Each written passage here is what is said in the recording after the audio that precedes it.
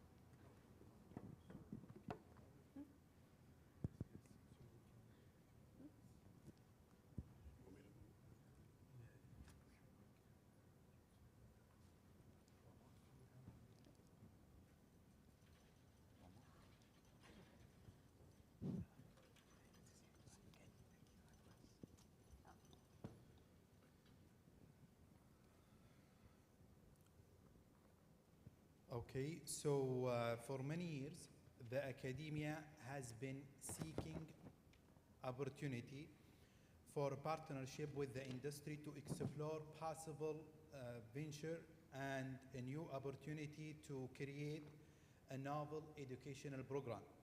So this partially due to the sense of urgency that the academic institution are increasingly aware of the needs of employees and society are changing rapidly over time, and they need to capture such a change. So this panel discussion will highlight and provide the opportunity to explore the change in higher educational needs to to equip the students with the set of the 21st century skills to thrive in the global economy.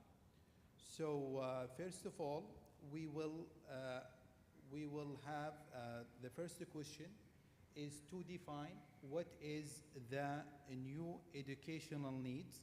So we will start from one panelist to another. So we will have three key players in this part. We will have the university, industry, and government. So we want to see what is the new educational needs for or to create a successful partnership. So we will start with defining the new educational needs.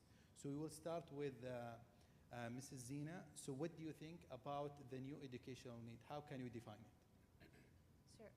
Hi, I'm very happy to be here today among you all. To define the new educational needs, we have to understand the challenges that are ahead of us and ahead of our youth at the moment. And the challenges are bifocal. There is the challenge of our survival as we try to meet the needs of the skills of the new century, of the modern workplace. And there's also the challenge of our sustainability. In our platform, we try to address these two challenges and take them into consideration in the design of the solutions and the ecosystem that we provide. Okay, thank you, Mrs. Zina. And we may go to Mrs. Corina. So what do you think in terms of defining the new educational need in our in nowadays? Yes.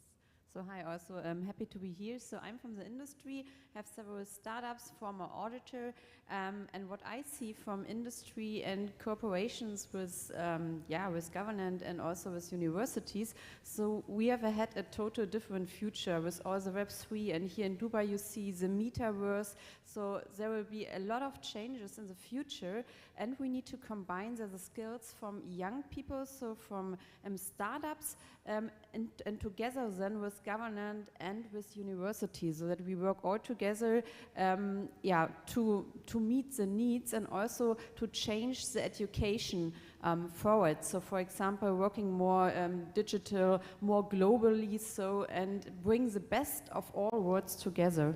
I think this has a bit to develop. Okay, thank you, Mr. Corina. So, Mr. Omid, so can you let us from your personal experience, so how can we define, so we know the educational needs now changing over time. So what do you think the new change that happens in educational field? Great. Thank you very much, Doctor. A real pleasure to be part of this panel. So my name is Omid. I am the regional head of an organization called Navitas, and our specialization is facilitating and enabling the flow of international students, students seeking an international education, by whatever definition that is, to be successful in their studies. I think it's possible to make this claim throughout history, but I'll make it now. I think we're sitting on the precipice of one of the most defining moments in education.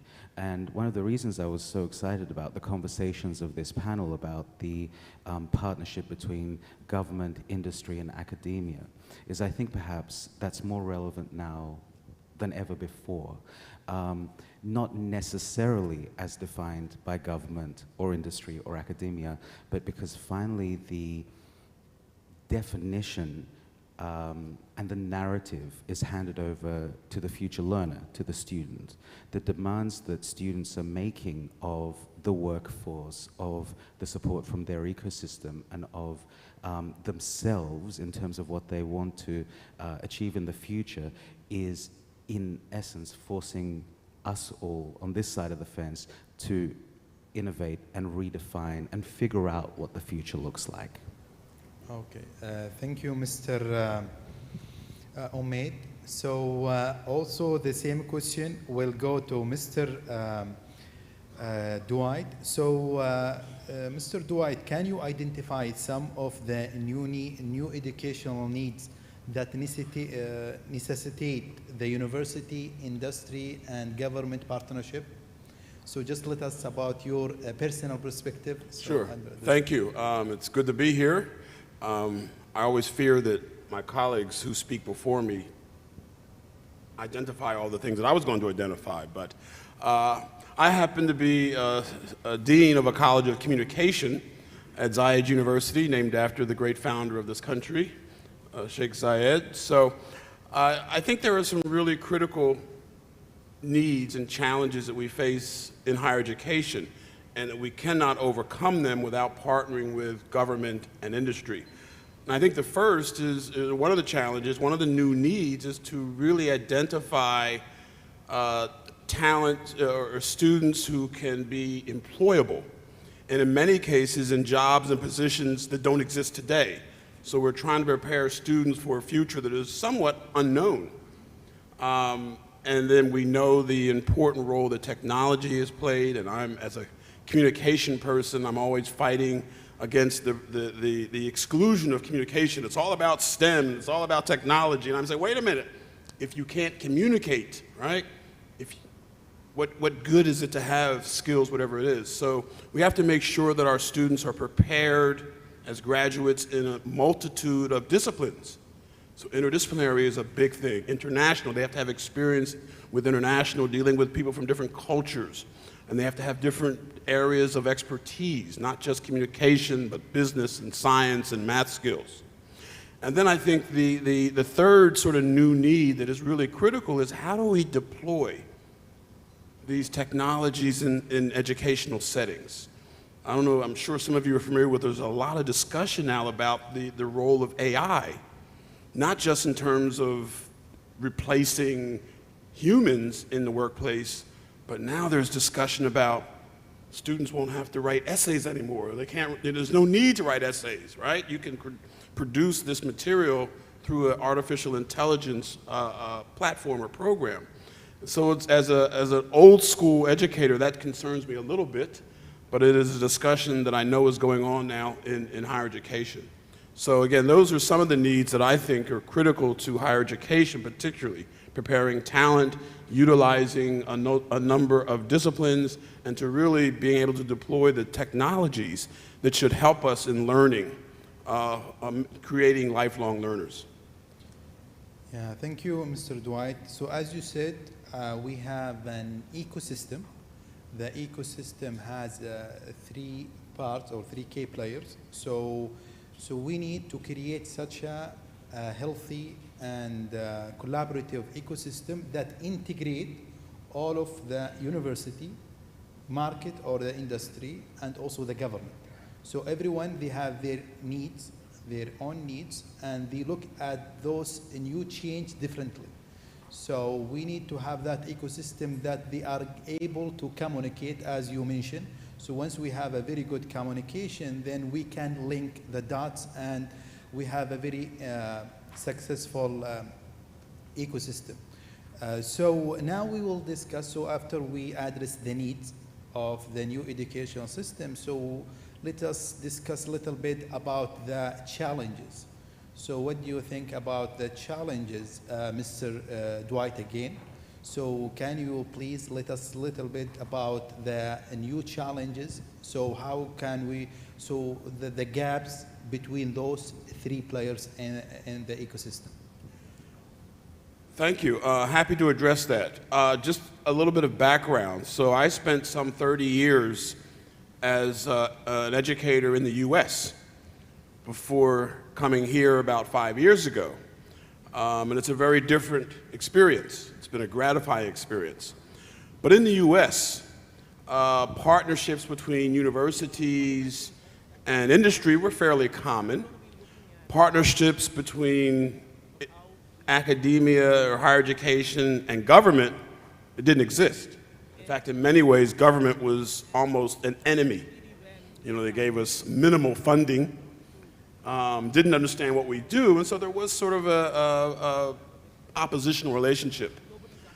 And one of the joys, one of the many joys I've had being here is that the academia government partnerships, they are amazing. Some of them are mandated. And as Zayed University being one of only 3 federal institutions in the UAE, so we're basically a government entity. So we have to do things with government. And there's a constant outreach from all the various government and semi-government entities in the UAE, whether it's the Ministry of Culture and Youth, the Ministry of Education, which basically holds our accreditation. We're constantly working with a number of government organizations, and that we could not succeed without many of these partnerships. And so we're really blessed to have that. I think the biggest challenge when it comes to dealing with, and this is also the case with dealing with an industry, is to understand the unique nature of higher education, to understand our different calendar.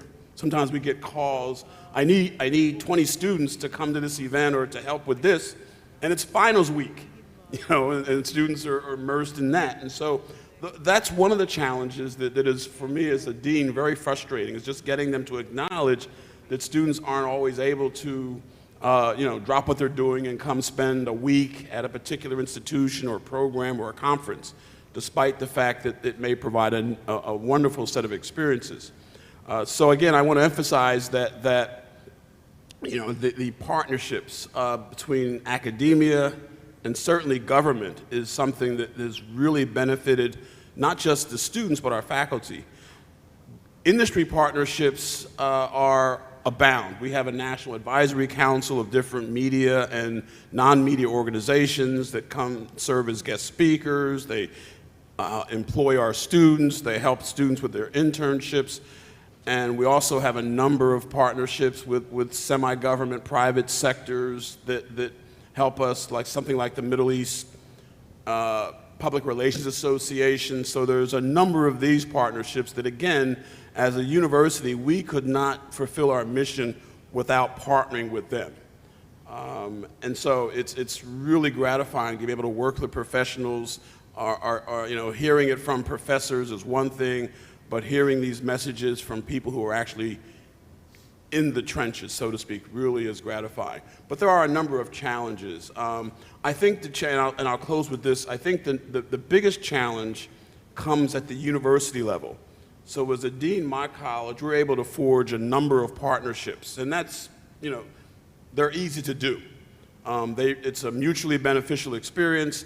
At the university level, that's where sometimes there are some additional challenges when the university partners with consultants, and nothing against consultants, but sometimes the partnerships at the university level again, don't fully appreciate the unique challenges that higher education faces. And perhaps we'll talk more about that later, but that's one of the things at the university level where they hire a consultant and they may not have a particular understanding of whether it's my field of communication or business, and they basically bring a certain framework, a certain way of doing things that they're going to apply to private sector or whatever. So again, hopefully maybe we'll talk more about that later. Okay, thank you, Mr. Dwight. So, Mr. Omid, what do you think about the new challenges that need to be addressed in order to have a successful partnership? Yeah, sure. Thank you. So I think that when we take a student-centric and a learner-centric approach, we notice that people are driven by young people especially, are driven by very different motivations than a lot of their previous generation were driven by. We could run a survey of what education meant 10 years ago. Was it prestige? Was it job readiness? Was it social advancement, economic advancement? I would speak to students, which I often do throughout my whole career, and they would ask me about various career options. I want to study engineering, or I want to become a doctor, or a lawyer, or a business person, or an entrepreneur. Just a few weeks ago, I was sitting with a young gentleman, and I asked him what he'd like to study so I could best advise him. And he said, crypto. I didn't know crypto was a field of study, but apparently it is. And how interesting and how telling that a 16 or a 17-year-old is thinking about things that we would never have thought about in traditional academia. So I think that when you have a perfect government-industry partnership, it's a perfect government-industry partnership that assists in defining each other. So from an industry perspective, I've had universities and centers of learning reach out and say, hey, we want to place some interns in your office to learn about, business operations, for example. And once I remember asking myself, sure, but what would you like to achieve? If what you'd like to achieve from this partnership is an intern filling 20 hours in our office filing papers, well, it's a waste of everyone's time. Is the partnership something a little bit more meaningful? What can we learn from the 18 or 19-year-old who's coming from your institution? What can they contribute to the way we're doing things? We often talk about sort of diversity in the workplace, diversity in academia, and I think that sort of diversity of age groups and ideas and people and background and thoughts is incredibly critical, again, in defining what those things. It should not be prescriptive. We should not say government and industry and academia should support each other in this way. We should, I believe, humbly spend a little bit of time sort of learning what the ideal should look like 2 years, 5 years, 10 years, 1 year down the line, and start to really think about those things. Just a small note. I was reading some statistics on, I'm not sure how many colleagues here are from the Canadian education system, on the Canadian co-op programs where through a bachelor degree, undergraduate learning, a student is sometimes mandated to and sometimes encouraged to go out and get paid work, industry relevant, where the university does the placement, and then they return to their study, finish their final year of study, and graduate, for example. I was reading staggering statistics and studies on how many of those young learners who go into industry, work, and come back and finish their studies, then get a job offer to return to that company and work for them. How fascinating. That's not an act of charity. That's not someone saying, oh, well, you were a nice young kid and come work for us. That's someone saying, wow, we really learned from this young learner's experience, and our company, in its evolution, needs to benefit from them being integrated back into us. So I think the transference of knowledge and skills and partnership between these three important sectors is organic, important, and future defining. Thank you. Okay. Thank you, Mr. Omid. So, Mrs. Corina, so what do you think about the also the challenges or the gaps that need to be addressed in order to have a very organic and effective partnership? Yes, so I think a big challenge is the speed of development of new products, new industries. So as we see with crypto, so I'm also from Web3, so Metaverse, so the development of new stuff with the young generation, I think this is very challenging also because you need to see, okay, all the studies, do we need to have other education programs? So, and it's developing in weeks and months, so the 1 year is very fast, and every week there are coming out new products, and then of course you need to see, okay, which kind of education do we need? What are the needs? How can we work together with government? How can we work with universities? Are the education programs and in universities up to date, or do we need to adjust our study programs? So from the government, do we need to check the regulatory environment? How can we get up to speed there? And also, so this is very challenging, I think, especially the speed of the industry, the speed of the world. So everything is, and this is this 2023, it's relevant, and then maybe for here in UAE, you are metaverse city of the world, so that's your front runner here. But in other countries, I'm from Europe, so we are more in the back. So that means, okay, we need definitely to work on the education programs because they are not there where we need to be, and then you need to identify the talents also. They want to work in this environment. They want to work there because what we see is also that there are so many education needs also for the new products, but the people need also to work in the sector. So this is you need to transfer also the skills, as we heard here on the panel regarding programming skills or others. So there are totally different skill set what is needed, and this needs to be understood by all parts, by industry, by government, and by university, because it relates all together. And this is, I think, for me, it's also a very challenging environment from the industry sector, because I need to get the people from university, and they have different skills than I need. Then the government sometimes, I don't know here now for UAE, but I know there are also regulatory institutions, but in Europe we don't have it anymore, and we don't have it in place yet. So it means there are total different needs, and we need to see, okay, the market is running in front, and we need to see that a university and government that we get all up to speed. So this is a very challenging environment at the moment for myself. Yeah. Thank you, Mr. Korean, was a great answer. So, Mrs. Zina, so can you let us a little bit about your expertise? What are the main or the major challenges that you see from your personal perspective? Not to add to what my colleagues here have very clearly explained, is basically, I think what we're all saying is that there's a lack of alignment in the workplace. There's a lack of alignment between the workplace parties or the people who are in charge of helping individuals understand the needs and understand how to work within this new workplace. So again, it's not only the types of jobs and types of work that will be changing very, very quickly, but also how we work. And as you see now, our teams, the way we work is going to change. It's going to be at least hybrid. We're going to have globalized teams of people of different cultures. They understand leadership cues differently.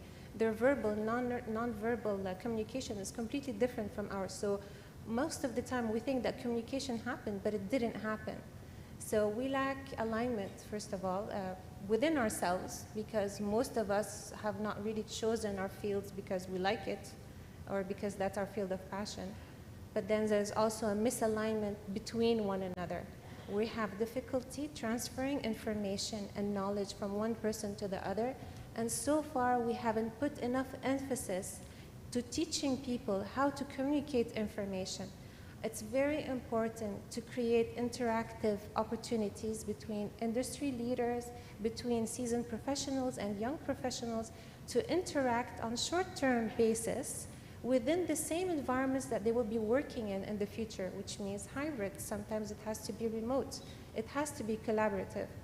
Using these interactions we can help both the industry leaders and seasoned professionals and young professionals learn collaborative skills.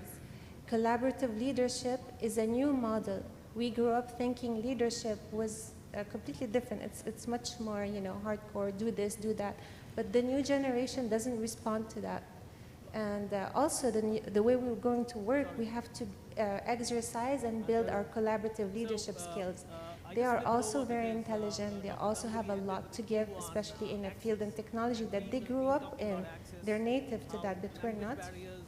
So we have a lot to learn also, and collaborative leadership allows us to learn from them just as much as they learn from us.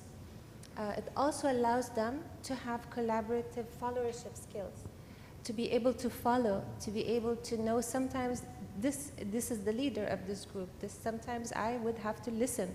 And so that's also a very important skill.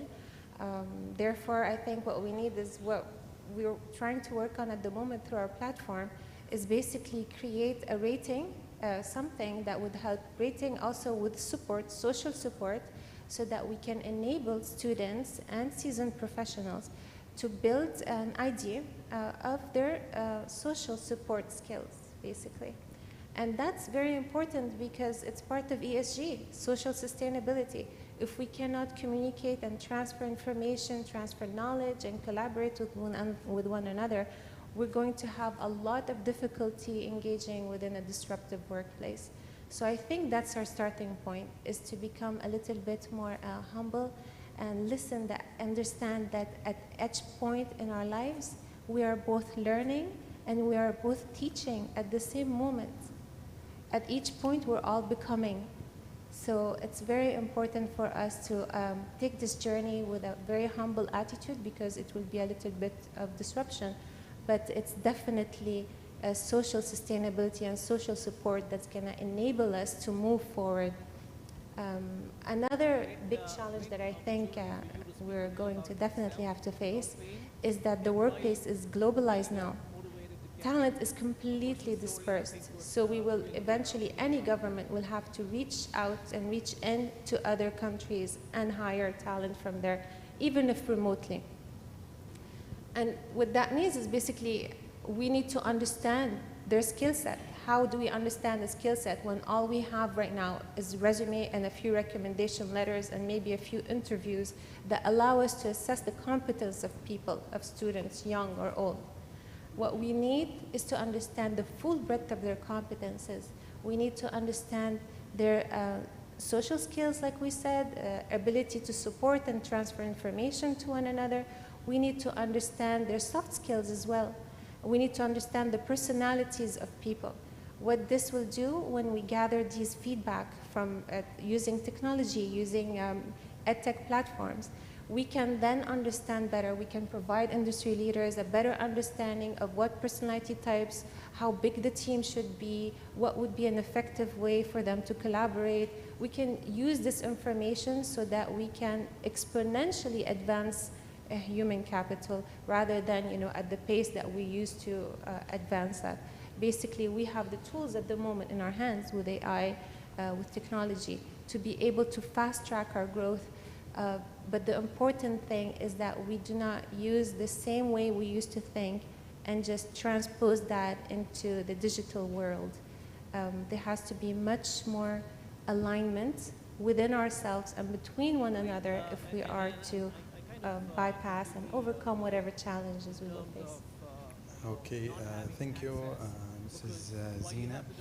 So basically, I think our panelists are highlighting the importance of those three players. They have to sit up, they have to sit down on one table, and they should be on the same page. They have to understand each other in order to have a successful partnership. So we are talking about the university. They have different needs, different priorities. Also, we have government. They have different motivation, and also we have the industry, the market. So things are changing over time. So we need to track such a change, and we come up with the right solution. Also, I want to highlight, as we discussed now, so the new generation now is changing. So as we can see, the new generation not like before. So now they start to understand the new technology in early age in their life. So we actually underestimate their capabilities. So also we also in the university and other schools, so the training material or the education material is still the same. So they need to understand the market is not like before. Some of the jobs that are now are totally dead. So some of the title now, they are not they are not demanded like before. So there are new skills the market now needed. So are the university, our school and academic institution are aware of that? Some of them they are aware, and others they are still aware, but the educational system, it's not agile, it's not flexible to adapt such a change. So they need a lot of approval, they need a long process. So this is why we are hearing a new terminologies about the boot camp. So and other training, other innovative programs, where those programs are designed to address those new challenges. So now we will go to the more interesting part to tell us about your personal expertise, our personal perspective of like some of the solution, some of the recommendation and suggestion, and also some of the work that you have been done before, and you feel this work did a very good job and address some of those challenges that we discussed before. So we will start with Mrs. Zina. Again, we're preparing for a global workplace, and we're preparing our students for this global workplace. So I think we need to go back and reassess what is it that we're doing? Why are we doing this? What is the purpose of an educational institution? And our purpose in the end, if we keep asking why and go back to the essence, is that we're trying to optimize human capital. We're trying to optimize human potential and innovation. That's what we are here for. So it's very important that we go back to this when we think about the solutions that we're going to design. If we're going to optimize this capital, where is our starting point? Our starting point is not outside the individual, it's inside the individual, basically. If people are internally aligned with their passions, their abilities, if we give them a chance to understand their own skills and to actually choose that which is aligned with those skills and passions and goals, then they will become at their best potential. Then we can start talking about giving them opportunities to interact on short-term basis, very small micro opportunities of interactions, so that they can understand and we can understand their true strength. And as they go along, they can build different skills, and we can start actually not assessing based on fields, but based on skills. So that, skill assessment, it's very important. We can start talking about, okay, well, this person has spent 2,000 hours cooking, or it's very important, it's a very important part of life. Or spend, 5,000 hours with sketch, or, and now we can start to, okay, give people a little bit more resilience in a workplace where any skill could become a potential source of income, especially as we're going towards economic, disruption as well, So it's very important for us to understand the full breadth of people's skills and competences to start.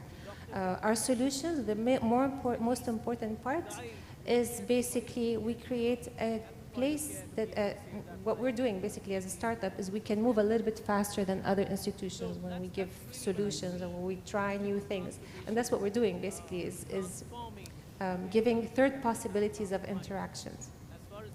With our startup, what we have is basically a global idea, but a way for each government to localize their delivery of their priorities, because each different location is going definitely to have different priorities. They may have conflicting interests, but we have one common interest, and that's the survival of mankind and their optimization through the coming disruption. This is not a normal disruption. We haven't seen anything like this before.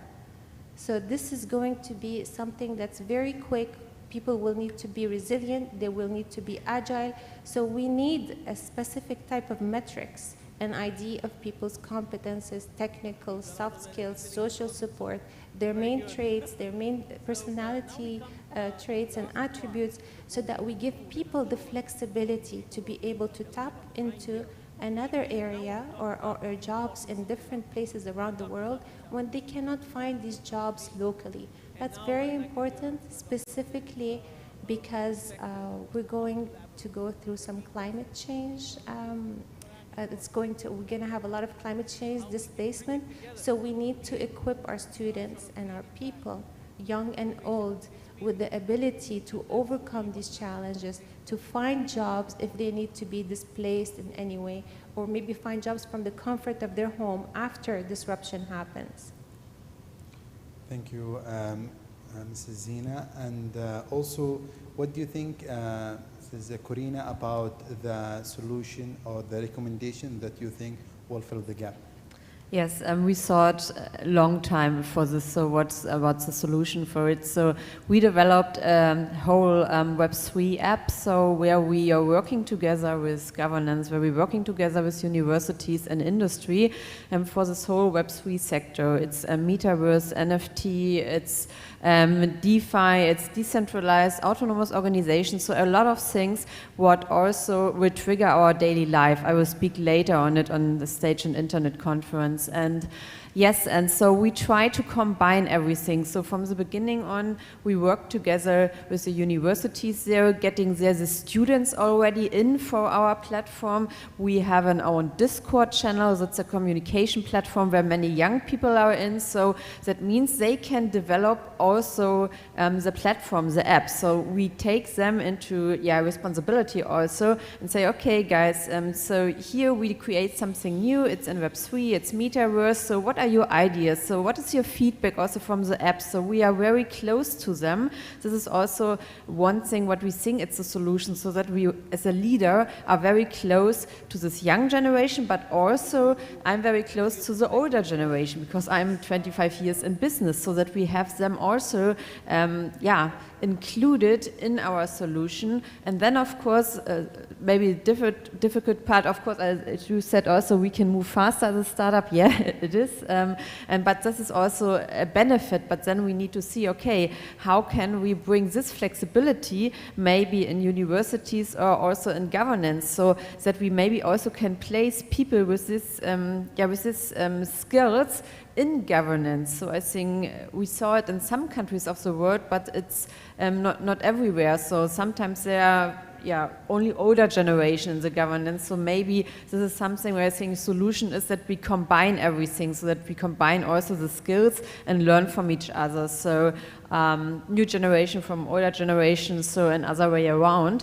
But that's for me key in solutions, that we really have a platform, open platform, where we can also share feedback and where we can also put education needs in. So we have video platforms, so that means when new products are coming out, when a new decentralized organization coming out, we put this into videos, into short videos, and then can spread it into the market. We have weekly Q&A, so we are very close to everyone. So this is also what we see, and it doesn't matter where in the world the guys sit, so we are connected anyway. So that's for me the solution.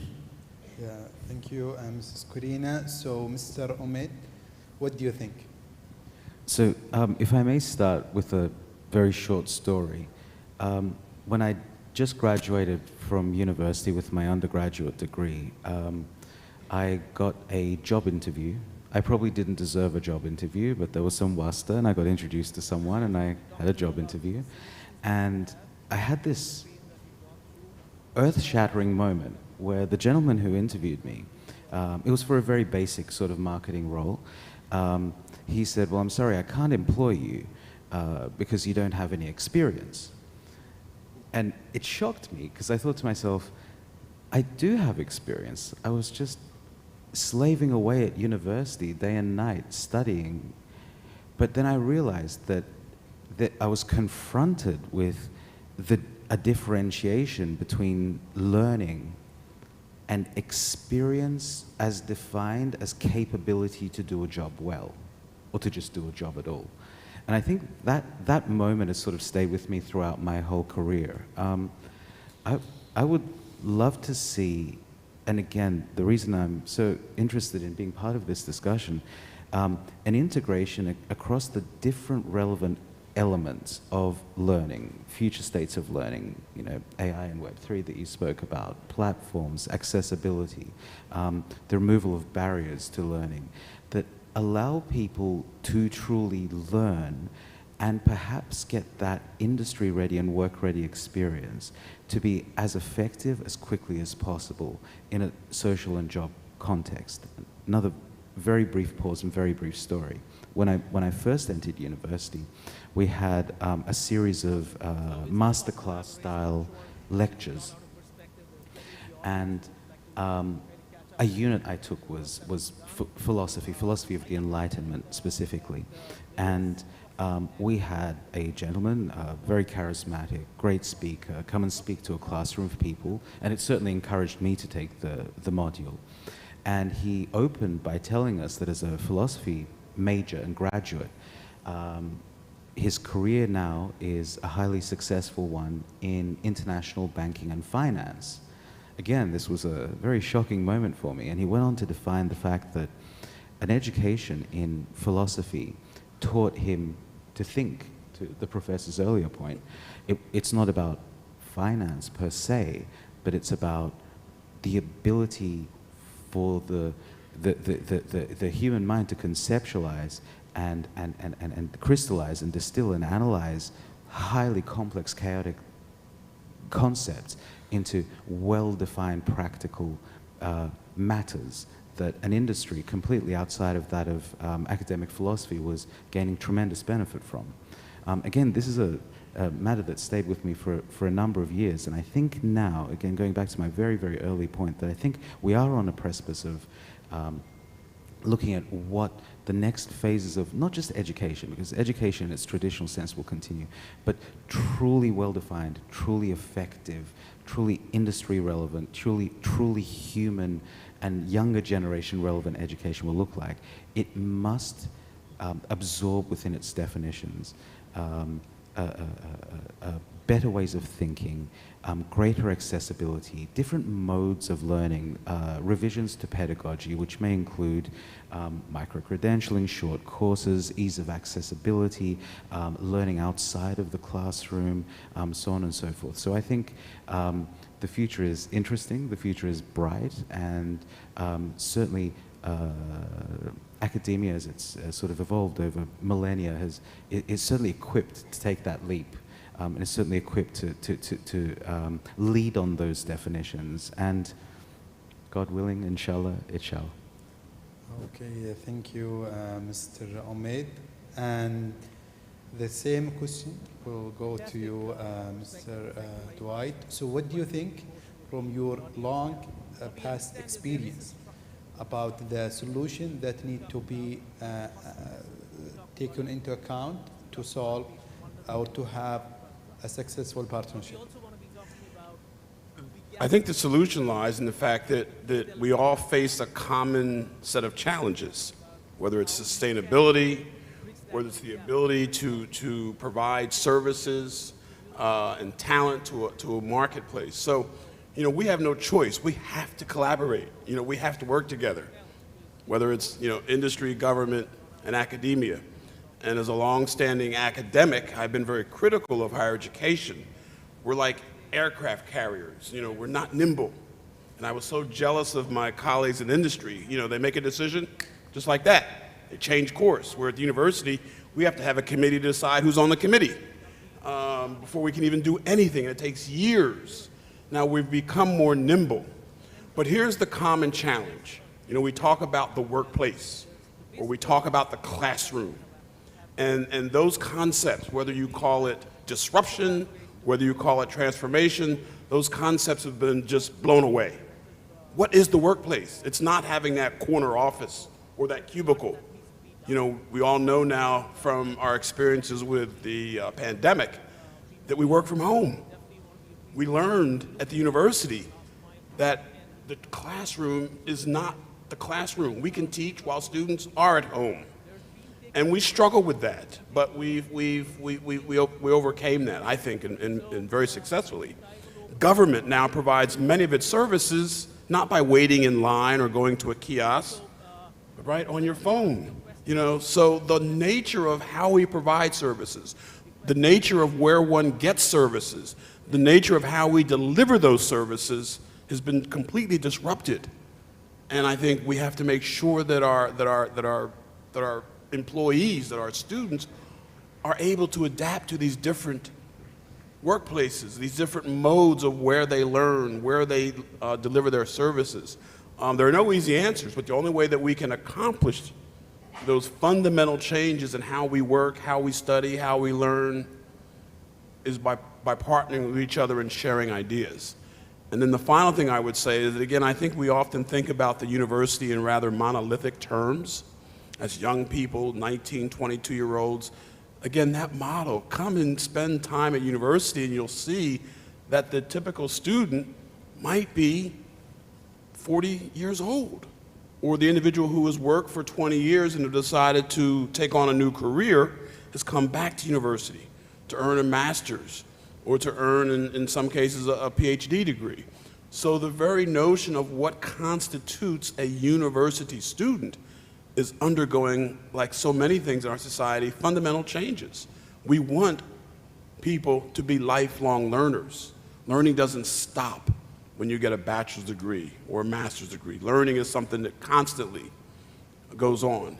And one of the successful partnerships that we've had at Zayed University is being able to retool and train professionals, whether they're in their own businesses or in public relations or in communications or in tourism. Many of them, after spending 10, 15 years as successful business people, I'll say, they come back to university and we help them. We train them. And our students often are a big part of that training process. So we have to, I think, at times be a little more creative than we've been, certainly on the academic side, and really look to very new models, because there are very few constraints, right? The walls are coming down, the boundaries are being blurred. So I just think that our common challenges compel us to work together to solve some of the really serious problems that we're facing as a world over the next 10, 15, 20 years for our own very survival. Okay, thank you, Mr. Dwight, for the great answer. So to sum up, I think we start with addressing the new needs in education. So we agree that there is a new, the education now is changing, and this change need to be fully addressed and defined, and those change, it may be different from one sector to another, from the university point of view, also from the industry, as well as the government. So all of this needs need to be addressed. So also we discuss about the challenges. So we said they need to sit down, they need to understand each other, they need to have very successful conversation. Things need to be aligned together in order to have a very healthy ecosystem or educational ecosystem. Also, when we talk about the solution, as our panelists emphasize, that there is a new technology is coming to the market. Either we accept it or we don't accept it. So we know there is a digital transformation is coming. So we know there is a new technology is coming. We heard about artificial intelligence. Also, we heard about virtual and augmented reality. Also, we have cybersecurity, cloud computing, blockchain. So also we have, the quantum computing. So we have different terminology and different technology that is coming to the market, and each player in that ecosystem need to understand the potential and opportunities out of this technology and address the risk. So in order to have a very collaborative interaction and also educational ecosystem. So, so thank you for listening. We appreciate your coming here, and we believe we are you are part of the discussion. So, so if you have any question, you are welcome to ask. So our panelist is ready to answer and address your question.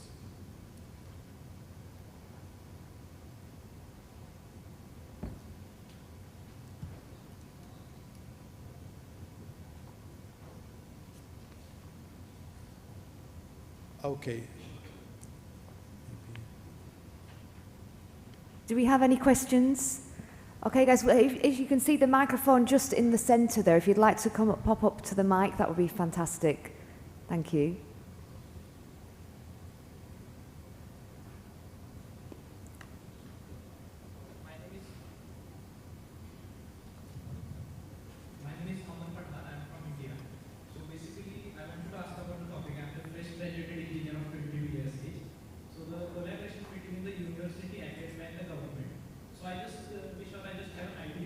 Why can't we include the students as well in the collaboration? Because I think the people, those who are actually experience the things, might get into a closed feedback loop. The feedbacks that are getting from the students can also be an interactive part to enhance the system. So that was just one thought that I wanted to add, not a question, just a suggestion from my side. Thank you very much. No problem. Yeah, thank you. So, yes, I think, as you said, the closed feedback loop, it's very important. So the student is play a crucial part in that ecosystem. So we need to understand the capability of those students, what they are capable of. So once we start to design or customize the education, we need to take all of the capabilities, understanding into account, so to have a very successful educational process. Yes, very good. I hope that answers Dr. Schaefer's question. Hi, good morning. Thank you very much. Any other Hi, questions? good morning, esteemed panelists. I'm a director with GEMS Education Dubai. And one question that I was thinking is, there is a huge change in the student agency after the COVID. You know, and mental health has become a very, very significant factor in while you were talking about all these student agencies and partnerships and connections. I think a significant focus should be on mental health and well-being of students in the whole context. So how do you think all the three groups can collaborate and contribute to ensure that children are learning, students are learning, and at the same time we are taking care of their well-being? Okay. Thank you very much. Thank you for that. A great question. As she said, the epidemic, when we talk about the COVID-19, has changed many things or many elements in the educational sector. So what do you think? What maybe Mr. Dwight? So can you address that question? I don't have an answer, but I know it's a great question, and it's one that we really have to grapple with. Issues of mental health, mental stability. We at the university are just failed, not just to address our students' needs, but faculty and staff. You know, we all went through challenges during COVID, coping with personal issues, health issues, you know, the lack of having workplace relationships. All of that was just completely disrupted, and then we flipped the switch and came back and expected things to resume, and it doesn't work that way. I don't know. I just know that the area that I've spent 45 years in, higher education, we set up, you know, different programs, what we call at Zayed, the mental health gatekeepers. So we're trying to address the needs, but I think that's where I think we need to go to industry, the health industries and government. How do they provide certain types of mental health needs? Because I know it's critical, and especially in this country where for lots of reasons, our students at times really suffer from physical and mental health challenges that disrupt their academic progress. Yes, and this is actually what they said, the world before COVID is not the same after COVID. So the COVID has a very like it's had very severe consequences, and that led the government, industry, and university change what they have been doing. So to adapt and to be agile was such a change, because the COVID it's the first experience for them, and the outcome and the consequences it haven't been seen before. So this is why things now is different. So this is why we can see there are a lot of support and motivation for enabling those new technology. So yes, so if you have... May I very I want to say, first of all, that's a very, very good point and good question. I think the idea is we are actually internally misaligned. We have to have more programs within universities that will facilitate, meet people where they are. So basically facilitate coaching, for example, at the beginning to understand, for a person to understand their values, first of all. What are my values? What are my goals? What are my non-negotiables, in life as I move forward? And then what are my passions? What are the things that I've basically enjoyed doing when I was young? And start from there. Once we do that, once people are internally aligned and doing the things that they love, happiness is going to come naturally to us. So I think governments can help by, there's going to be lots of technologies that will be available even to governments, to industry leaders and all of that. You need to understand how each platform and each technology enables the ability of human becoming. That's what we're doing at each stage. We're learning and we're also teaching. We're becoming at each stage of our life. Education doesn't stop when we graduate university. I don't know why we got that false conception, basically. So if we have a system that helps us, the algorithms help us, and everything, all the solutions are based on the value of human becoming, then we can definitely create better solutions, interactions. We can enhance the system so that we make sure that everybody has more happiness and more mental stability as they move forward through life. Thank you for the question. This is a very important one. Going from learning, from assessing to judge, to assessing to help learn and enhance. It's a big difference. Also, Mr. Omid. Thank you. Just a very quick comment, and totally agree with Zina and the professor, totally agree with my colleagues' comments on that. Very quick question, a very quick answer to the question. I think mental health is such an important consideration for the reason that it doesn't, as professionals in this room would know, it doesn't show up in a sneeze, in a cough. It doesn't show up in physical inflammation. It really is the silent killer, and what makes especially youngsters suffer in a silent manner and has devastating consequences socially, individually. What we've done as an organization, to point to that very briefly, is we've hyper-accelerated mental health support on each of our 40 campuses around the world, and also truly accelerated social engagement. Clubs, sports clubs, social engagement, almost forcing young learners to become much more deeply socially integrated. There's a global average that in the past 2 years, young high school students, as a global average, missed up to 37 weeks of school and sat at home. That's devastating. If you force me to sit at home for 37 hours, I will become depressed. Imagine yourself at 16, 17 years old, 37 weeks on average, and across the subcontinent and Latin America, that was almost double. So what we're seeing is entering a world where mental health, which has always, for me personally, been an under-resourced area, come to the fore much more. As I say, something that if unaddressed has devastating impacts on individuals and societies. Now, to the original point of this panel, the academic-industrial government partnership, my personal philosophy is this is the one area where these three sectors can work together hand in hand. Why can there not be initiatives between academia, between practicing professionals, and between government to roll out widespread early intervention and preventative programs. The final point I'll end on is an organization I have a lot of respect for, which is the Transcendental Meditation organization out of New York City, is running a fully industry and endowment funded program to teach TM and mindfulness meditation to schools all across America, and they've conducted peer-reviewed studies to show that in inner city schools, which are laden by things like violence and crime, there have been dramatic tens of % reductions in just a few short months. The strategies do not need to be widespread, the strategies do not need to be expensive, but the initiatives need to come from leaders such as yourselves. Thank you. Thank you. Thank you so much to our amazing panel. I'm so sorry we have run out of time now, but please put your hands together, everybody. That was such a fantastic first panel discussion. Thank you so much, everyone.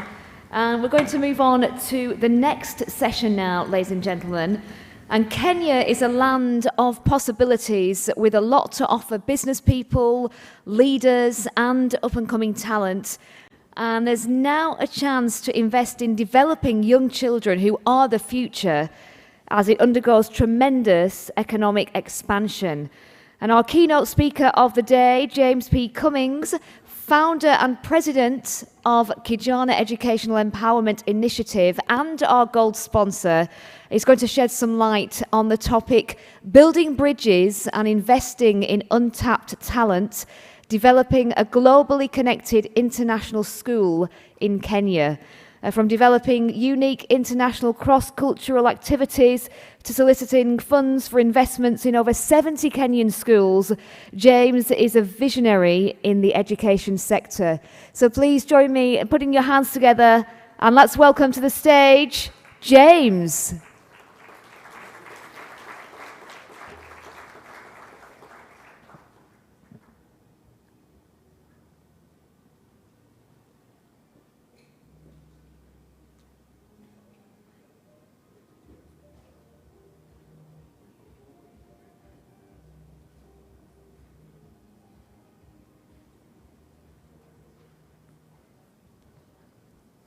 Hello?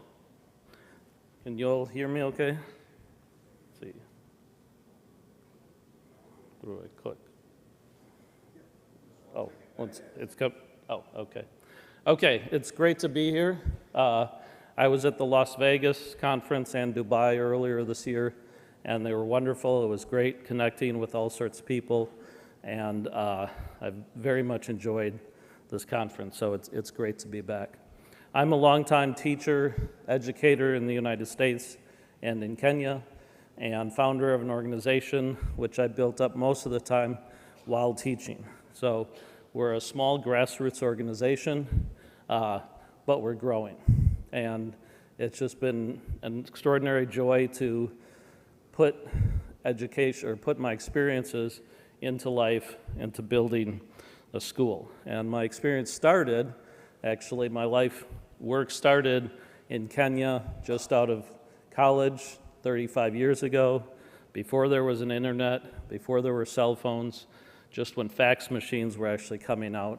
And I lived in a small rural community with no electricity and no running water, and had an extraordinary experience, and it changed my life. I follow a number of Instagram sites that focus on entrepreneurship.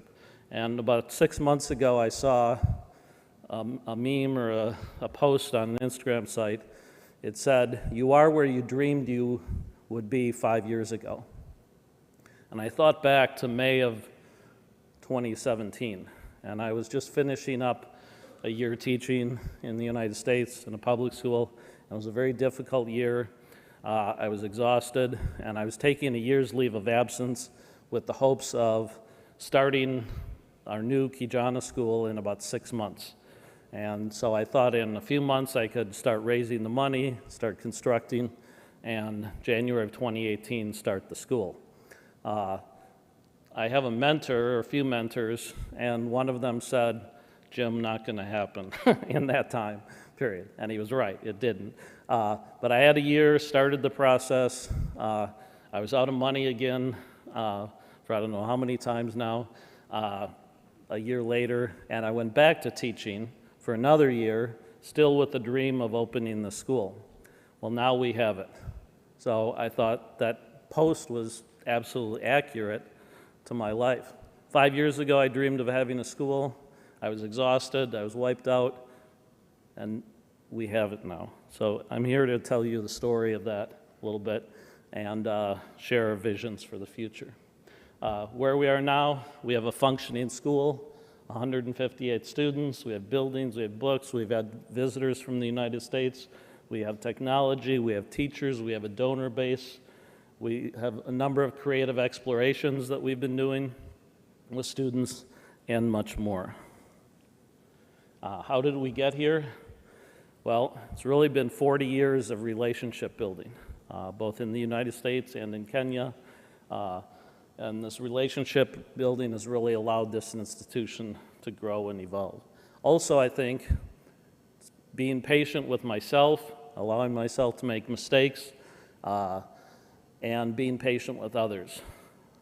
So, not forcing things at times. How did I do this, or we do this? I feel like it's by tapping into my learning ecosystem.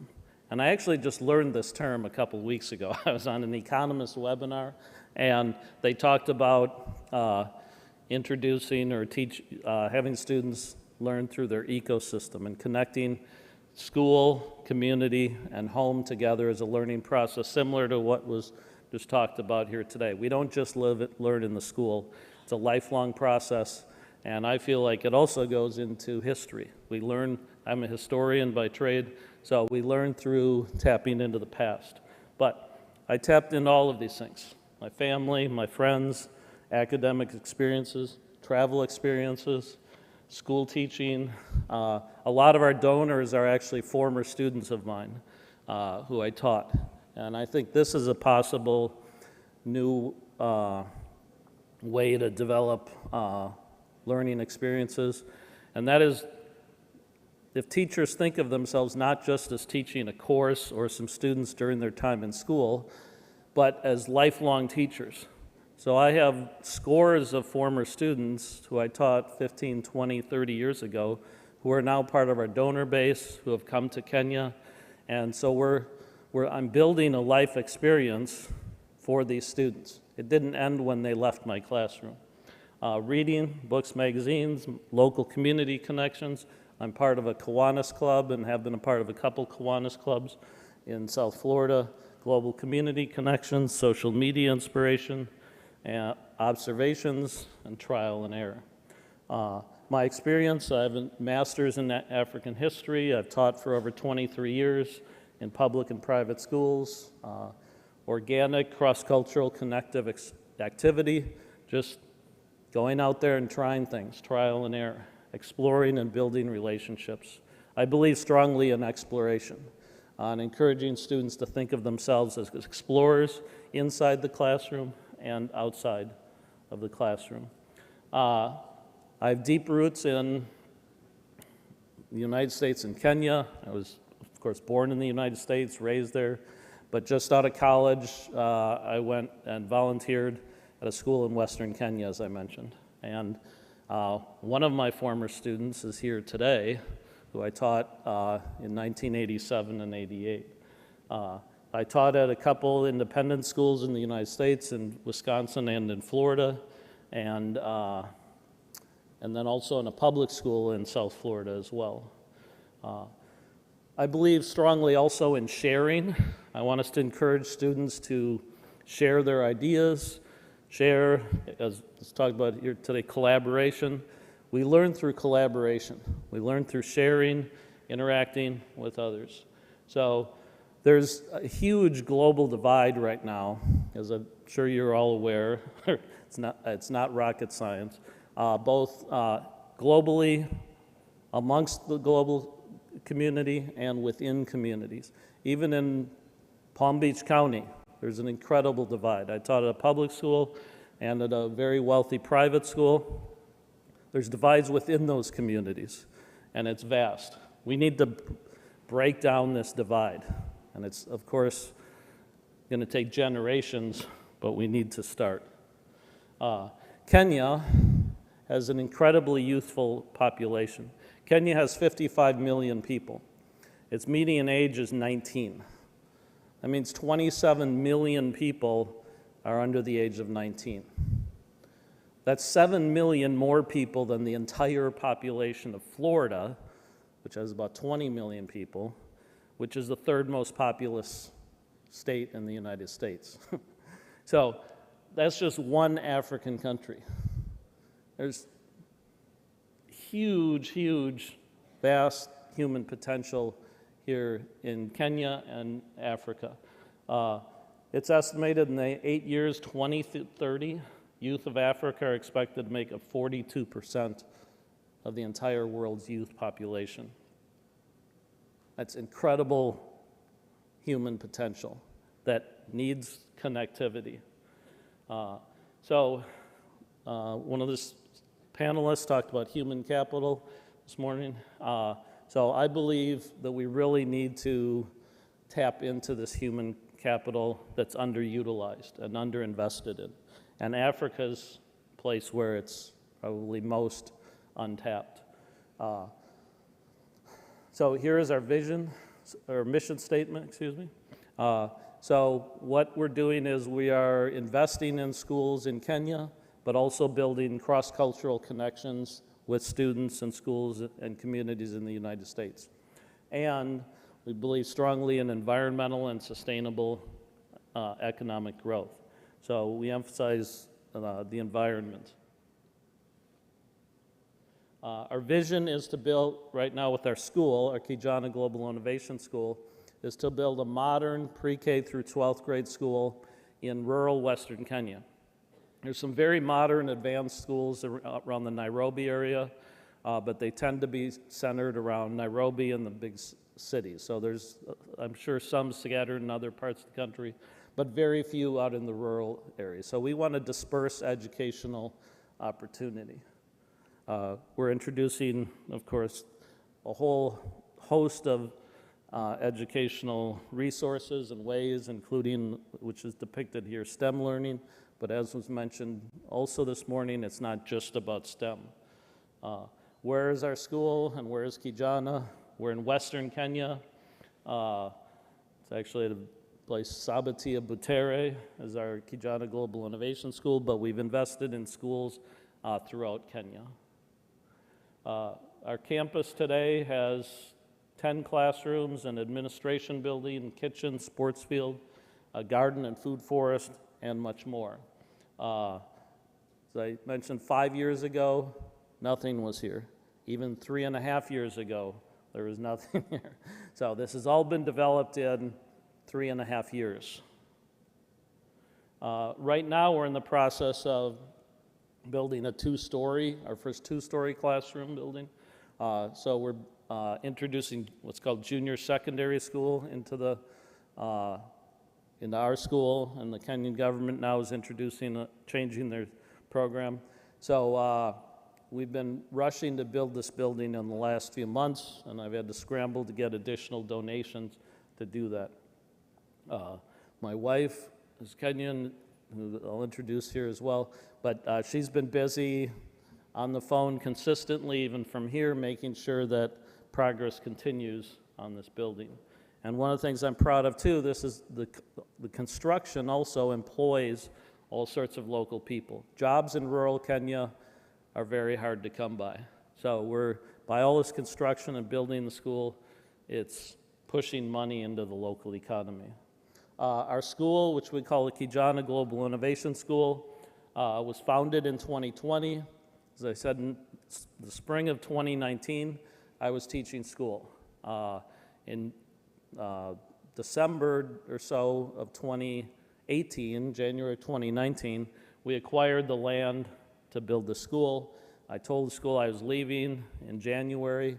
I had a meeting at my home a few months later, invited some of our past donors, and one of our big donors came to that and said, Jim, we'll help you out. And in May, I had lunch with her and her husband, and they gave us $100,000, and that got us started. So One of the unique things we have is a Care, Share, and Explore program, which I'll get into a little bit more later, but I think these words represent a lot of my vision for education. Caring for each other, caring for our planet, caring for animals, caring for the plants, caring for what allows us to exist and interact and succeed. Sharing and exploring all of this. We have unique architecture. The first school I taught at in the United States, the Prairie School in Racine, Wisconsin, was built with the Frank Lloyd Wright style. So there was a unique architectural design.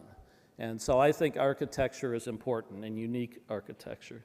And we're here in a place that it's pretty clear also values architecture and surroundings. The built environment, we might say. So we have beautiful surroundings. I want students to go to schools that are beautiful, okay? I think we should build schools the way we build our churches or mosques or other places. They should be amazing places. We have recycled glass animals. We have art around the school. We also believe in art and music. These are extraordinarily important ways that students express themselves and develop skills and talent. And of course, small classes. This graph represents our growth. So in January 2020, 6 months after I left my job, we opened the school with 15 students. Today we have 158. The new school year begins in January, so in another month, we anticipate another 30, 40, 50, hopefully 60 students or so. As you can see, it's a beautiful campus. Again, it's in rural Western Kenya. 3.5 years ago, this was all vacant land. It was slopey. We've had to do a lot of work with levelizing the land in different places. We've had visitors to the school in the United States, teachers and others, and we hope to have many more. So the school, our vision has been realized, of course, by a team of people. So we talk about collaboration. This was not a solo effort. It's been a lot of relationship building, a lot of connectivity. A lot of people have made this happen. Two of the key people on the ground who have helped me make this happen are my wife, Abby, on the left, and Jeremiah Wari, our architect and contractor. So these are hands-on people. Here, Abby's putting roofing nails together. So we also have global collaboration. As I mentioned, I'm working with students that I taught. The woman on the left, Harpreet Dhaliwal, I taught her when she was in 7th and 8th grade in Racine, Wisconsin. I just returned from Kenya as a volunteer, got a job at the school of Prairie School, and she was amongst the first group of students who I taught. And a few years ago, I was looking for, we wanted to build a library and media center. And a former colleague of mine at the Benjamin School in South Florida, he had kind of sketched out the site plan in the past, and I asked him to kind of sketch out the ideas for a library or media center. And he started to do it, and he said, Jim, this is beyond my pay grade or my skill set. You need to find an architect. And I was like, how am I going to find an architect? Where am I going to get an architect? And I was doing some end-of-the-year fundraising on Facebook, and one of the posts, Harpreet, I clicked like and gave like $25 or something. And I was like, oh, Harpreet, what's she doing now? And I looked at, and then it turned out she was an architect, and her husband's an architect. So I reached out to her. She didn't respond to my first email. I sent another email, and then she said, oh, somehow I missed that email, and told her the story. They were very excited about helping out, and so for the last 1.5 years, we've been working with them, Harpreet and her husband, Chris. He has his own architectural firm in New York City. They've worked with Jeremiah and a team of us to design an amazing future library and media center. They're doing this all pro bono or for free, and we're gonna hopefully start construction on this in 2023. So this is the plans. There will be nothing like this in rural Kenya, I think. One of the unique things I've mentioned is the Care, Share, and Explore program. Because of our commitment to sustainability and the environment, we got a grant from the group of Franciscan sisters in Illinois, the Wheaton Franciscan Sisters, to develop an environmental exploratory program where we get students out into the environment, outside the classroom, as was also mentioned by the panelists this morning. So we started last year. We've got a second-year grant for this year. We're taking students to Masai Mara, to Ruma National Park, to Rusinga Island. We've taken them to Kakamega Forest. They're learning about permaculture. They're exploring with their fellow students. And so I think I was a beneficiary of going to camps in Wisconsin as a youth, and it was an extraordinary experience. I canoed with other students, learned collaborative skills. So this is a way that we can get students to learn collaborative skills, not just in the classroom. And it's as powerful as, or more powerful in my view, than the classroom. When I was at the Benjamin School, I took students to Boston for many years to a program called Harvard Model Congress, and I had a colleague who complained, oh, they're gonna miss my class for 2 or 3 days. I said, 30 years from now, they will remember when they went to Harvard Model Congress in Boston. They will remember that experience. They're not gonna remember what you taught on February 14th or 15th in 1998. Here's some principles and visions, visionary ideas that we have for our school that I came up with a few years ago. So we want applied global education. We want students to learn problem solving, as was mentioned also by the panelists. We have immense human challenges in the future, or at present, and we need to have students who are thinking right now and coming up with solutions. So students need problem solving skills. We want collaborative thinking and emphasis on environmental sustainability. Hands-on project-based learning, I think, is key. We're emphasizing global media, technology, fluency, and the creative arts. Competition and cooperation. I think too often we emphasize competition, particularly in my country, the United States. Actually, I have 2 countries now. But in the United States, we're too hyper-competitive. Cooperation is a key. Literacy, history, and the arts, architecture and learning, as I mentioned, and ultimately exploring and exploration. As I mentioned, this term learning ecosystems, I learned about just a few weeks ago in the Economist webinar, but I think it really reflects my vision of education, and that is we learn in a holistic way, and we need to encourage students to think and reflect upon the process of learning, to evaluate on a regular basis, what am I learning, what have I been challenged by, how can I strategize to improve my skills. So in the Economist webinar, they talked about learning ecosystem as in school, home, and community. Of course, it can be many iterations of this, but these 3 are key places where we're working to build collaborative learning and collaborative thinking in the mindset. Explore, discover, innovate. Those are 3 ideas or words that we've put together to represent our vision as well. So we're encouraging exploration. Exploration leads to discovery.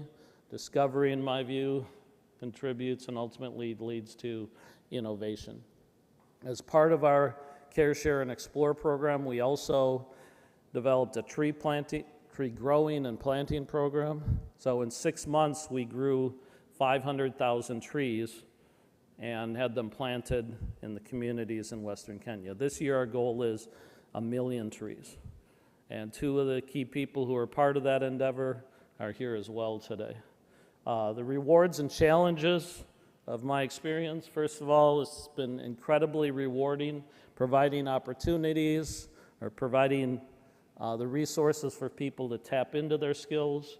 There's students who went to Ebbsey-Lowley, or one student at least who went to Ebbsey-Lowley where I taught many years ago. She became the first young woman from the school to go on to the university in Kenya. Ultimately, she came to the United States to study and is today living in Boston. She came from a very poor family. I was originally introduced to her years after I had taught by the principal, and she was in danger of dropping out of school. He asked me to pay for her fees. I paid for her fees, and ultimately now she's successful and working in the Boston area. She sends money back. She's built a house for her family, and she's paying for more students to go to school. So she's paying it forward. And there's many other stories like that. So the realization of potential has been dramatic in some cases.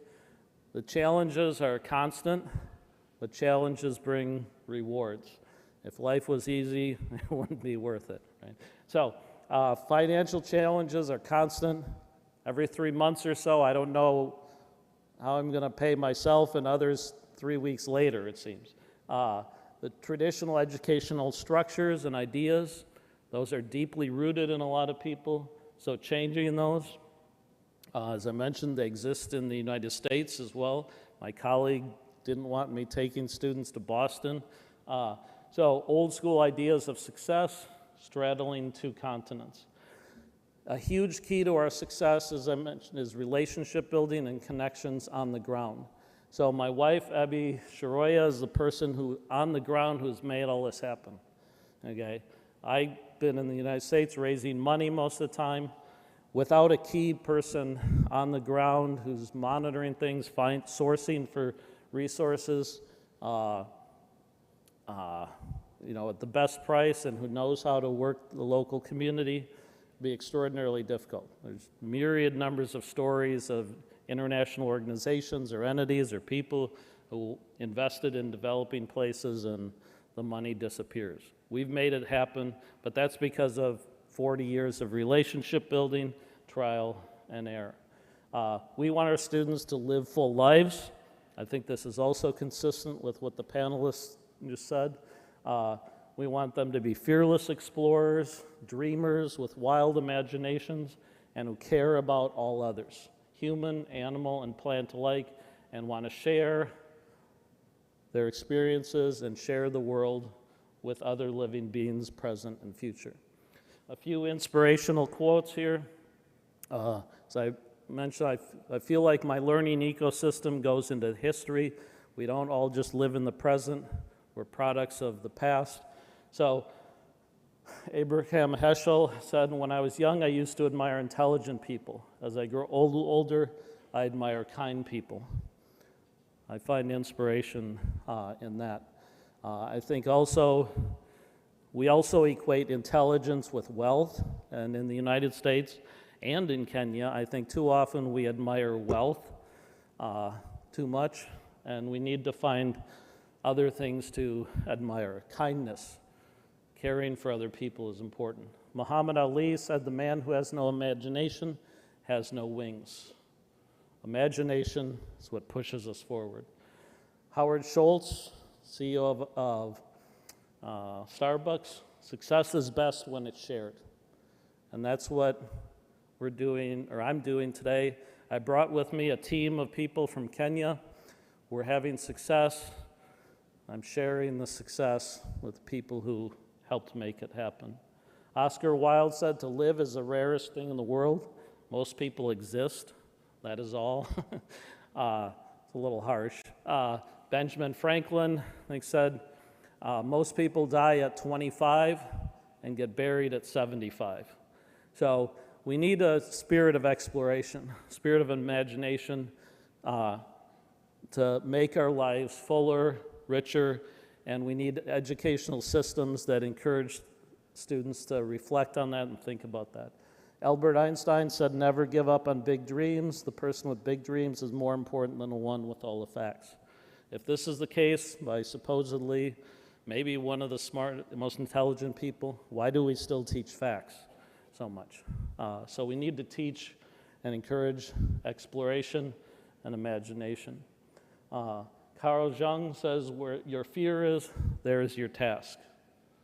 So we've overcome, I feel like I've worked through fear. Challenge in life is getting through fear. Students, as humans, we're constantly hammered by fear, and when we work through and get over our fear, we succeed. And it's extraordinarily rewarding and empowering. Maya Angelou, try to be a rainbow in someone's cloud. There's no greater agony than bearing an untold story inside you. All great achievements require time. I believe the single most important thing beyond discipline and creativity is daring to dare. We've dared to dare, I believe. And the second quote here, there's no greater agony than bearing an untold story inside you. Africa and Africa's youth have incredible stories to share with the world. So we have an incredible human agony right now because these kids do not have the connections and the ability to build the most successful lives that they can have. So in terms of our connection to the past, our ancestors' planet, we are alive now because our ancestors shared the gift of life with us and left us a planet with resources. It's our obligation, I believe, to teach our students these things, teach that we need to care for each other and care for the planet. Being a good and kind human being is more important than scoring high in tests, I believe. We see in the United States, as I'm sure we have huge, so again alluded to or talked about this morning, mental health.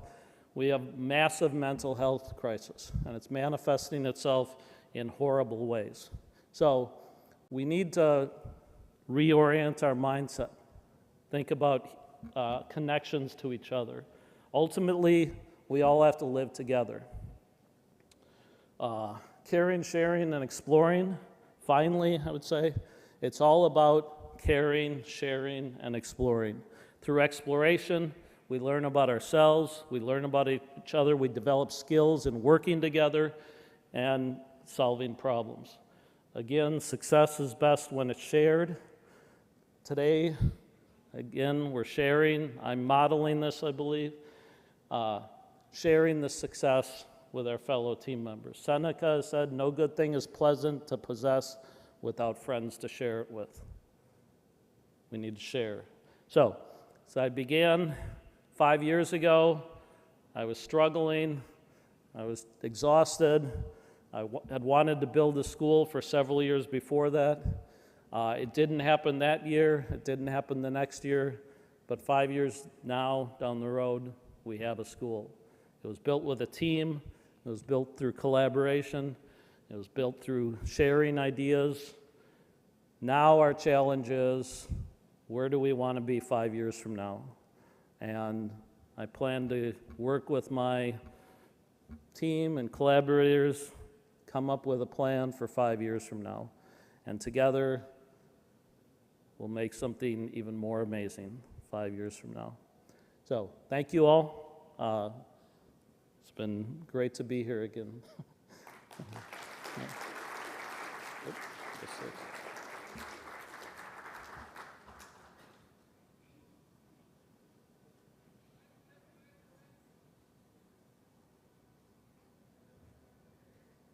Could we please put our hands together one more time, everyone, for James? That was so inspiring. Fantastic. And I loved the quotes that you shared there, James. Quotes for life, I think. And thank you so much for that. We're going to move on now to another panel discussion, ladies and gentlemen. And this subject is social-emotional learning and the brain, strategies to help students thrive. So cultivating SEL, cell skills for children at a young age can be extremely beneficial for their development and their future success. And the panelists here today are pioneering strategies to support these skills in classrooms around the world. And we're confident that this informative discussion will inspire everyone to get creative and bring meaningful changes into our schools. So please join me in welcoming our moderator for this panel discussion, Monica Perner, CEO, Globish Coach and Mentor at AEUGE International Consulting. Round of applause, everyone, please.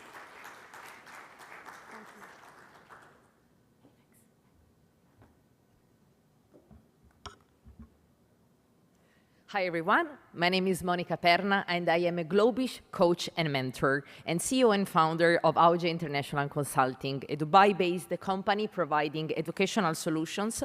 And I'm very excited to be here today to moderate this panel about social-emotional learning and the brain, strategies to help our students thrive.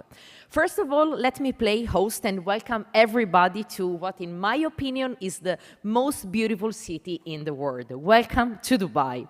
Here, more than 200 nationalities live together. And Dubai, I like to call it, is not a city in the world, it is the world in a city. And here we use a language to communicate as a means of communication, as lingua franca. We use English. In reality, we use Globish, that is the language of a global village called the world. And so now I think that you perfectly understood what I said before when I said that I introduced myself as a Globish coach. So now I would like to welcome on stage our amazing panelists of today. So please, I would like to introduce, first of all, Nell Putta. She is a self-leadership coach and founder of Confidence Academy. She holds the postgraduate diploma in positive psychology and mental health. She's certified as NLP Core Transformation Trainer, and she's the author of the book Blueprint and Core Confidence.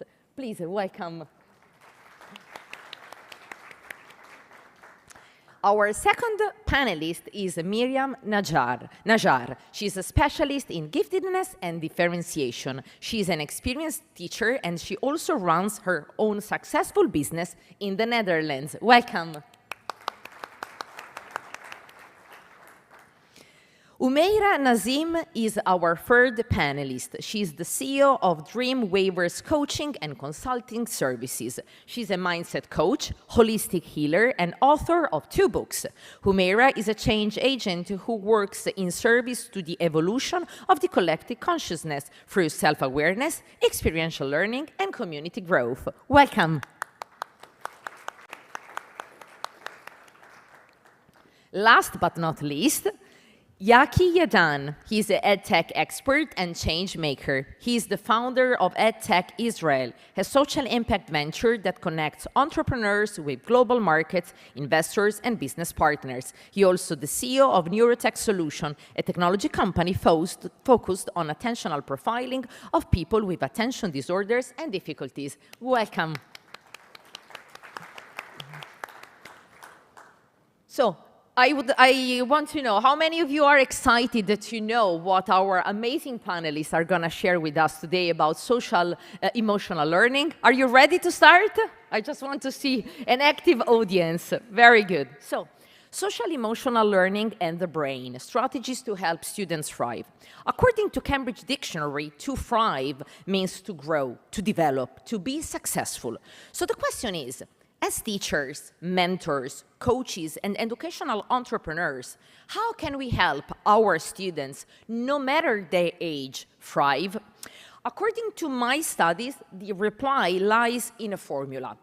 Information multiplied by emotions equals learning, equals unforgettable memory. And in this panel, I will ask my speakers to express their opinions and ideas about 3 components that, in my experience, are the 3 key steps to thrive. So now, guys, I will ask you 3 main questions, And after my introduction, I will ask you to reply, and I will give you more or less 3 minutes each to explain your reply, okay? So don't hate me if then I will need to give the floor to somebody else, but I want just to give a structure to this conversation so that we will get value from this panel. So in my personal experience, after having taught more than 1 million students of any age and created over 60 educational programs, I have come up with a method that I called the AUGE method. AUGE is the name, as our presenter before said, the name of our Dubai-based company, AUGE International Consulting, but the word AUGE is an Italian word. Who knows what this word means in English? Does anybody know what AUGE means in English? No? It means top, apogee, peak. However, we think that every single letter of the word AUGE hides a secret meaning.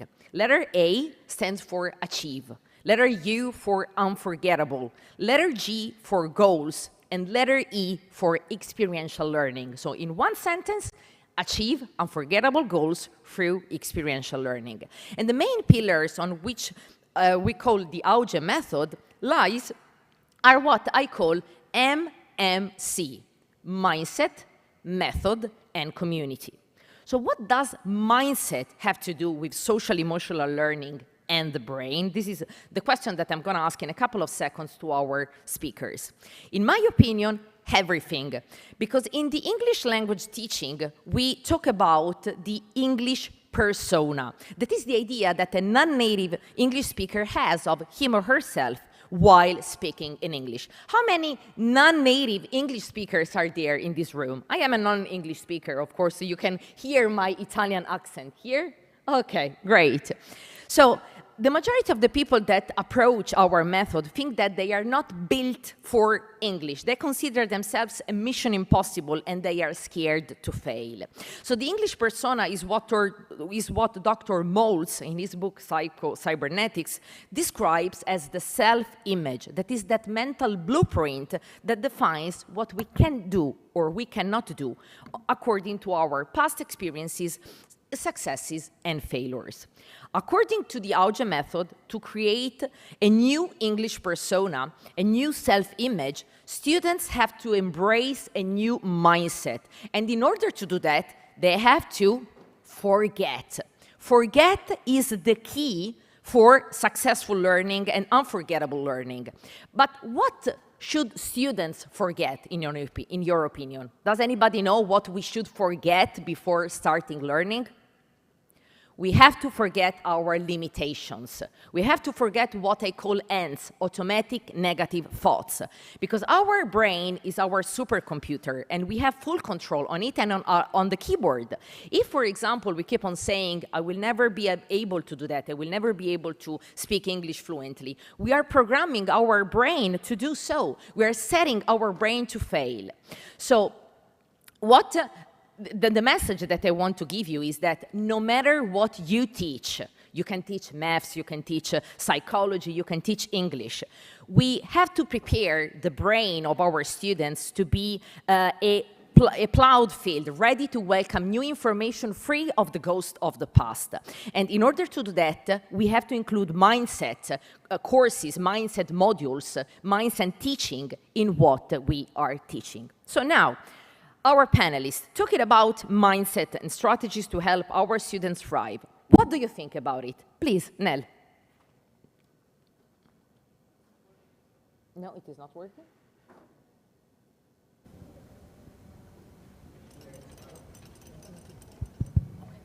Is it working now? Hi, I'm Nell. I'm a self-leadership coach, so thinking about mindset for me, well, many people work on mindset, like thinking and analyzing and rewiring or reframing, doing affirmations. So for me, mindset is only just one side of the story. For me, there is something beyond the mindset. Because when you say mindset, like people think it's something, okay, I think I'm not confident. Okay, how do I make myself confident? So I work on my mindset.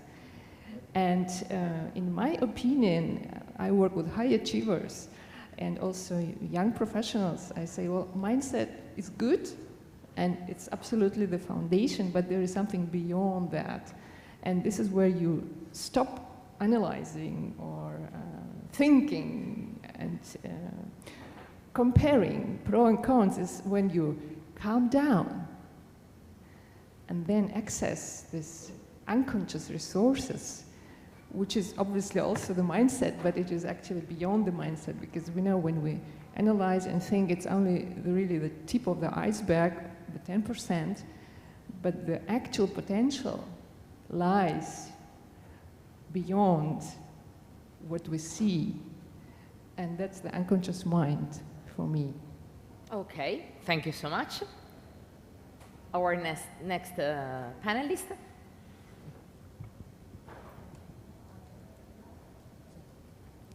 I think it's working. Yeah, it is. Well, I think growth mindset is very important in learning.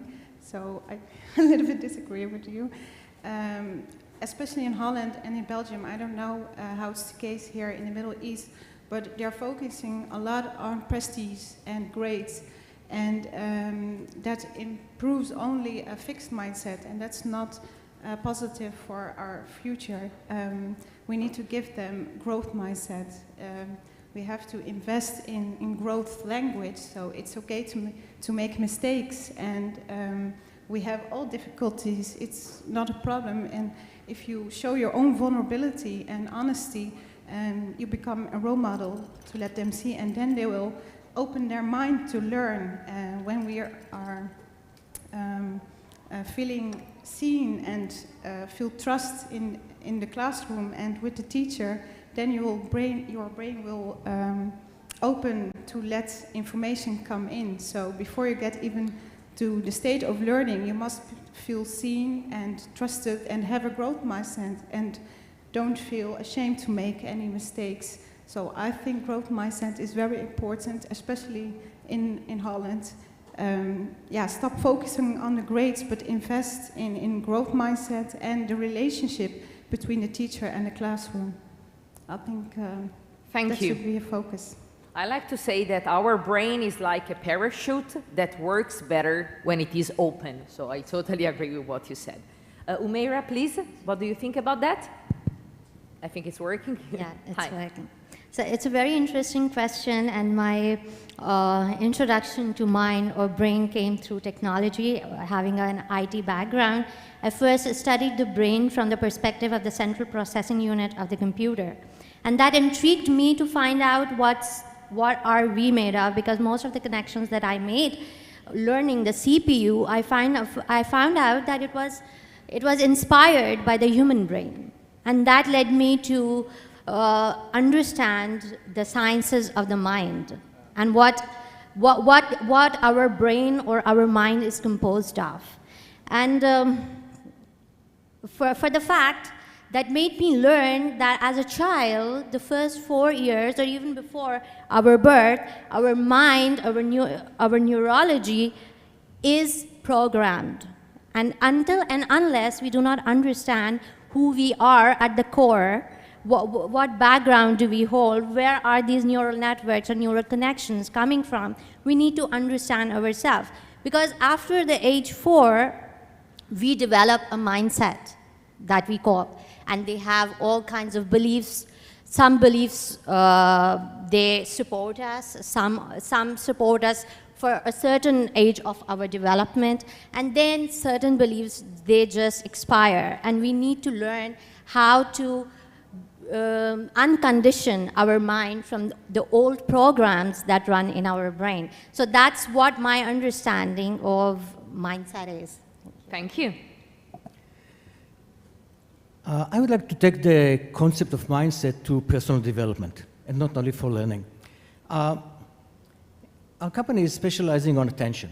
And one thing that we know about attention is that most of people, not only people with ADHD, but most of people have sometimes problems with attention, especially if they need to sit 37 hours or more in a week on a chair and listen to teachers. Now, what is interesting about that is that kids are very smart individuals. and they create their own strategies in order to regulate themselves better, sit better in the class, pay attention to what's happening. And what we know from our vast experience is that many of those strategies that they developed might not be the right strategies for them to enable their learning.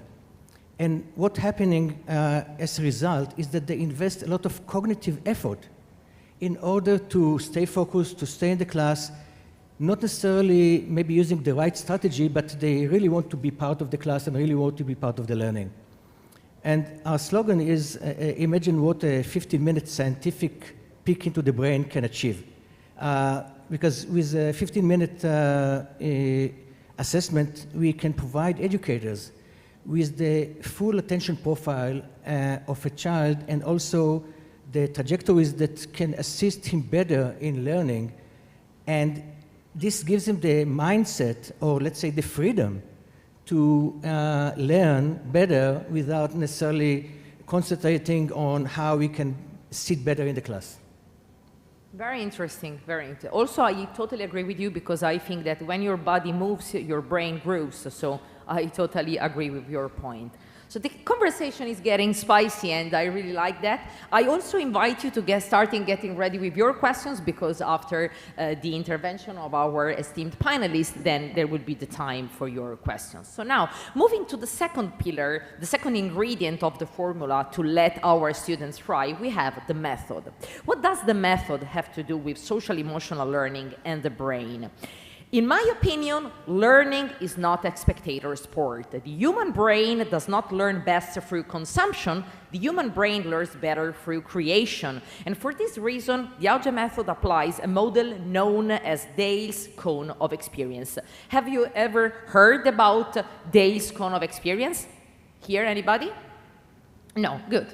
Dale's cone of experience proves that learners retain more information by what they do rather than what they hear, read, or observe. According to Dale's cone, people generally remember only 10% of what they read, 20% of what they hear, and 30% of what they see. But on the other side, they remember 90% of what they do as they perform a task. The Auge method embraces the concept of learning by doing theorized by Dale, and it has been the very first method applied to the English language learning to shift from modeling or simulating experiences to virtually let its students live and go through real-life experiences to make the English language part of their new lives, the new version of themselves, and their new English persona. Now, this is something interesting that may inspire a lot of you here who deals with education. What we have done was replacing traditional and standard on-demand video courses with virtual tours in order to teach grammar. We have replaced the never-ending list of vocabulary with cooking classes to learn the English kitchen words, live travel vlogging to learn the English travel words, movies and TV series to acquire everyday lexicon and expression. Instead of the traditional fill-in-the-blanks exercises, we host our live version of the most popular television game shows, like Who Wants to Be a Millionaire or Family Feud, where students have the real chance to win real prizes, like books or tech stuff or Amazon coupons. We have said before that information multiplied by emotions equals what? Did you hear what I said before? Information multiplied by emotions equals learning, unforgettable memory. That's correct. So if the emotions are 0, everything multiplied by 0 equals 0. So our main goal as facilitator of the training process is to involve emotions and reward the students' effort, because all learning is state dependent. So talking about method and strategies to help our students thrive, what do you think about it? Nell, please. Well, when it comes to super learning or peak performance, there are obviously different techniques and strategies, and bookshelves are full of them. 5 steps of that, 10 steps of this. And obviously there are methods where you learn when your brainwaves are at a better level, very fast, thinking, analyzing. But then there are also other brainwaves. And thanks to neuroscientists, and I really appreciate their work, You know, we find out in, I think, early this century that there are some brain waves where they slow down, and this is where the super learning takes place. And this is when we are calm, and when we maybe also have this experiential involvement of the body and doing, as you said, the cooking, learning the words of the vegetables through cooking. It's much more effective because then you are not thinking all the time. You are also calm and you're creative, and this is where we could learn, adults or even children or young professionals, much more effectively. And it goes not just into the brain, because I know this panel discussion is about brain, and the brain is representation of our unconscious mind. That's true. That's the physical representation. And still the scientists, they don't know how the brain is actually connected to unconscious mind. We still don't know that. And that's fine, but we know there is a connection. So in order to access that potential, absolutely involving all the body experience and also thinking the 10% is important, but also going beyond that and also involving the mindset, the heart set, and the gut set, because also that's huge centers of neurons which are also there. And when obviously we do cooking with our body, our whole system involves, not just the brain. And that's the holistic approach which I include in my teachings. Many thanks. Thank you so much. Miriam? Yeah. Well, I would like to point out the relationship between the teacher and the classroom, because there are many ways and methods to teach information or your subject, and many teachers are very experienced in their subjects and they transfer information, but you all can do that, but in a classroom it all starts with a relationship. So you can show videos or include educational games, but if there's not a connection between the educator and the student, you won't get through the child. So that's very important to focus on first. And when you feel connected, when you feel trusted, the brain releases oxytocin. We don't want cortisol to be released. So you need to focus on that first. And every child wants to be seen, even if it's in primary, high school, or university. You want to be seen as a person individually, not as in the classroom. And especially those children who are very shy and don't get to the teacher to take the first step. So that is very important. It's your responsibility to connect with those children, even if it's on university and you don't have the time, or you see those children just a few hours a week. Talk to them on the hallway. How is your day going? What do you need? What can I do for you? What are your feelings? So try to connect, and then they will feel trusted in the classroom, and then they will accept your information, and then they will get to the state of learning. As Alan Beck said, if you want to take care of the Maslow stuff, you have to take care also on the Bloom stuff. You know, the taxonomy of Bloom, we use it a lot in gifted education. But if you want to get your student to reach there up in the scale, you need to take first to take care of their basic needs, and not sleep and food, but belonging and love. Then you get to real education. I totally agree with you and your concept of responsibility. So I think it makes it gives a lot of value. What I always tell my students is that as Globish speakers, we have to be responsible to be understood by the person we are talking to. Yeah. So we have to think about how we are saying things. We have to deliver a correct pronunciation so that we speak with clarity. The concept of responsibility, of course, is very important. Yes, and acknowledge their feelings. Yes. Many thanks. Thank you so much. Humaira? So basically, I think the methods for learning for every child are very unique, because the brain of every individual is very unique. And the formation of the brain for each of us has come from, not only from our childhood years, it has come from the time that we have spent in our mother's womb. And then even before that, from our ancestors, the genes we carry, the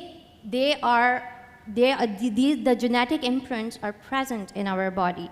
So each and every walking individual, we cannot standardize a single method of learning in, like, for example, the era of education we belong to at the time, it was a classroom kind of setup where every individual or the student was taught in a similar standardized way, and that could be dangerous and disruptive to the learning of a child, because every brain is very unique.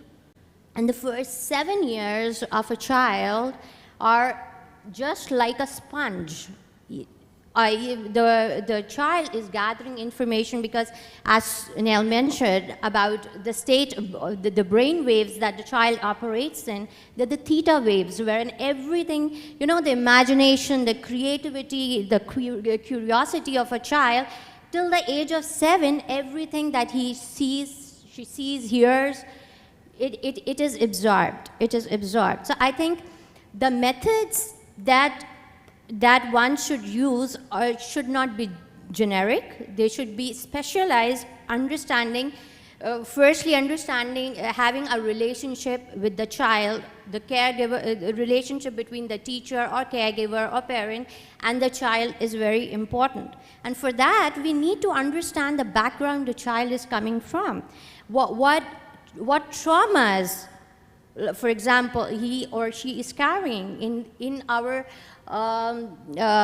times, as we were talking about mental health, the importance of mental health, and I think the importance of mental health comes from the importance of emotions, and we need to understand what emotions are, because I think emotions is one thing that has been neglected in past years, because this is something, if you get emotional, it was thought that it's something bad to be emotional, to be sensitive. Right. And that's when we disconnected from our heart center. That's when we disconnected from our body, and it was all in the mind, all logical. So I think the methods of learning should include spiritual, psycho, social, and bio. 4 things as a holistic approach to learning, and that's how every child would be a potential that could move mountains.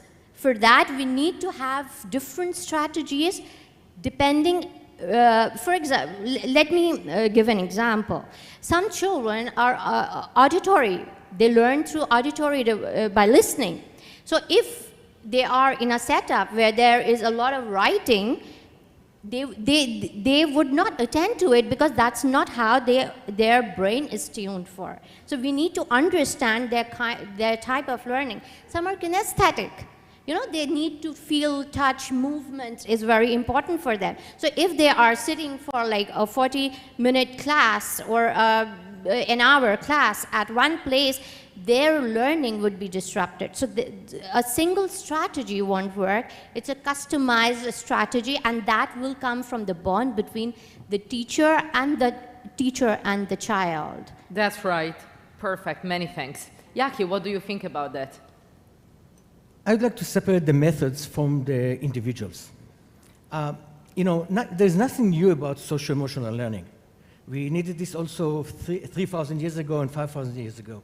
And a very good friend of mine once said that the only reason that education system define new terms is because they don't know how to do it, so they define it and then they start to interact with this concept. I graduated from university in 1982, actually 4 decades ago. And I've been always in international business development. So what I learned from experience is that always methods and are always rooted in culture. They are very much different from the needs of one culture and one nationality to the other. And over the last decade when I'm in education, I also know that there are so many wonderful methods, and everyone is trying to recreate those methods, and they are coming, with numbers like 10% of people are doing this, 20% of people doing that. And I remember listening to Anand Agarwal from edX in 2019 saying that they did a statistical analysis, and the best video length of learning is 7 minutes. And you see, this is where the problem is. We are so much stuck on statistics while we forget there is no average learner. There is no average student. What do you think about the Pomodoro technique of 25 minutes? What I'm saying is that we know from our experience and our data that if I take a community of, let's say, 1,000 people, I will find about a quarter of them that are very engaged in videos which are very short, but also about a quarter of them that will prefer videos that are 30 minutes or longer. It's something which is very, very personal. It's part of the attention profile of individual. Some people, and it's very easy to explain it. We in our software, we detect audio and visual distractors. Now, some kids learn with music. No surprising to many of the parents, very surprising to many of the educators that tells them shut the music and start to learn, okay? Some other kids, even a butterfly can distract them. So we know exactly what is the auditory distraction of a person.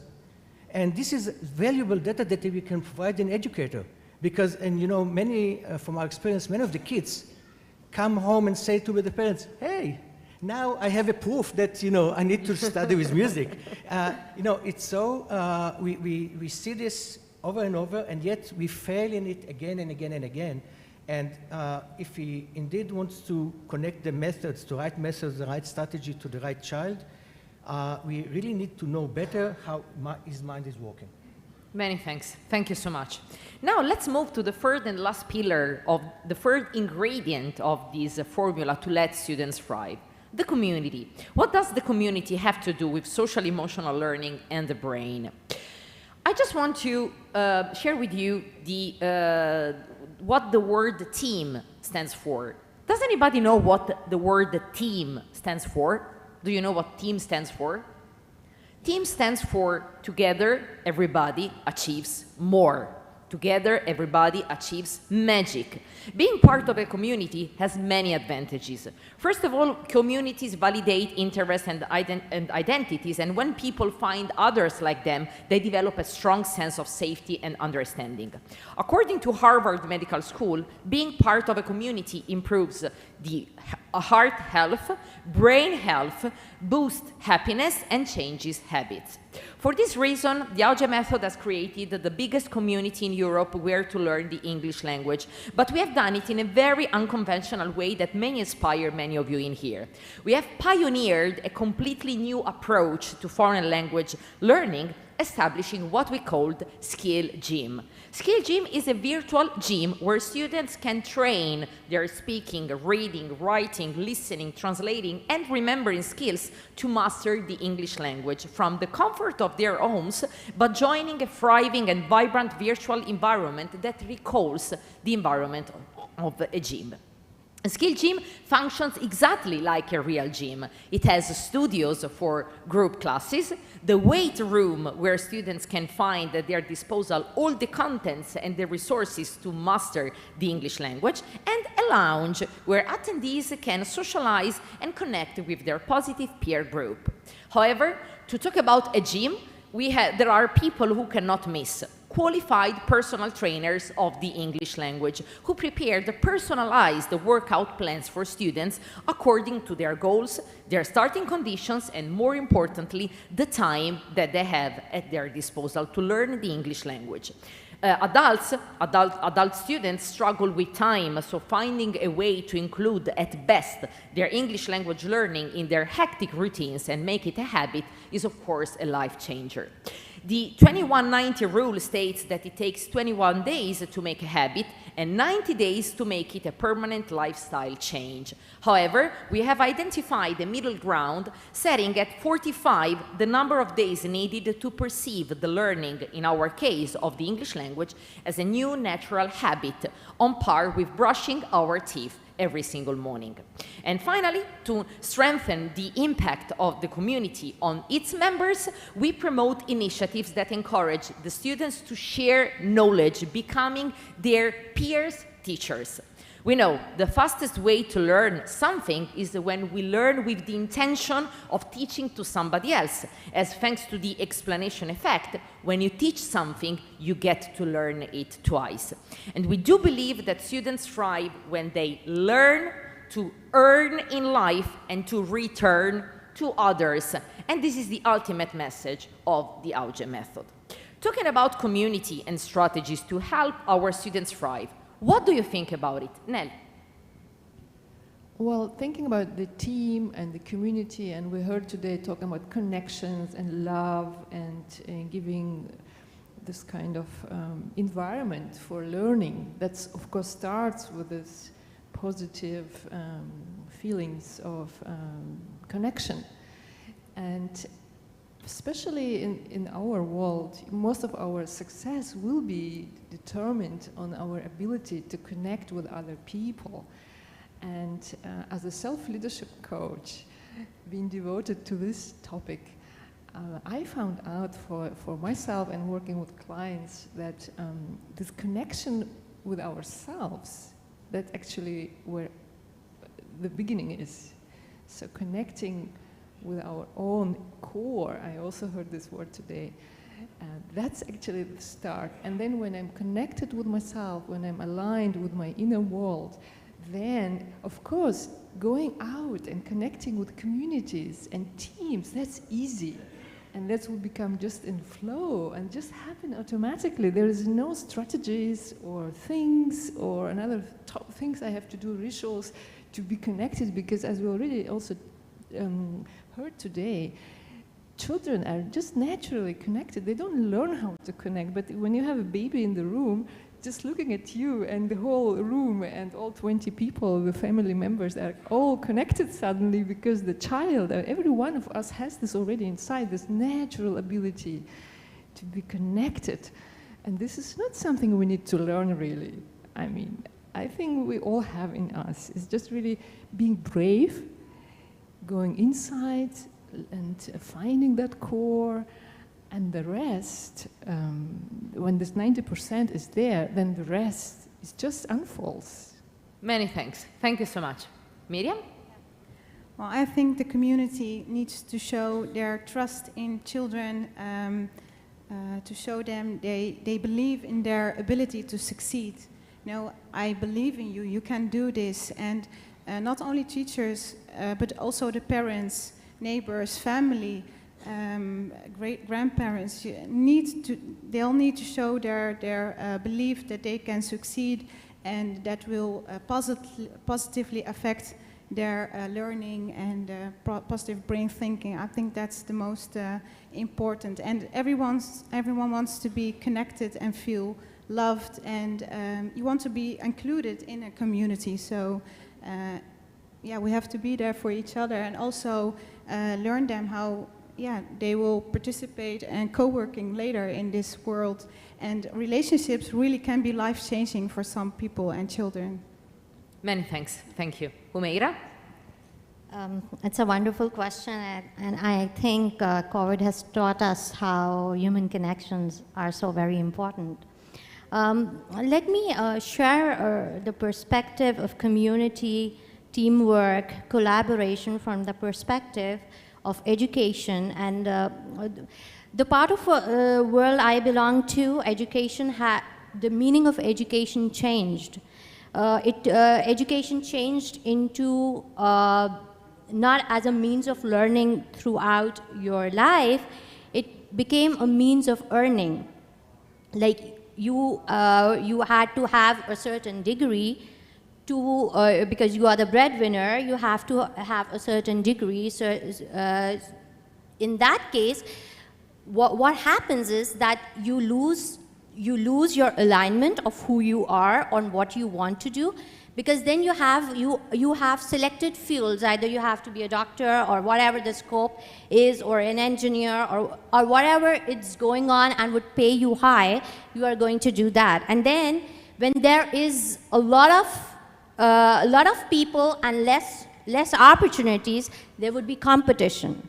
And when there will be competition, which means that, you know, there would be scarcity mindset, that if she or he is the topper, I would not be. So everybody would be in a tug of war, snatching positions or degrees or stuff. In that way, the connection, the collaboration is and the team building or a community is replaced by competition. And then when there is competition, the relationship, the trust, everything just fades away. So I think a balance of both competition, because competition is also important, otherwise everybody would be just sitting, keeping hands on hands, doing nothing, because there is no motivation to do. So competition is important, but along with collaboration and with having an abundance mindset, that there is everything for everyone, and as mentioned by one of the co-panelists in the earlier discussion, that we should be aligned with ourselves. We should be aligned. When we are aligned with ourselves, we know what we are created for, what is our purpose, what are our passions. In that way, we would be not doing things just to, you know, be the topper or be the first one or be the, you know, number one, because number one is just one. If we are going to fight for that, the community building or the teamwork would not happen. So for collaboration to happen, we need to have an abundance mindset, and that a child should learn from a young age. From as I mentioned, the first 4 years build the belief. If the child is in a society, a poverty-struck society, stricken society, then the child would learn that, okay, there are 4 apples, and there are 10 children. If I don't snatch it, I won't get it. And that's the belief of the first 4 years would lead his entire adult life, and it will disrupt the community, it will disrupt the society, it will disrupt the teamwork. Thank you so much. Yaki? You know, coming from the industry, I have a different view on competition. You know, just think about 2 companies like Apple and Samsung. They both compete to be number 1. So the competition is forcing them to excel, yet neither Apple nor Samsung could work without a teamwork. And there are so many roles over there, and there are so many people working together. And many times I pity the educators, mostly that were in K-12 schools, that they need to make the decision between personal scoring and team scoring. Because on schools, they just go, unfortunately, to the personal assessment and to scoring, and they not necessarily encourage working in teams. And I would like to share with you an experience that I've done in 2014. We took 2 groups of kids, 8 kids in each group, and we gave them just 1 smartphone. And we told them to create a movie on a certain topic. Now, there is only 1 smartphone, so one of the kids needs to be the photographer. The other one is suddenly becoming like the producer, and 2 more are now being the actors, and then there is one that's actually writing all the jokes, so he's doing the transcript, etc. And kids do it excellently. In 5 minutes, everyone has its own role. And at the end, after 20 minutes, you have a wonderful movie. Then what is the pity is that many teachers say, okay, now switch roles. Why? If one is the producer, why he should now be the joker? If one is actually making the jokes, why he should now be the photographer if he does not excel in photography? Now, this is something that we would never do in an industry. We will not tell the CEO, okay, now you become the head of product, and let the head of product be the head of marketing, and so on. And you know, if we remember that, then I think that one thing that is very different from private enterprises in education and between maybe public or schooling as we know it today is the different concept that we have about team and what is the role of every individual in the team. And this is something that, unfortunately, when you mentioned at the beginning what they need to forget, at the age of 19, they need to forget that they are only individuals and need to be part of a team. Thank you. Many thanks. Thank you so much. So one first round of applause for these very nice interventions before now getting to your time, the audience time, the time for your questions. So any questions in here?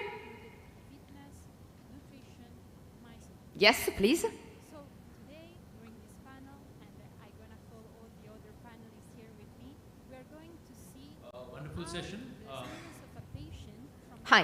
Hi. I'm Aditya. This question is about diversity. So when we are, as educators, we've got 30 or 40 children in a classroom. And what has come from the panel is that almost each of them is different. So how do you balance, what do you recommend for balancing? This is very interesting question. Very interesting question. Many thanks. Who wants to reply? Please. I would say that everything starts and ends with the designing of the learning experience. So if the educator or the person that's actually leading the learning takes these very important topics of diversity into consideration, he needs to design it into the learning environment and give equitable opportunity to each of the learners to express themselves in this learning setting. If you go back to this mindset of addressing the average learner, so when you're addressing the average learner, you're ignoring the fact that there is a diversity. When each and every educator understands that there is a diversity and is designing the learning environment properly, then he or she can actually address this topic as part of the classroom. Many thanks, but maybe giving just a practical or more practical piece of advice in a class. I'm talking with you, Miriam, who the classroom environment is something very familiar with you. How would you reply to this very interesting question? Well, I must be a little bit in common with you. If you create an environment that is invites children to explore and to develop themselves, then you don't have much trouble with differentiation. So if you learn from the books, then it's hard because mostly it's only based on the average. But if you create a task and how do you say that, something to explore, to search, then everyone can do that on his own or her way, and you can move, you don't have to be sitting still. And many children come to school with a desire to explore and to learn, and then you get at school and they say, shut your mouth down, sit down and listen. And yeah, that's very hard. Thanks. So you have really to create an environment to explore. Go outside and see what's happening. Don't stay in that classroom. Go outside. Two very meaningful replies. Many thanks. Another question? No questions? Yes, please. Hello. I refer Hi. to the example of the 4 apples and the 10 children. So my question is, what would you suggest to change the mindset of such a child? And my second question is, wouldn't it be better to teach the parents?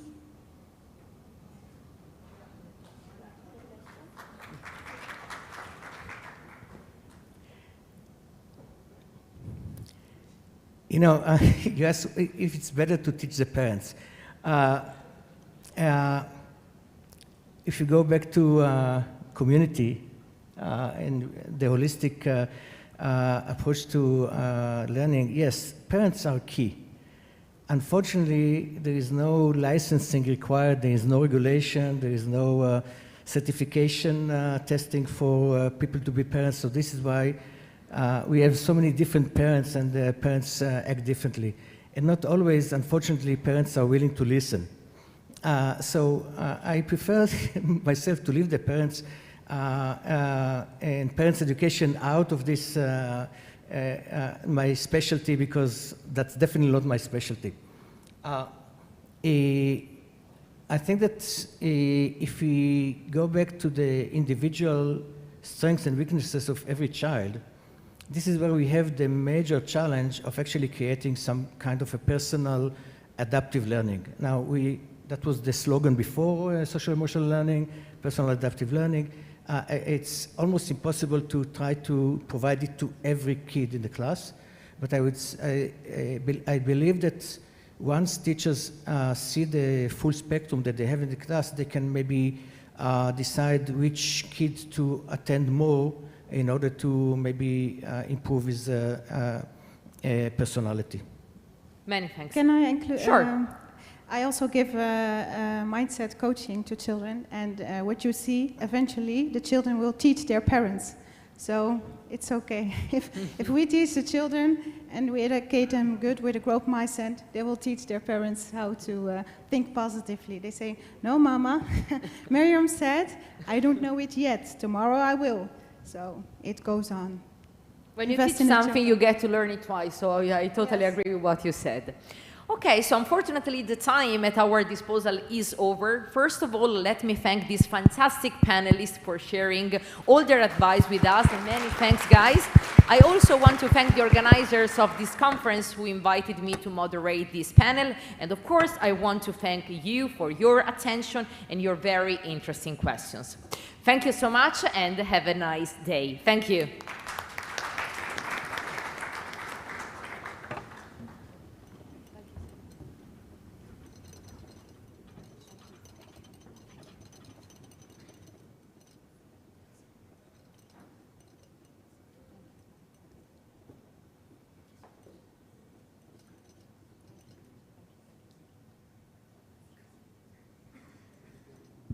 Could we please have another round of applause, everybody, for our fantastic panel, another brilliant panel discussion this morning. And it's now time, ladies and gentlemen, for our recognition session, where we're going to be handing out some awards. Now, the education industry is flourishing more than ever before, so let's take time to thank everyone who contributed to its success. We'll be honouring a select group of educationists and innovatives in recognition of their outstanding contributions to the education sector. And as you can see, we're just resetting the stage now. So if I do call out your name to receive an award, if I could ask you please to come up to the stage on this side, and then I have the mic here ready if you would like to give a little speech. If you don't want to, that is absolutely fine as well.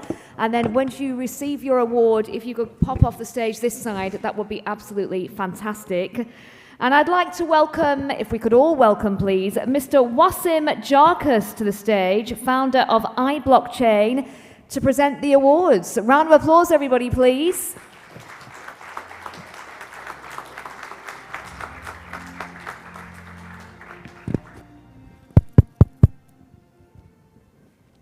Thank you, Wasim. Thank you.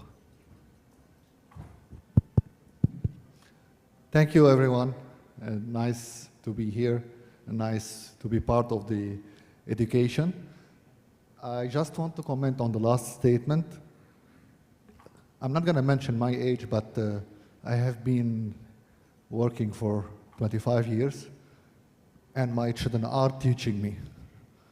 So I would second that. This generation has gone so far with their exposure, social media, internet, and then the wide influx of information. I think they are 10 years ahead of their normal, natural age compared to our previous generation, and they are teaching us. My name is Wasim Jarkas. I am the founder of iBlockchain, and it will be a pleasure to be presenting the awards for your esteemed group today. Thank you. Thank you very much, Wasim. So it is now time to hand out our awards. And please feel free, ladies and gentlemen, to make as much noise as you want when you're clapping, when you're cheering for our award winners this morning. So for the Outstanding Leadership Award, we've got quite a few people taking this award today. Please can we put our hands together for our first winner, Christian Orange.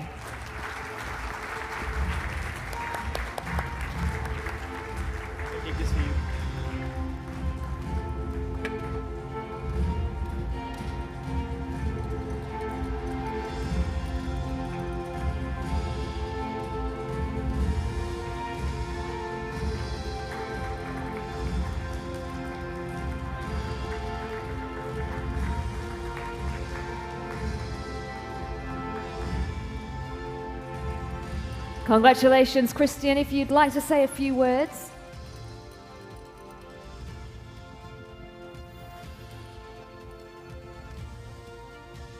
Overcoming 49 years of suffering from a particular type of depression and reducing the self-sabotaging and self-harming tendencies that comes with it to the very minimum has been a very tough yet rich and rewarding journey that taught me all about what I call the art of soulful self-leadership.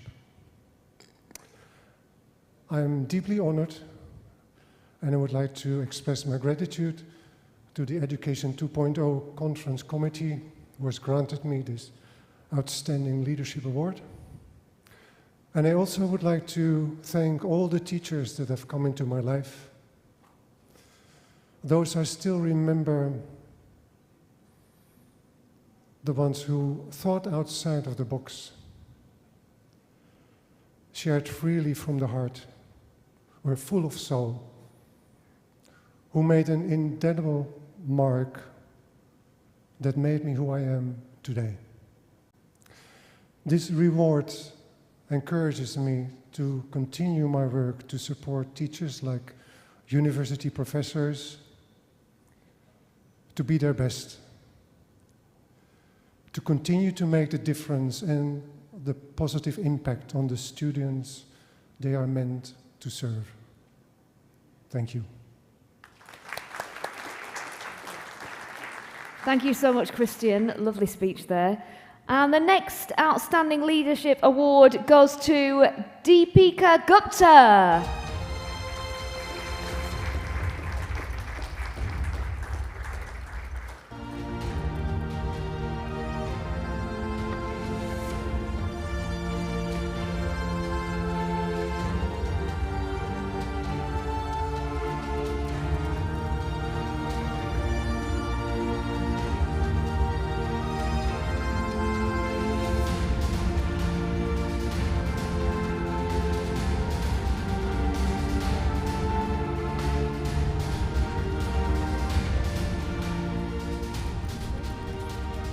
Congratulations, Deepika.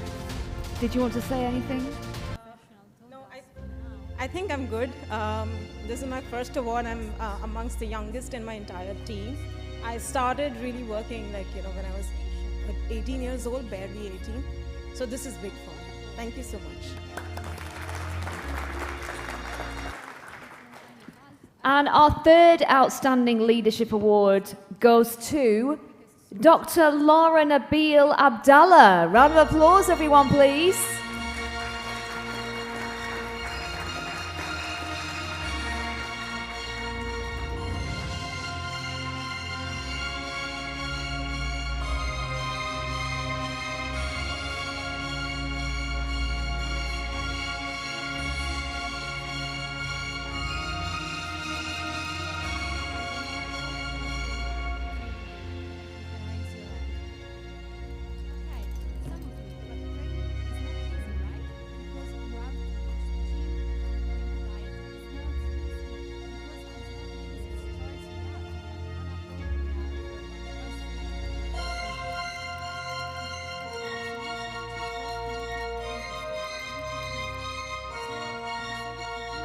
Hello everyone. First of all, I would like to thank the organizers of this conference.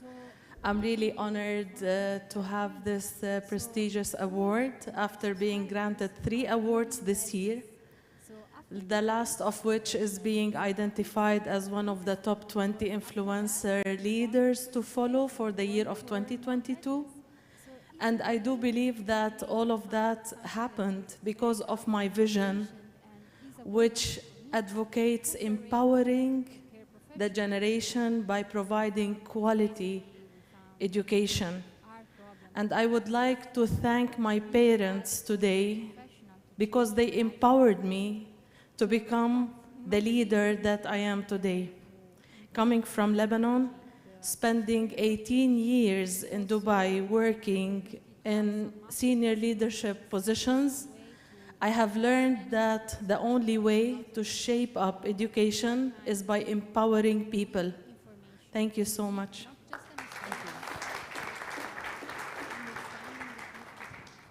And our next Outstanding Leadership Award winner is Dr. Manas Ranjan Pradhan.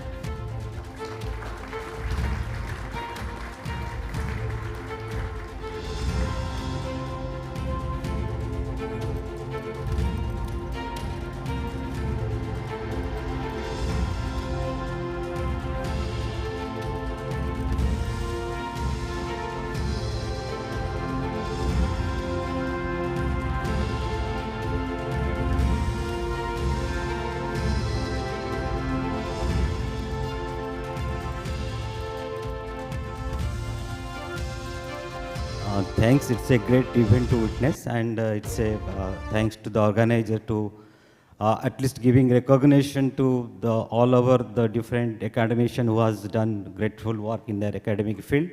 With diversity of experience from Malaysia to India and to UAE, I found diversity in the culture and the way student learns. So that was a great learning in my academic career.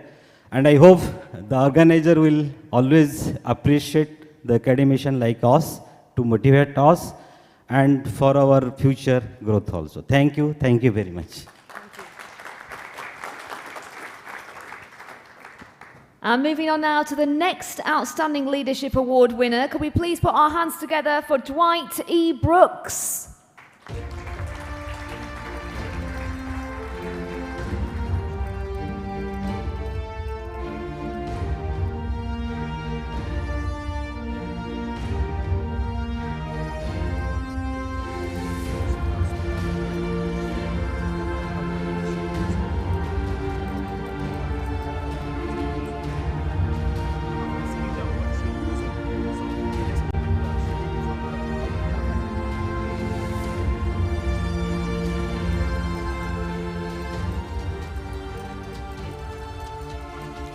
Thank you. This is a true honor, and I want to thank the organizers of this conference, Education 2.0, for recognizing me, and really a fulfillment of some 40 years in higher education, the last 5 in this country, which has been the pinnacle of my career. Just brief thanks to the universe and my God, through all things are possible. And with the wonderful help of my beautiful wife, Marie, nothing is impossible. Leadership is a tricky thing. You can't lead if you don't have people who aren't willing to be led. And I've been blessed over my 40-year career to have great faculty, amazing students, dedicated staff, who really made my job a lot easier. In particular, thanks goes to a woman who is known as my work wife, Andrea Juhas, who is our senior academic administrative officer in the College of Communication. I often refer to her as the real dean, because I'm sure many of you know it's often the administrators and the professional staff people who make you look good. And so she caters to all of our professional needs. She helps the students, and no award, no recognition of my success would be appropriate without recognizing Andrea. So thank you all for coming. This has been an amazing conference, and it's only been, for about 3 hours. I've met so many great people, and again, thanks for this award, and enjoy the conference as I'm doing. Thank you very much, Dwight. And I love that quote, nothing is impossible. That should be the quote of the conference, shouldn't it? Let's move on to our next winner. Outstanding Leadership Award goes to Guibert Janssen.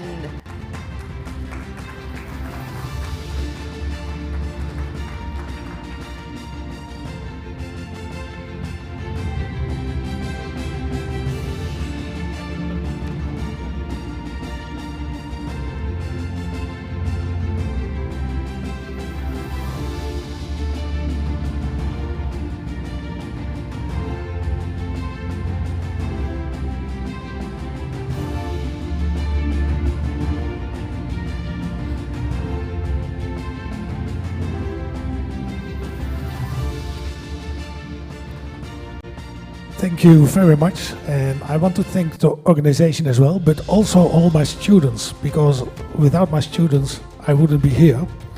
And maybe if you look at the guide of this event, you see that I'm a little bit a stranger. I am an owner of an event agency, and with my event agency there are many things that I do in education. So I think you have to know that with events, you make especially an experience for the public that are coming to the events. And I'm also a lecturer 1 day in a week at the university, and I also create experiences for students. So I give lectures, but also with my company, I organize also for equality in the world.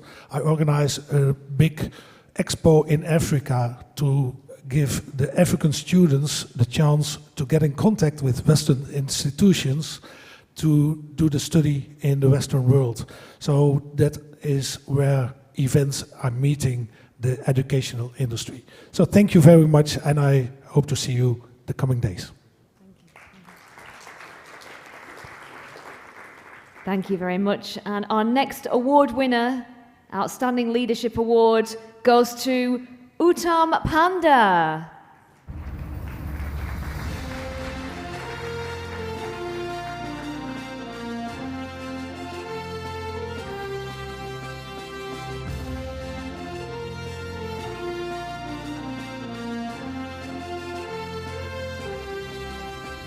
So it looks like Uttam is not here this morning, but that's absolutely fine because we'll make sure that they get their award. A round of applause though for Uttam Panda, everyone.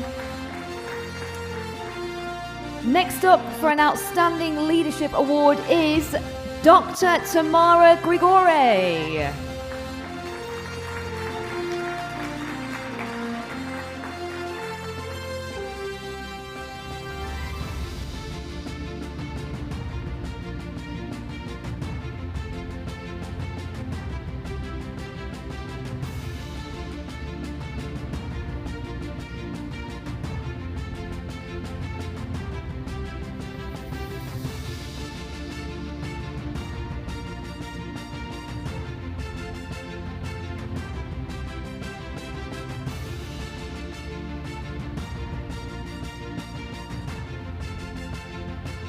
Hello everyone, thank you for this conference, for this opportunity to be recognized like leadership in education.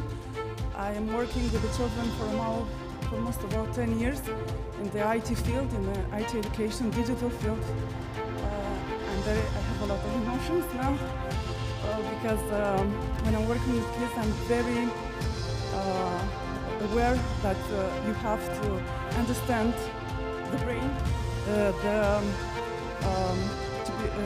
the emotional state of the children, and I dedicate this award to all the children with whom I work, and especially thanks go to my daughter Ksenia, who is my source of inspiration, to my family, and to all the parents who believed in me, and because they are partners in this road, and thank you very much to all.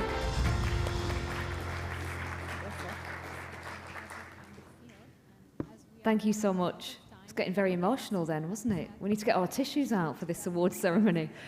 And so our next winner for the Outstanding Leadership Award, can we please put our hands together for Christoph De Witty.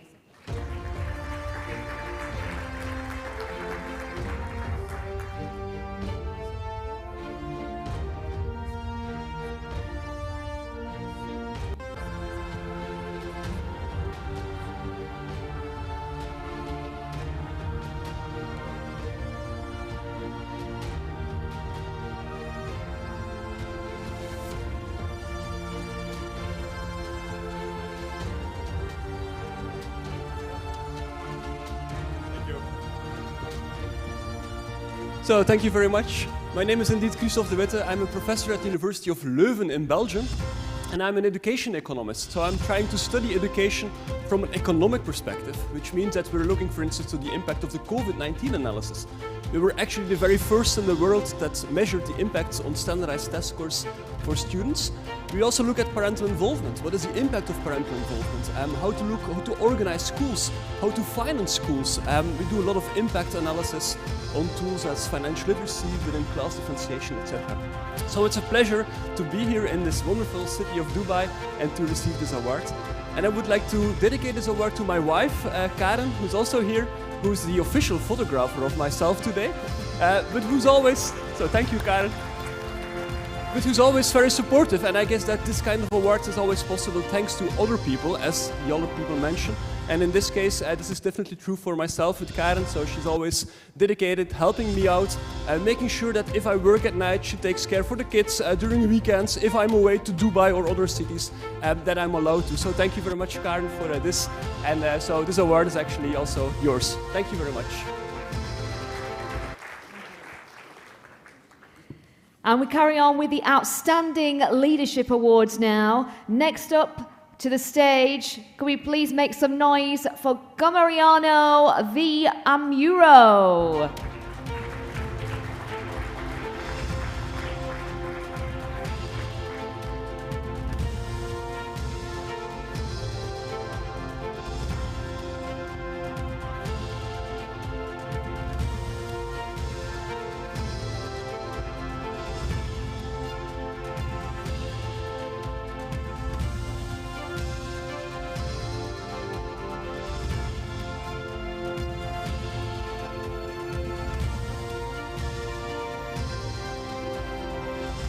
Thank you.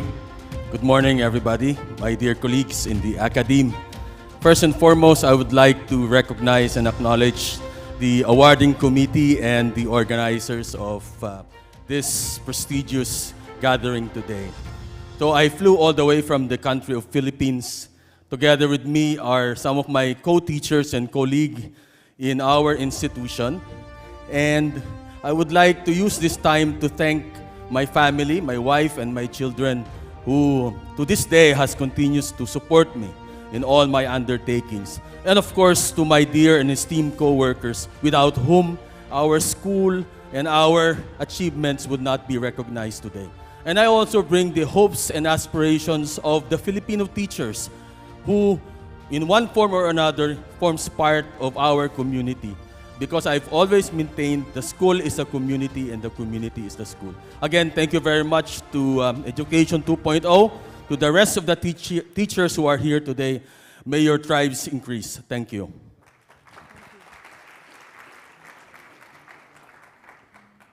And our next award goes to Mr. Dharmik Meghi.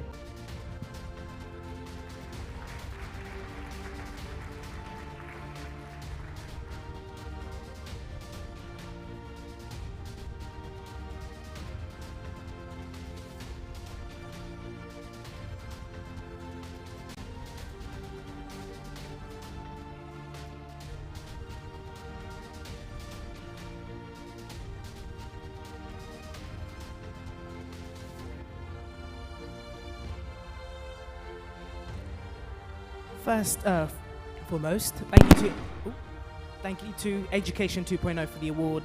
I don't know about yourselves, but when I did get the email, I was over the moon. It was results day back in the UK, so my students were excited to get their results. I was looking at my emails at 12 o'clock, and I got the recognition, and so it's been a big achievement for me.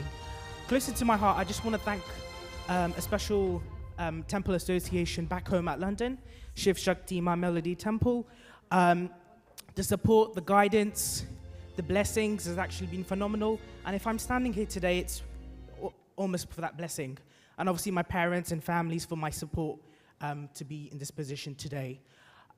My work really started during the pandemic, supporting students. My responsibility in my school is examinations. We all know examinations are linked to mental health, trauma, etc. So my work started with small steps supporting my school, but expanded very quickly to supporting other schools and the Harrow Collegiate in ensuring there's good practice being spread around schools across London. And that's why I'm here today. Thank you.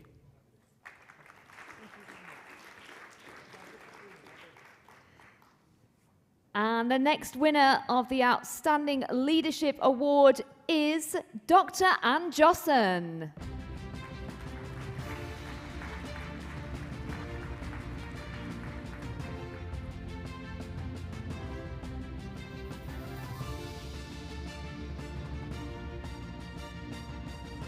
So it looks like Dr. Anne isn't here this morning. That's fine. We will make sure that the award gets to her. And let's move on to our next winner. It's Humaira Nassim.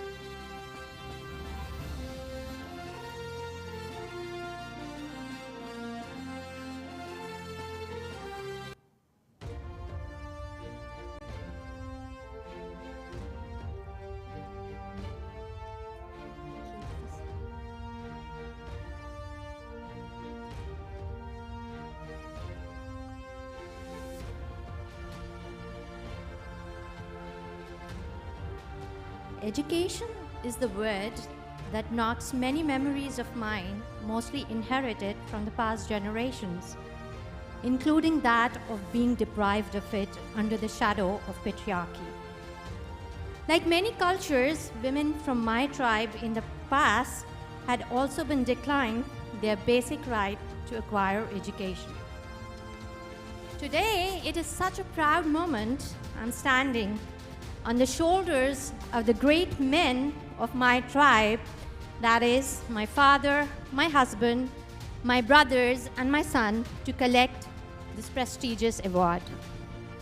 I dedicate this award to my late grandmother, Zubeda Khatun, who made sure that we could get what she couldn't get in her times. Nani, this is for you. I'm sure you must be smiling up there, proud of your granddaughter. Thank you for all your struggles. Love you. My heartiest gratitude to my teachers who believed in my abilities of reaching the sky.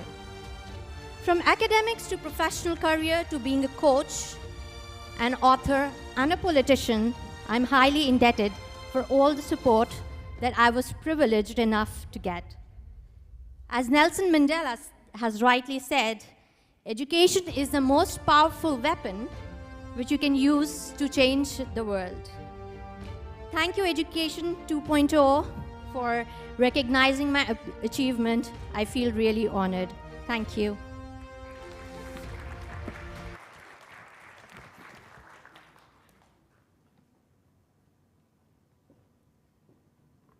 So before we move on to our next award winner, I have just been told that we are on a very strict timeline today. As you know, we've got lots of speakers, lots of panel discussions this afternoon, lunch. I'm sure everyone's getting hungry. So winners, if you could keep your speeches, they've been fabulous so far, but to 30 seconds, if that's okay, that would be absolutely brilliant, so we stay on time. And let's move on now to our next award winner. We're still on the Outstanding Leadership Awards. Can we please give a big round of applause to Shiju Varghese.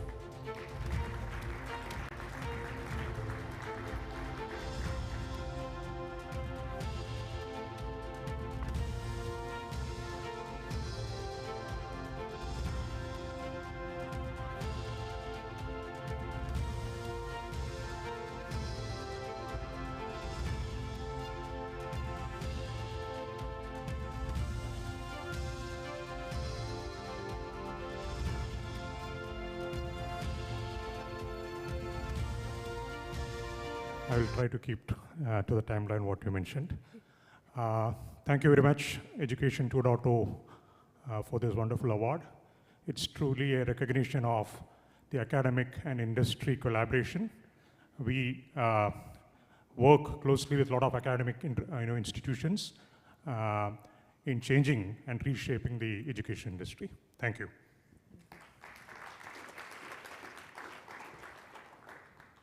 And the next award goes to Firoz Therinil.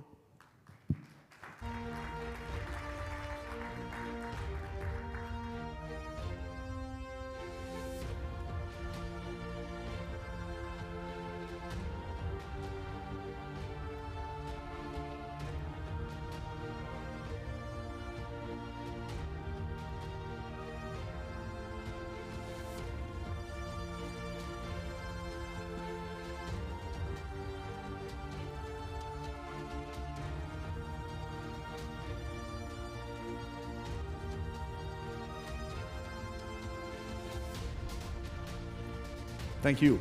Deeply honored. I'd like to thank the committee. I represent an education group, and this particular award is not meant to be an individual award. It's an award for the founding team, and apparently they're not around, and I've stepped in to take. So I'm one of the co-founders. I'd like to thank my co-founders for this award as well. I think it's their achievement as well. And I'd also like to take time to thank my team for standing by us to help us create an institution. It's been 15 years in this journey. So as a group, we've been fortunate that we've been able to touch lives of close to 200,000 learners across the globe. We operate institutions across the K-12, across the education spectrum. So we run universities and business schools and executive education across the globe with campuses in US, in France, in UK, in India, and UAE. So thanks. I think this is a kind of a testament for our work. So far, it's been 15 years of unrelenting effort. Thanks for this. I'd like to thank everyone around and the committee for, selecting us for this award. Thank you.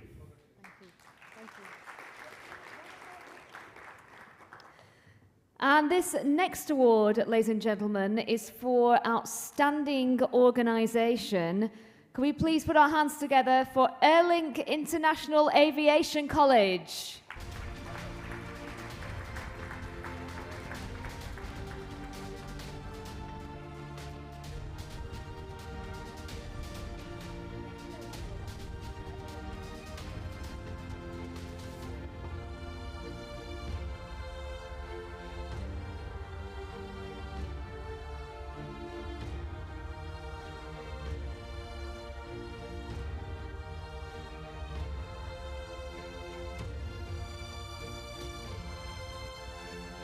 Again, I would like to convey my organization's appreciation for the consideration of this kind awarding committee and the organizers of Education 2.0.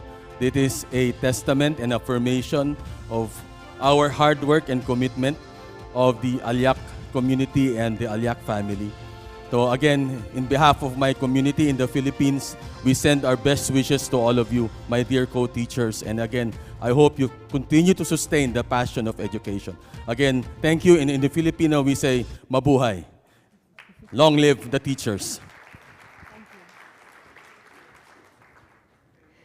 And now we move back on to the Outstanding Leadership Award. Please, could we welcome to the stage and congratulate Navid Nazmian.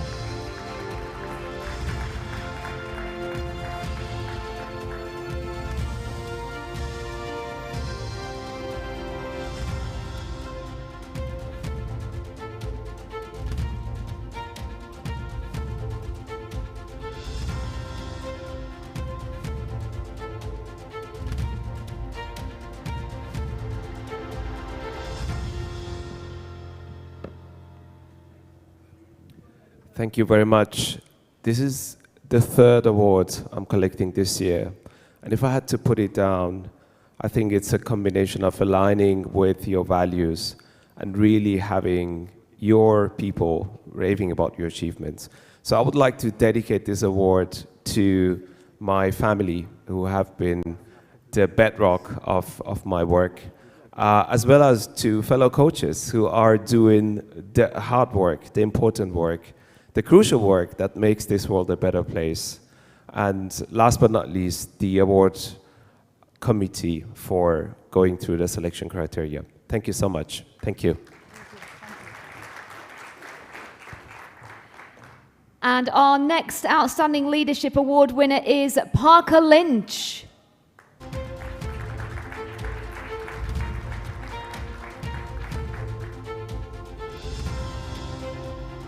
Okay, looks like Parker isn't here. That is fine. We will make sure the award gets passed on. And now another Outstanding Organisation Award, ladies and gentlemen. Please put your hands together for Airtix.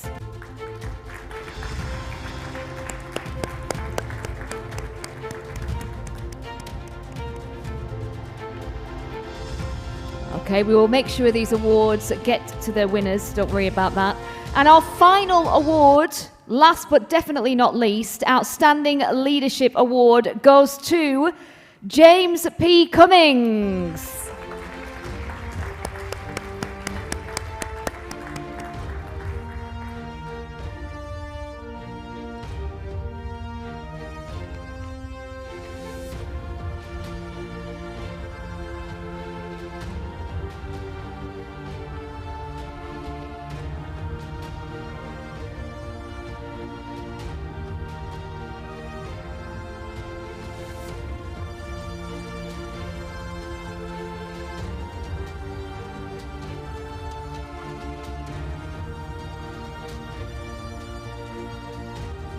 Thank you very much. First of all, I'd like to thank Education 2.0.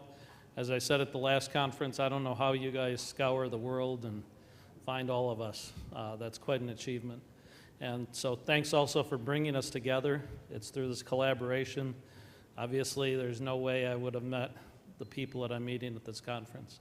Thanks to all the people who early in my life encouraged me to explore, and to the people of Western Kenya, who hosted me and welcomed me 35 years ago as a volunteer and made a warm welcome for me, which ultimately led me into teaching, and to the students and colleagues at the schools I taught at who enjoyed my stories and then gave back in the last couple decades and continue to give back. So thanks to all the collaboration and the spirit of collaboration.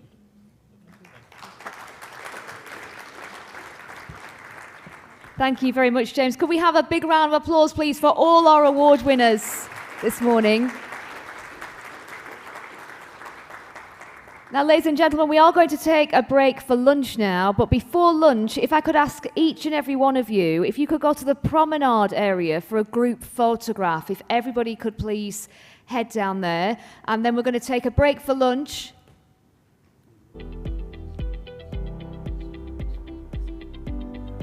We're going to take a break for lunch, ladies and gentlemen, and sorry I did forget to thank Mr. Jarkas for handing out the awards. He did a fantastic job there. Round of applause, everyone. Sorry, I almost forgot you there. Thank you, Wasim. Thank you. So please do head down for the photograph, ladies and gentlemen. And then if we could all meet back in here at 1:30 for this afternoon session, that will be fantastic. So enjoy your lunch, everyone. Please don't forget to head down to the promenade for the photograph. And we will see you back here at 1:30. Thank you.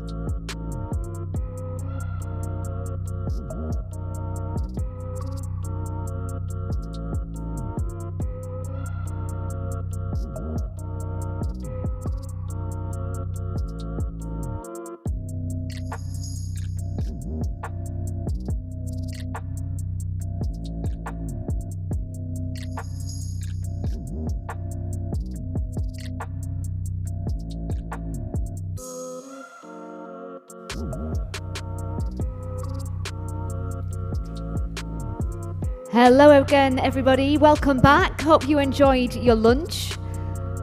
Now, as we can see, I think people are still having lunch or making their way back from lunch. But we are going to have to start. As you know, we are on a strict timeline here because we've got some fantastic panel discussions this afternoon, some fantastic speakers. So without further ado,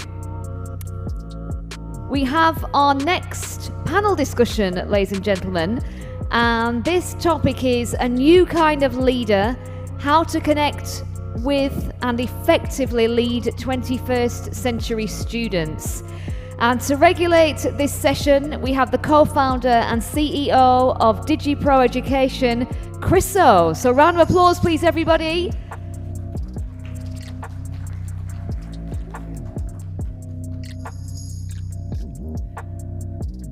Hello, I'm Chriso Christodoulou, and I have the task of opening this afternoon's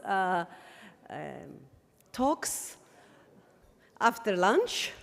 I hope everybody will eventually appear. We are missing still some of the people from our own panel. Let me start the introductions before introducing myself. Let me start the introductions of our panelists here. So Dr. Anu Johan is an economist and a senior fellow in higher education. She's currently working at RU with the University of Derby as program leader for BA Honors International Business. Then we have, please Anu, please join us here at the panel. Just leave one space empty for me because I will be joining you.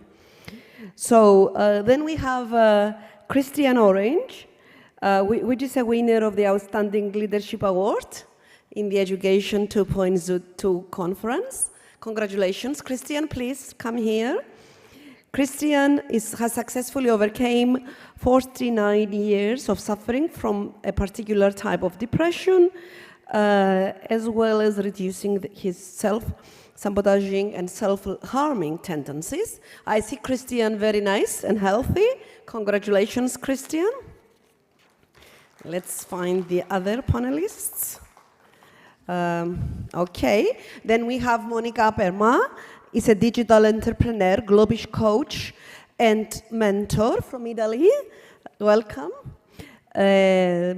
She is the CEO and co-founder of Urge International Consulting, as a Dubai-based company providing online education solutions and adult training programs. Congratulations. And then we have Pooja Singh, is a life coach and a founder of the Thriving Pod, passionate about coaching people to understand their goals, with a strong belief of uniqueness in every individual capabilities. Please come in. Thank you. And she deeply understands and relates with a person's emotions and to guide them towards their aligned goals. And last, I want to say a few words about me. I'm the co-founder and CEO of DigiPro Education. DigiPro Education was founded in Cyprus. Now we are a European Union country, 32 years ago. Our main goal is to deal with learning engineering and using technology in teaching and learning for the K-12 students. And what we do mainly is to address the needs of the teachers who have to have multiple balls in the air, trying to balance out their own leadership and life skills with the new educational goals of the children, the Alpha generation, children who were born after 2010 and who want to lead and be led by leaders so they can become successful and fruitful in their tomorrow's lives as very, very impactful people in the world. So, a new kind of leader, how to connect and effectively lead the 21st century students. So, my first question to the panelists is how to motivate, engage the 21st century students. How can we do it? Is it the method or the means? Are there pedagogies that take place or technologies that we are abundantly used nowadays in today's classroom? How does one teacher do it? And I want to ask Anu to tell us her experiences in that matter. How do we lead the leaders? How do we develop? Do we develop the leaders? Do we nourish the development of leaders? What is the question? That is the question. Yes.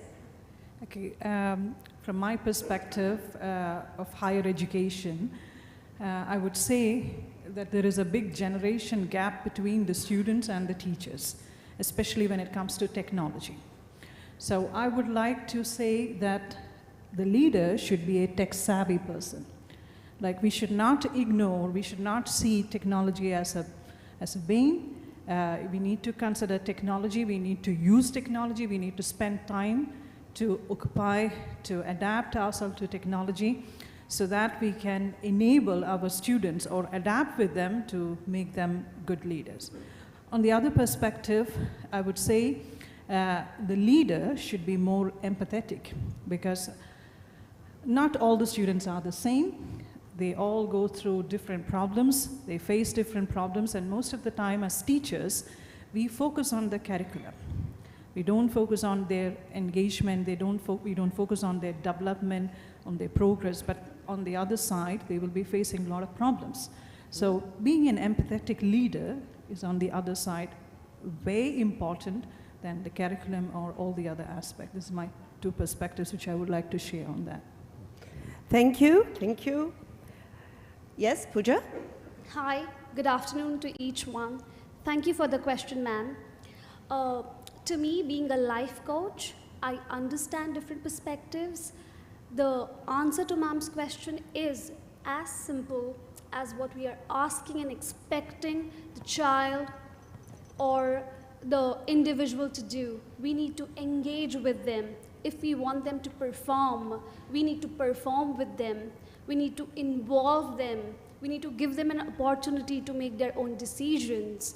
That's how demonstrative learning and inclusive learning will help them be better leaders. That's how experience will help them.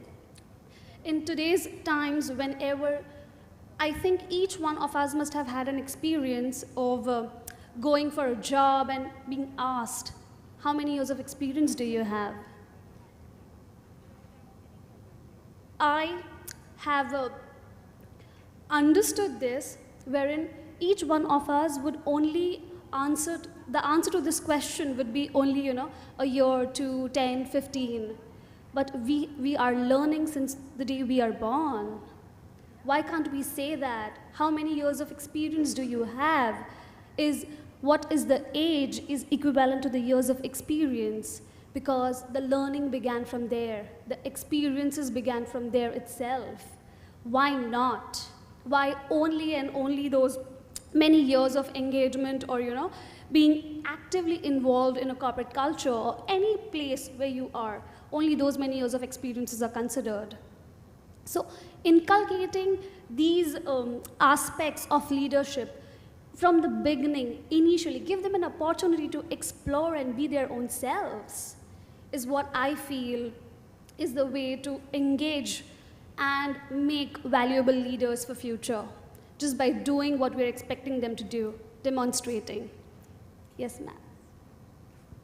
So thank you very much for your answer. You say that we develop the leaders, we cultivate the leaders, we enable leadership to flourish within our classrooms, within our communities, and within our world. And leadership is not taught, is embraced, and it's nourished and developed. Absolutely. Thank you very much. So, Monica. Hi, many thanks. My name is Monica. Thank you so much. I'm so happy and excited to be here. So talking about how to cultivate, as our co-panelists said, leaders. I think that the most important thing that we have to do as teachers and mentors, as coaches, is to inspire them.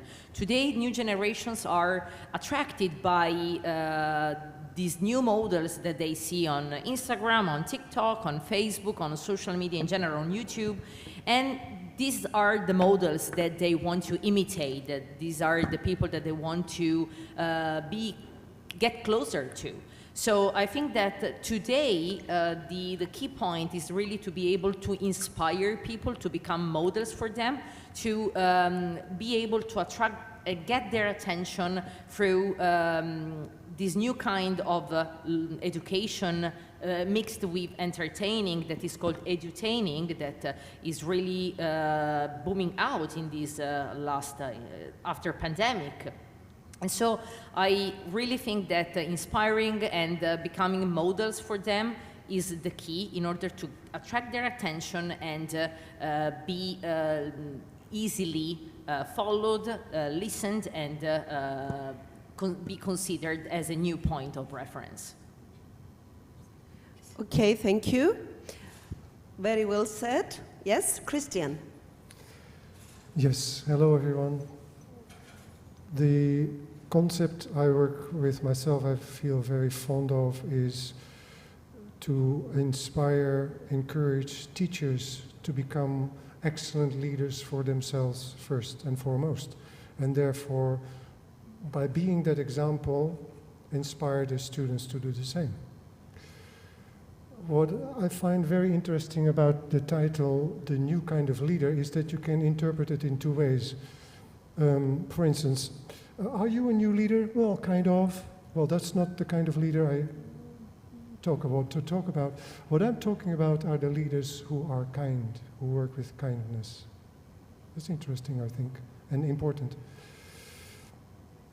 What exactly is, and that's another question I work with myself and have worked with myself, what is exactly the difference between a new kind of leader and the kind of the leader that we have seen so far?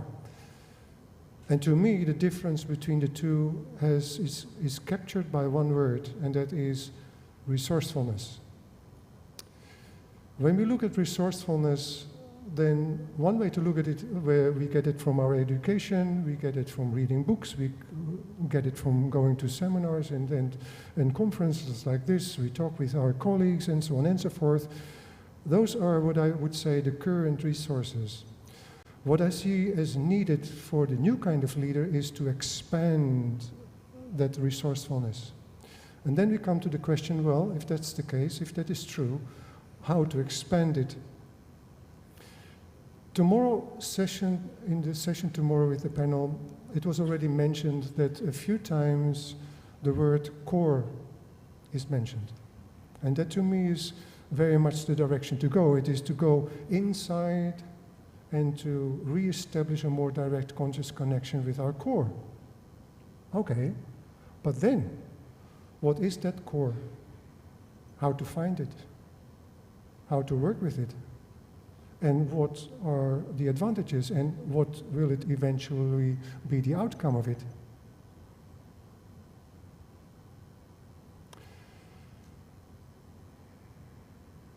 There's another thing I think important to take into consideration, and that has to do with a story about a Native American elder who asked his grandson to come. And to put a long story short, he asked the boy, or he pointed out to the boy that all of us, we have two wolves inside, a happy wolf and a grumpy wolf. And those two are kind of in a battle basically all the time, most of the time. But then the grandfather said to his grandson, well, one of them, and that's the good news, one of them is going to win. And the boy asked, which one? And his grandfather answered, the one you feed. Why am I telling this story is because we all have, and that is scientifically proven, we have a part in our brain that is geared towards survival. It's the reptile brain, particularly the amygdala. this part of the brain is constantly looking for danger and finding ways to make us or feel ourselves safe. One of the ways this part of the brain is operating is to make sure to maintain the status quo, to make sure that change, to resist change, because change means to step out of your circle of comfort and to step into unknown, and that for that part of the brain is tricky. So what I mean to say with this is that it is not only, in my perspective, important to think about and to explore and to work towards becoming a new kind of leader, it needs to go hand in hand with exploring that particular part in us that is causing the resistance. Thank you. Thank you, Christian, for your insightful views. And now we need to move ahead for the 21st century learning, to the 21st century students and the 21st century teaching techniques. In all, 21st century skills are all about creative thinking, critical thinking, communication, and collaboration, developing children to and enabling them to elevate their thinking skills from knowledge acquisition to knowledge repetition, and then to knowledge analysis and sharing, of course, to elevate their thinking skills. So how can we teach children to be more entrepreneurial in their leadership capabilities and acquire expert thinking all in all? Entrepreneurial thinking, of course, we don't mean all about buying and selling something. Entrepreneurial thinking, it's all about allowing and enabling the children to view at the wider picture, the big picture, enabling the children to cooperate, to collaborate, to find many solutions to a problem, and in thinking outside the box. And sometimes I say to the students, it's not thinking about outside the box, there is no box to think about. So get out of this box, there is no box, and at the same time, learn to take risks, calculated risks, learn to cooperate and collaborate, and be expert thinker. Expert thinker, again, it's all about, let's say that I am an expert reader. That means that I can read unknown documents without having to recite it, and then I can read it. Expert piano player means that I can play an unknown piece without having to rehearse it 10 times before. So we are now here to decide on how to cultivate all these qualities to our students, because these are the core ingredients of the 21st century students in leadership abilities. So, Anu. Thank you. We are living in a time of exponential technology. Like robots are being replaced. Robots replace human beings in many of our jobs, actually. Many of our jobs are being taken by electronic equipments, machines, and robots, right? Now, what differentiates a human being and a robot, right? It's thinking, it's judgment. A robot cannot make judgmental decisions. It cannot think. We need to program it, right? So where we will last in our skill will be in our thinking. So how we cultivate that in our students? If we are going to survive in our job, it will be purely on our judgmental decision and creative thinking. Are we doing that in our universities or in schools? We are not doing it. How much we are in cultivating transferable skills on judgmental abilities, problem solving, or critical thinking? Some of the countries are bringing this into the curriculum in the form of design-based education. Mm-hmm. Yeah, so design-based education, I found it as one of the best solutions where you incorporate transferable skills like problem solving, critical thinking, many of the other useful things which are must needed for our students, along with the content, along with the knowledge. So I would suggest that this is something we all need to embrace: design-based education, critical thinking. If we know about the critical thinking, there are 7 steps. how many of us know about it? Even even though I have heard about it, I don't know the full 7-step as a teacher. Now, how am I going to do that in the classes, right? By doing all of these, we are naturally, or by effort, we are inculcating these developmental abilities in our students for a lifelong learning. And this is what is needed. Design-based education, critical thinking applied to everything, be it data-based jobs or data-based subjects, or non-data-based subject as well. Critical thinking is important. So these are my 2 perspectives. Yes, thank you very much for bringing this over and the differentiation between creative thinking, it's about divergence, it's about abundance, and then critical thinking, as you put it, it's our ability, according to the rules and the regulations, to pick the best solution and be able to wear our critical thinking hat when we evaluate the solution, and of course wear our creative hat when we have to redesign new solutions. Now, Pooja, tell us your opinion about all of that. Sure, ma'am. So, to be an entrepreneur, what is the most essential skill or the most essential element that each one of us need? Can anybody tell me? Sorry? Dare. Confidence is also a term for that. How do we build confidence in children or the upcoming young minds? How do we get them there? By making them do what is expected, not by us, not from us, what they're expecting to do, giving them a platform, including them, appreciating them, accepting them, because until and unless they don't make mistakes, they'll not realize, they'll not analyze what it is. I totally understand today is a world of artificial intelligence.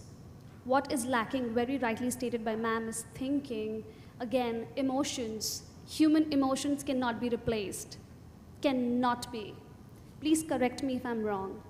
Nurturing those emotions, giving them a platform to explore, experiment. It's okay to make mistakes.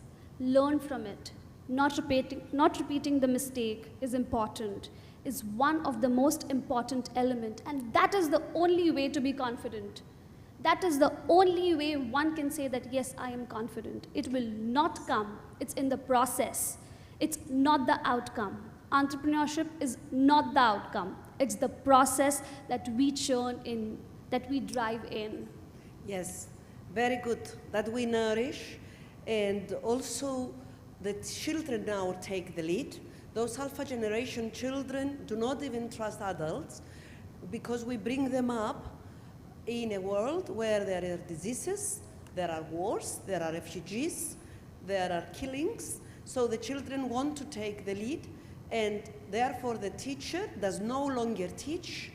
The teacher just facilitates the learning process, just inspired, makes learning relevant, mixes technology nicely and with the good pedagogies. Good pedagogies are still play a very, very vital, important role in every teacher's mind. And this is how we will continue to engage and inspire students that will effectively become leaders in tomorrow's world, because everyone should know that is a leader. So, Monica, what are your thoughts on that? What I always tell my students is that the comfort zone is a nice place to visit, but not much grows there. So, of course, in order to get out of the comfort zone, we need confidence, as our colleague was just saying. And again, I repeat what I said before, in order to provide, to give confidence to our students, we have to inspire them. I totally agree with the fact that artificial intelligence cannot replace human teachers, of course, but given our experiences, what we are doing, employing artificial intelligence in the language teaching, I have to say that it can really offer a variety of benefits to our students. Also because, for example, if you ask them to train their accent or their pronunciation using artificial intelligence professor, they feel less judged because they know that artificial intelligence cannot judge them, and so they feel more self-confident because they are not scared of any judgment. So, of course, combined in a wise way, in a very effective way, human professors, teachers, together with artificial intelligence, can really have amazing results, and we have tested them in the training of the English language. Apart from that, technology can, of course, give a lot of advantages in terms of removing geography barriers and reducing to zero distances. So through technology, you can really involve and so inspire students in a bunch of activities that, thanks to technology, can really let them understand that they are with you. They can perceive your energy as a trainer, as a coach, as a professor. And even if they are living in the other part of the world, this is not any longer a problem. For example, now in my case, after my intervention, I will take live my students here in this conference. I will let them live and experience what joining an educational conference in Dubai means. And I think that this is just thanks to technology. So, of course, a perfectly combined and wise and intelligent combination between technology and human training can be really the perfect match to help our students get out of the comfort zone. Please. Thank you, Monica. Christian, how do you feel about 21st century learners? Okay, first of all, validating everything that my lovely panel members have said already. I would like to recall what I said earlier, that in my perspective, to connect with and effectively lead 21st century students is for the teacher to become a leader of excellence for him or herself first and foremost. So I'm known for my non-conventional, controversial approaches. So from that perspective, I would like to leave you with another food of thought. And that has to do with the quote of Albert Einstein. He once said that we can never solve our problems with the same level of thinking with which it has been created. Now, I wonder how many people have took the time to wonder what this exactly means. Let me offer you a hint. It comes back again to going inside and to reconnect more directly and consciously with your own core. Because it is your own core that is the entry point to that higher level of thinking. Thank you, Christian. And I would not feel comfortable leaving this panel session if I didn't mention the streams approach. It started as a STEM approach back during, I believe, Bill Clinton's administration back in the 90s. It's the approach that integrates science, technology, engineering, and mathematics. Now we developed it into, as I said, in the FANECOL streams approach, in the our curriculum, our technology that we've been developing the last 25 years, into streams approach, integrating all disciplines together, science, technology, reading, writing, engineering, art, mathematics, and of course, social and emotional learning. So all of this holistic idea, all of this holistic solution develops and enables children to collaborate, to solve collaboratively their problems, and produce solutions, be engaged, be inspired, be enabled, as my colleague said, to make mistakes, solve the mistakes, continue, and find new challenges and new solutions. So this streams approach, I want my colleagues here to share with us how do they feel about the development of the whole child, How do they feel about the nourishment of leaders through these new technologies, the artificial intelligence in education, the ethical uses of artificial intelligence in education, and I am very happy to say that I am in a IEEE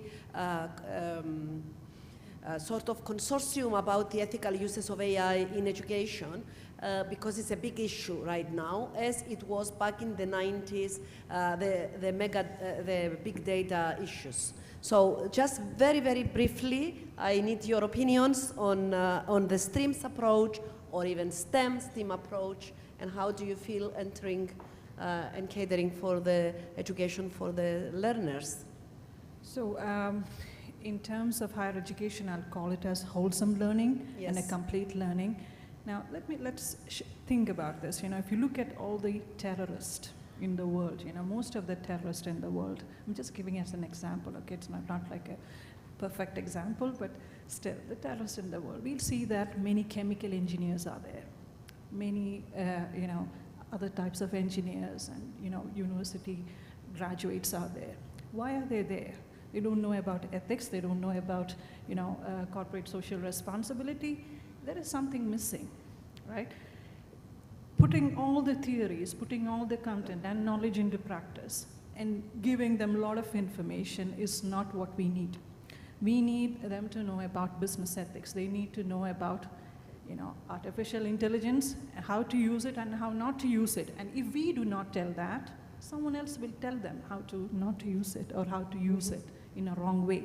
So if I see about wholesome learning, I'll say they need to learn everything, be it the streams approach, wholesome learning, complete learning, even if it's in business. If you go for hackathons, technology hackathons, they are entrepreneurs. They need to know how to market their products. They need to know how to calculate, how to do accounting for their projects, right? So they need to have experience for all of this. When they do the projects, they need to know how to do Excel, for example. Of course. How much we give, you know, importance for these kind of small things which can actually enable them. At the end of it, they are not going to, you know, at the end of it, when they are in their career, they are not going to do sine theta and cos theta or algebra. At the end, what survives them is the real life learning, which is channeled through all these content. So I think, you know, it's experiences. Yes, through experience. So I'm very much for it. Thank you. Thank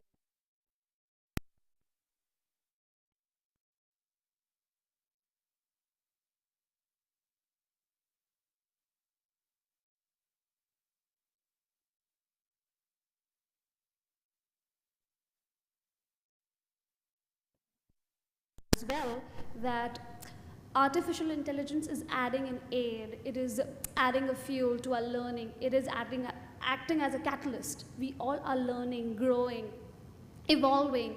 What keeps us to our grounds is our values, our cores. If we know that, if we are aware about it, we individually can set our boundaries.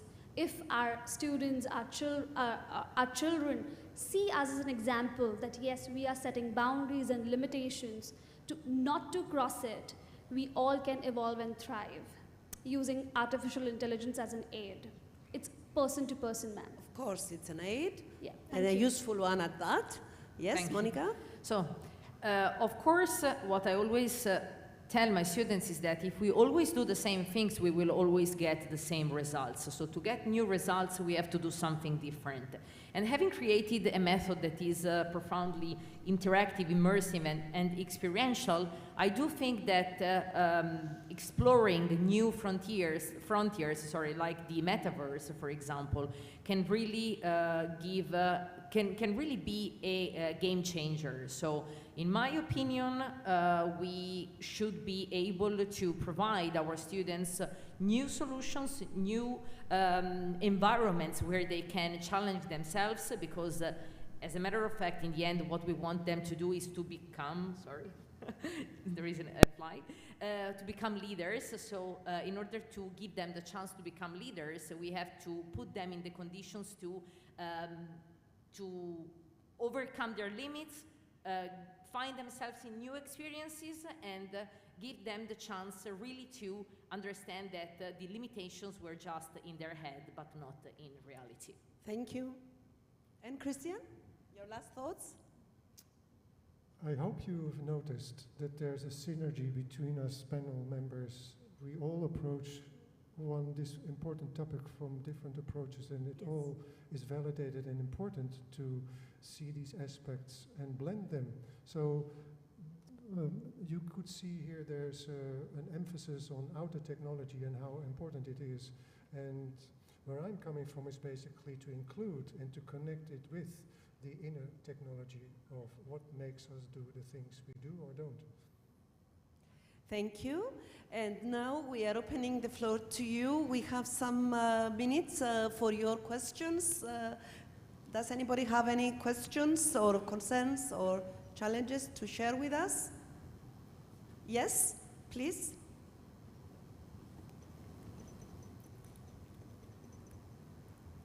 Yes. Good afternoon. It was mentioned that we should allow people to make mistakes. Now, my point is that since the day we started trying to walk, we've been making mistakes all along, learning from them, and we learn to walk. So something has changed from when we were a toddler to when we became adults, and which discourages us from recovering from making mistakes. What do you think about that? What exactly? Who can answer? Who wants to? Yes? I would like Pooja? to go for it. Yes, of course. So I think previously also you came up with a question, if I'm not mistaken. Everything with us is a passive adaptation of what and how we were handled when we were young. Correct me if I'm wrong. Today, any and every evidence and episode in your life is driven by how you were handled when you were a kid. These evidences becomes your reality. It truly reflects in your personality, it becomes your reality. You start carrying this personality. This is an adapted personality. That is why in my learning, in my practice, I always emphasize on the power of passive adaptation. Unfortunately, we don't realize how we are adapting, how we are driven to that path. We don't get an opportunity because we had nobody to guide us or tell us, just be yourself. Just be yourself.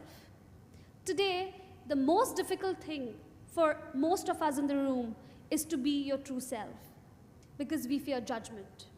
We give other people more importance. What would people say? Oh, if I behave like this, what would somebody else say? Oh, I'm dressing up. My opinion doesn't matter. I'm standing in front of the mirror. It doesn't matter. What matters is what will somebody else say? Oh, how am I looking? Do you dare to ask yourself, oh wow, you're looking good. Oh, how do you look, ma'am? Oh, how do you look, sir, in the mirror? How many of us dare to do that? Yeah. And the interesting thing is that nobody cares about others. They care about themselves more than others. I think we People approach to that. expect others to revert, and we are dependent. This dependent mentality has to be changed, has to be like dependent, independent. You need to be dependent only on one person, that is you, nobody else. That's it, sir. I hope I resolved it, sir. I hope I helped. I added a value to it, sir. Thank you. More questions, please? For us? Yes? Yes?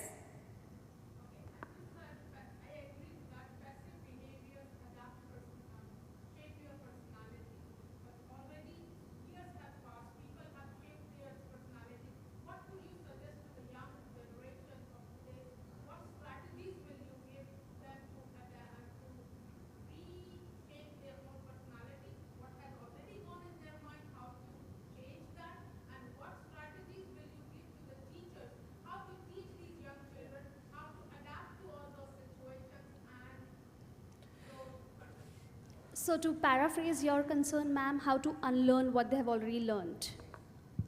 Unlearning is a challenge. It is a mindset the child needs to imbibe. It needs a lot of support. It's a process. By giving them the most important and most essential skill is to ask questions. Whenever you are performing or acting or doing anything, whenever you are in an act, ask yourself, why are you doing it? What is making you do that?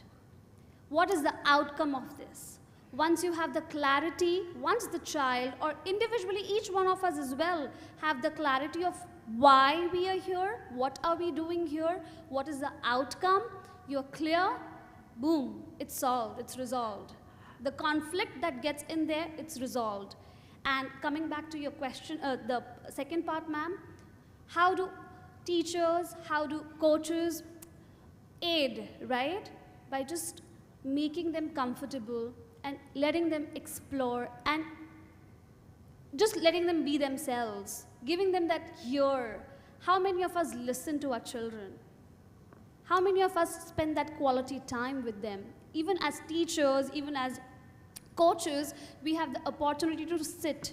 Let them just vent out. Let them be heard. Let them be felt that, yes, somebody is there. I have somebody's back. Once you do that, they start seeing you. They, again, along with passive adaptation, there's one more thing that I have discovered in the journey is letting them be aware of who they really are is only by giving them an opportunity.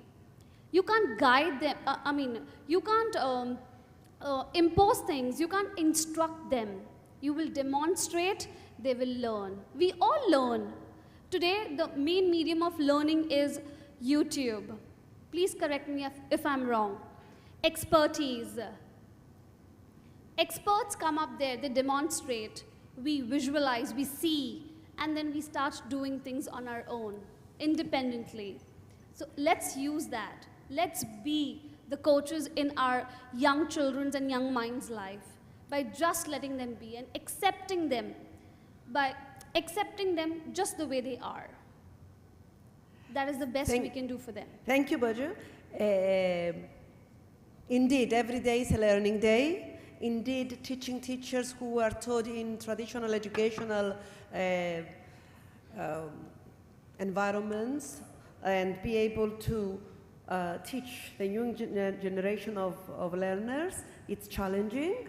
Teachers are doing it, especially after COVID, when everybody had to dive into virtual schools and be able to teach from afar. Education is challenging, but at the same time is very, very rewarding, especially for those educators who really care about their children and who really care about their welfare and enabling them to solve unknown problems and be able to survive in a world where, and lead in a world where at this moment we don't know what kind of jobs and professions we will have in 5-10 years. So I don't think we have time for more questions. I want to thank you, all of our prestigious panelists here, for their power, for their passion, for their perseverance, and also thank the audience. And we are all here for the next 2-3 days and answer any questions that you may have. I want to thank you very much. And have a good day, you know, what is left of it. Good afternoon then, and evening. Thank you very much.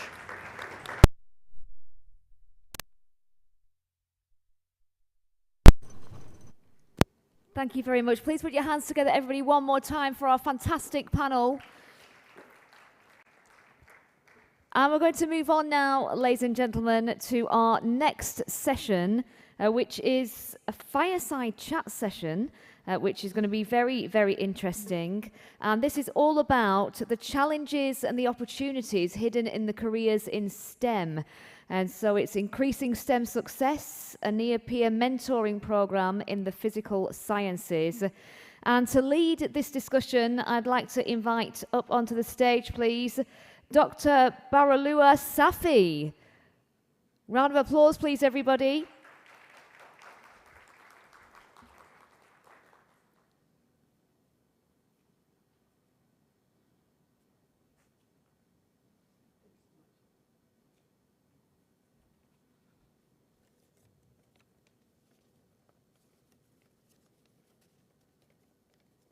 Yeah, very good afternoon. Yeah, I'm Dr. Bahullah Safi, Vice President International, Westford Education Group. So, though I'm a panelist, but we have decided that one of us should be moderator. And today we are going to discuss and highlight on importance of STEM education and near-peer mentoring in physical science. As you know that this topic is very much in demand and very much into research and something that all the institutions, schools, organizations are looking after and increasingly investing to making this very much successful. Because STEM is something that gives you skills set which is really demand in the workplace. If we see that the market is so competitive, and if we see that the jobs are very much rare, and this STEM educations can make our children and the future generation and the present generation market ready, and they can perform much, much better in their workplace. And this discussion also has lots of implication for national security, immigration policies, even national and international development. So I have with me my two fellow panelists. So let me introduce them first. I have Dr. Lara Nabil Abdullah. So Dr. Lara Nabil Abdullah is recognized as a woman creating waves in the world 2022, one of the 10 most empowering educators in the Middle East, and one of the 20 most influential thought leaders to follow 2022. Dr. Lara Nabil Abdullah has a PhD in science education from British University of Dubai, associated with University of Glasgow in UK, a master's degree in education management leadership policy from British University in Dubai, and a bachelor's degree in applied mathematics statistics from Lebanese University. With more than 18 years of experience as an education consultant, trainer, and academic director, head of curriculum and school, principal in a wide range of American international schools in many different countries, she was able to establish her vision entitled Empowering the Next Generation with Quality Education. Dr. Lara has published 7 research papers and 1 chapter in a book published by Common Ground Research Network. She won the Best Paper Award at BDRC 2016, hosted in Dubai, UAE. Her research interests include CPD programs, school leadership, nature of science, gender gap in STEM and education. Currently, she is the school executive principal at Dubai Modern Education School and a member of External Advisory Board, Skyline University College. I would like to invite her on the stage. And we also have Dr. Anthony Lois Priya Kumar. Dr. Anthony Lois Priya Kumar is a gold medalist from Mudiri Kamraj University. He completed his MS by research at Indian Institute of Technology, Madras, a premier NIRF rank #1 institute in India through GATE scholarship. He earned his PhD in image understanding mobile robotic from University of Stuttgart in Germany through the world-renowned DAAD scholarship. Dr. Anthony has 3 IIE transaction papers, including more than 20+ research papers published in international journals and conferences. He was granted 2 patents from US, 1 from Russia, 1 from Europe, 2 from China, 2 from India, and more than 20+ in the progress. He is also registered patent agent in Indian Patent Office. His research interests include computer vision, drone computing, mobile robotics, among others. He has work experience in starting with Arduino board supercomputers. He worked in various capacities, including member of technical staff in Siemens Corporate Technology in Bangalore for 13 years. He taught in Madhuri Kamraj University, Prudential University, PAS University, and Stuttgart University with a total experience of 11 years. Currently, he is serving as a Dean Research and Development and Comparison Institute of Technology, Bangalore, India. So welcome, sir, and thank you so much. As the topic says that STEM education, so we will be highlighting different aspects of STEM education, like the history, like the importance, advantages, weaknesses, how we can make them much more applicable and in the schools and universities. So I believe if I can come and join you there and ask you the questions, might be much easier for me. Hello.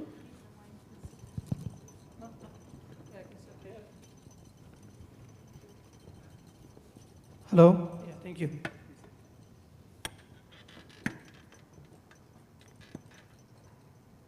Yeah, so my first question is to Dr. Antoni. Doctor, could you tell me about how do you see the importance of STEM education? Yeah. Good afternoon to everyone. One of the major outcomes, what we expect from education is that the graduation, because that's very important. We don't want to give paper degrees. Gone are the days receiving paper degrees. We want to give each student a life he can lead very peacefully, joyfully, like we are leading, okay? So this is the most important thing that we wanted to give. So how is STEM helping us? If you see that, you can go to the Google and then see job opportunities are more for STEM students. I'm not saying other students should not work or should be worried about anything else. No, STEM student also, the salary component is more. So there is a need also. For example, if you are hearing what I'm speaking, it's through science, engineering, technology. I think it is live streamed in the YouTube. Everybody, I hope my wife views it, I think. I sent her a link. I hope she's free.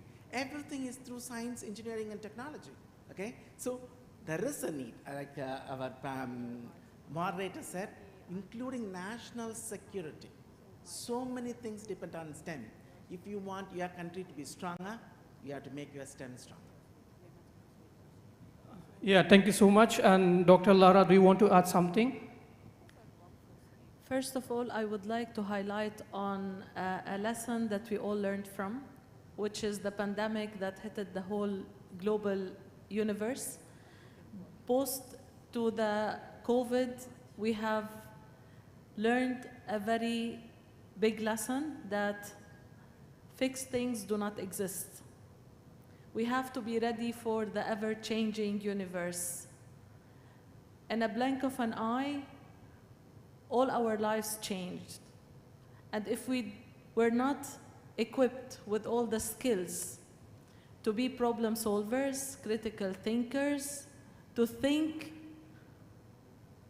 in a critical manner without any boundaries, to shift from the traditional ways into the new ways, to be brave enough to try them, then we couldn't have had continuity of learning. We couldn't have the continuity of life. We were raised up in schools where education was only given in classrooms. During the pandemic, we learned that the classroom is not the only venue that will gather the students with the teachers. We have been calling to integrate technology, to embed technology in the curriculum, in the teaching and learning schools and universities. In one day and one night, we were all relying totally and absolutely on technology in order to fulfill all our daily needs and to continue with education.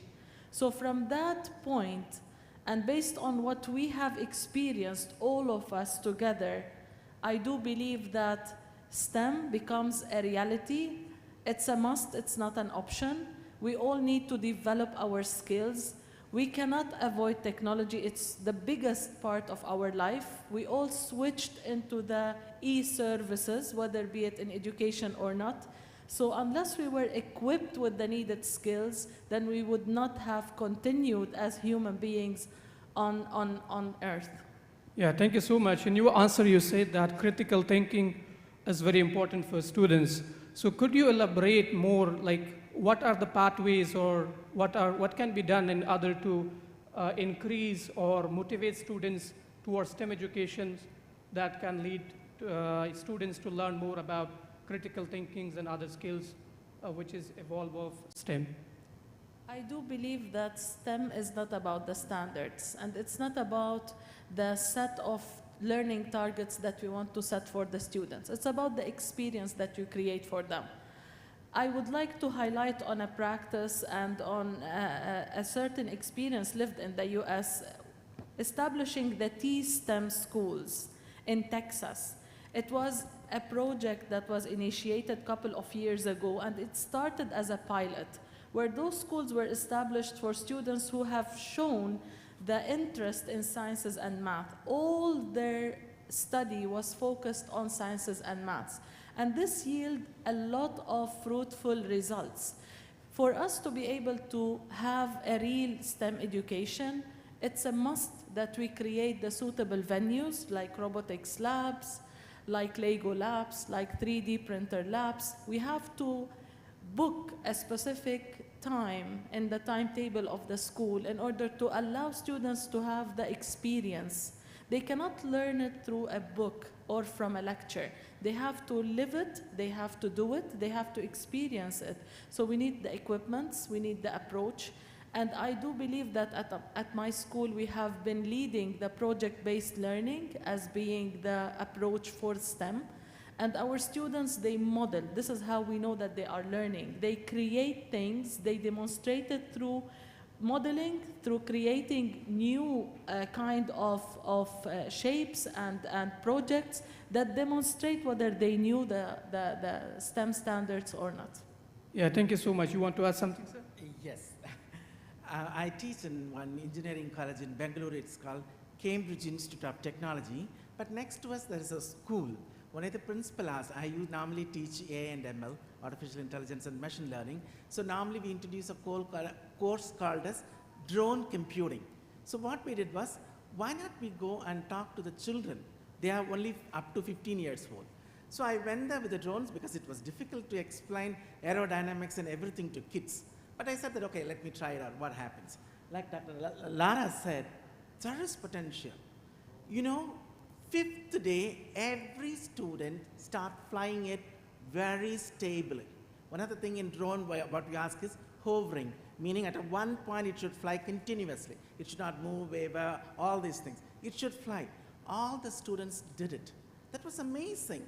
I was thinking, how did they perceive all the complex things? Like Dr. Lara said, if you do it, give them some time to experiment. It's all about experimentation. So that's what we are also going to do at the end. Yeah. Thank you. Yeah, thank you so much.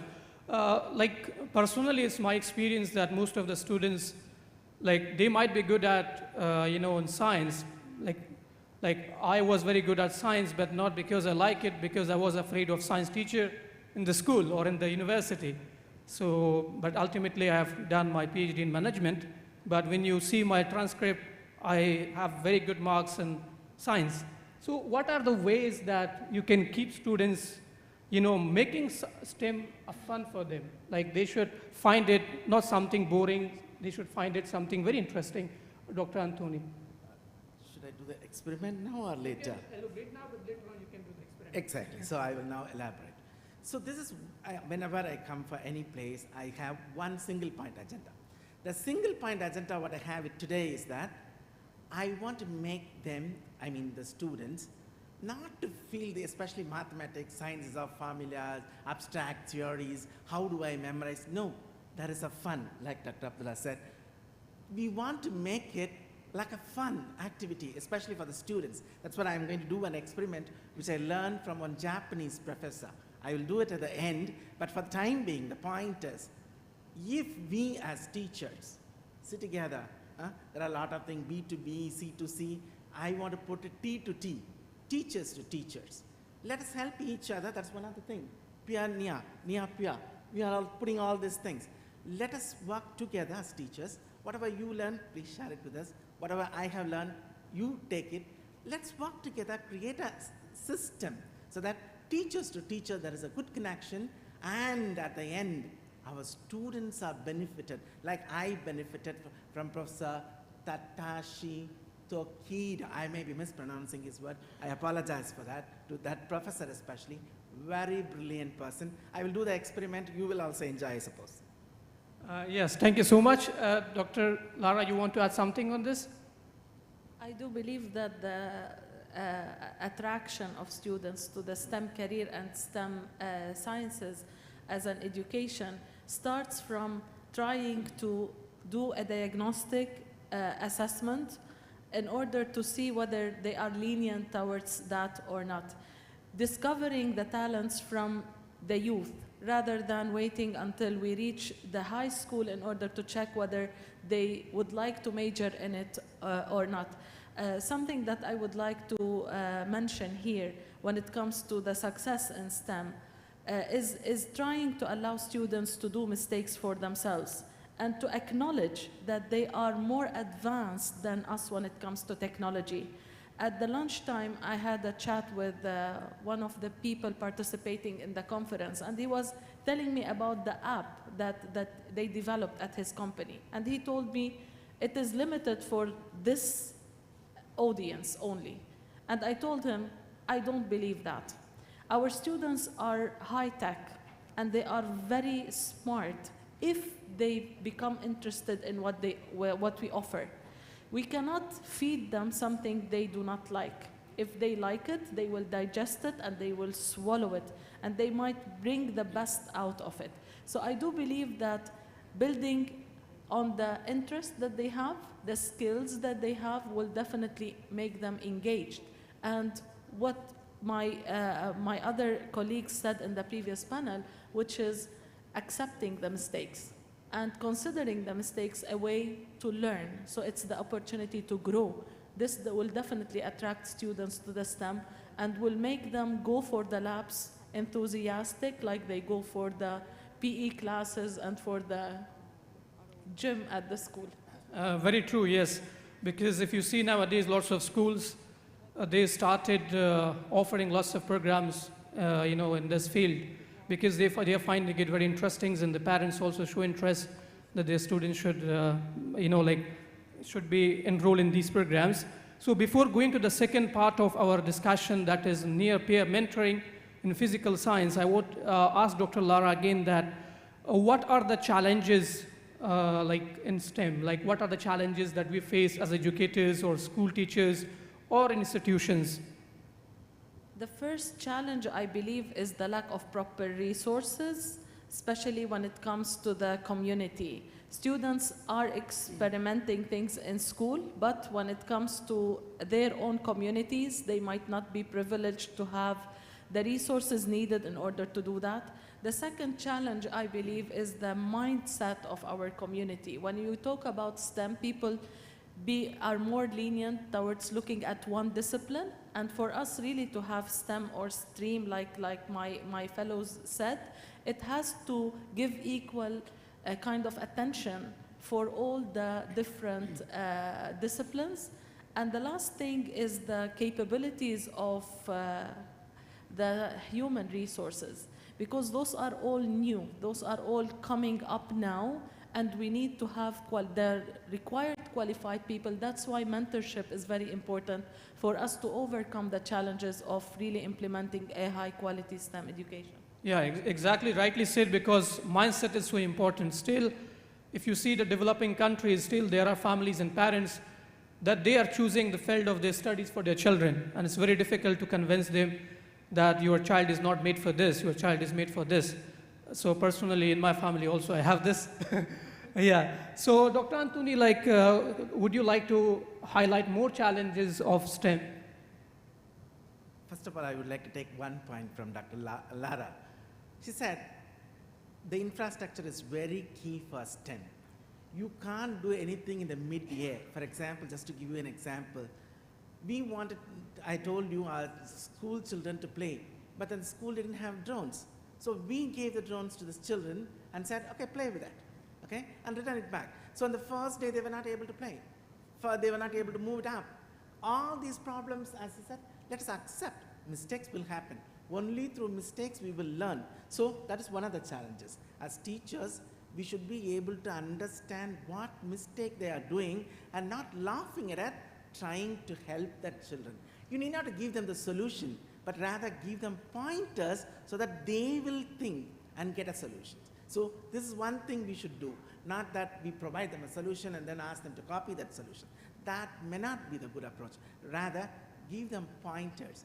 Oh, this is not flying. Do you know Newton's third law of motion? Just kindle some spirit in them. Oh, then somebody will raise their hand and say, oh, I know this one. Go slowly, steadily, step by step. We, as a teachers, need a lot of patience. Patience is a very important thing that we need more than the students. We as a teachers, we need it. So that is another problem that what we have. Yes, we need infrastructure. Even if the infrastructure is there, if the teachers, if we are not that patient, and other most important thing which I feel is, I still remember when I introduced the drone computing course in PS University, the Board of Studies asked, there is nothing like that was introduced. Why do you want to introduce? There is no syllabus for it.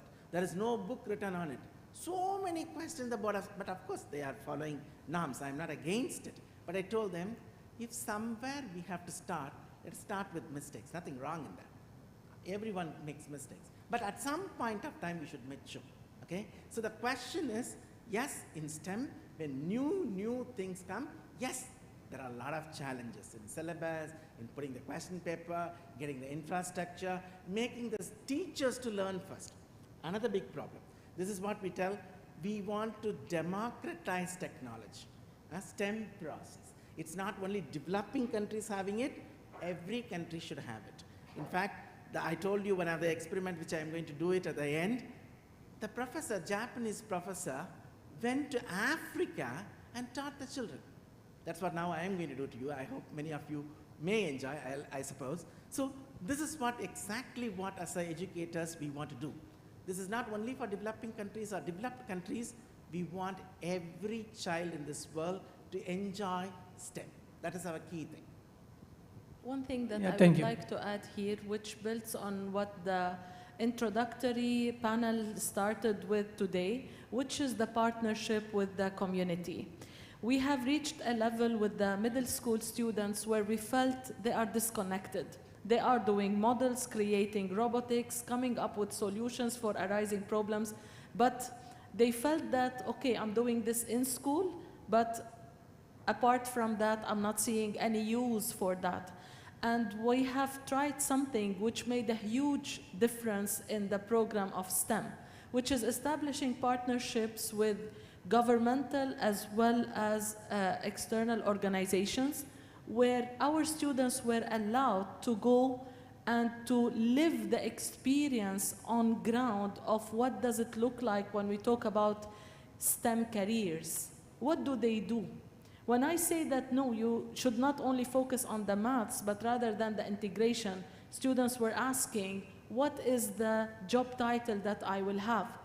What is the nature of my career?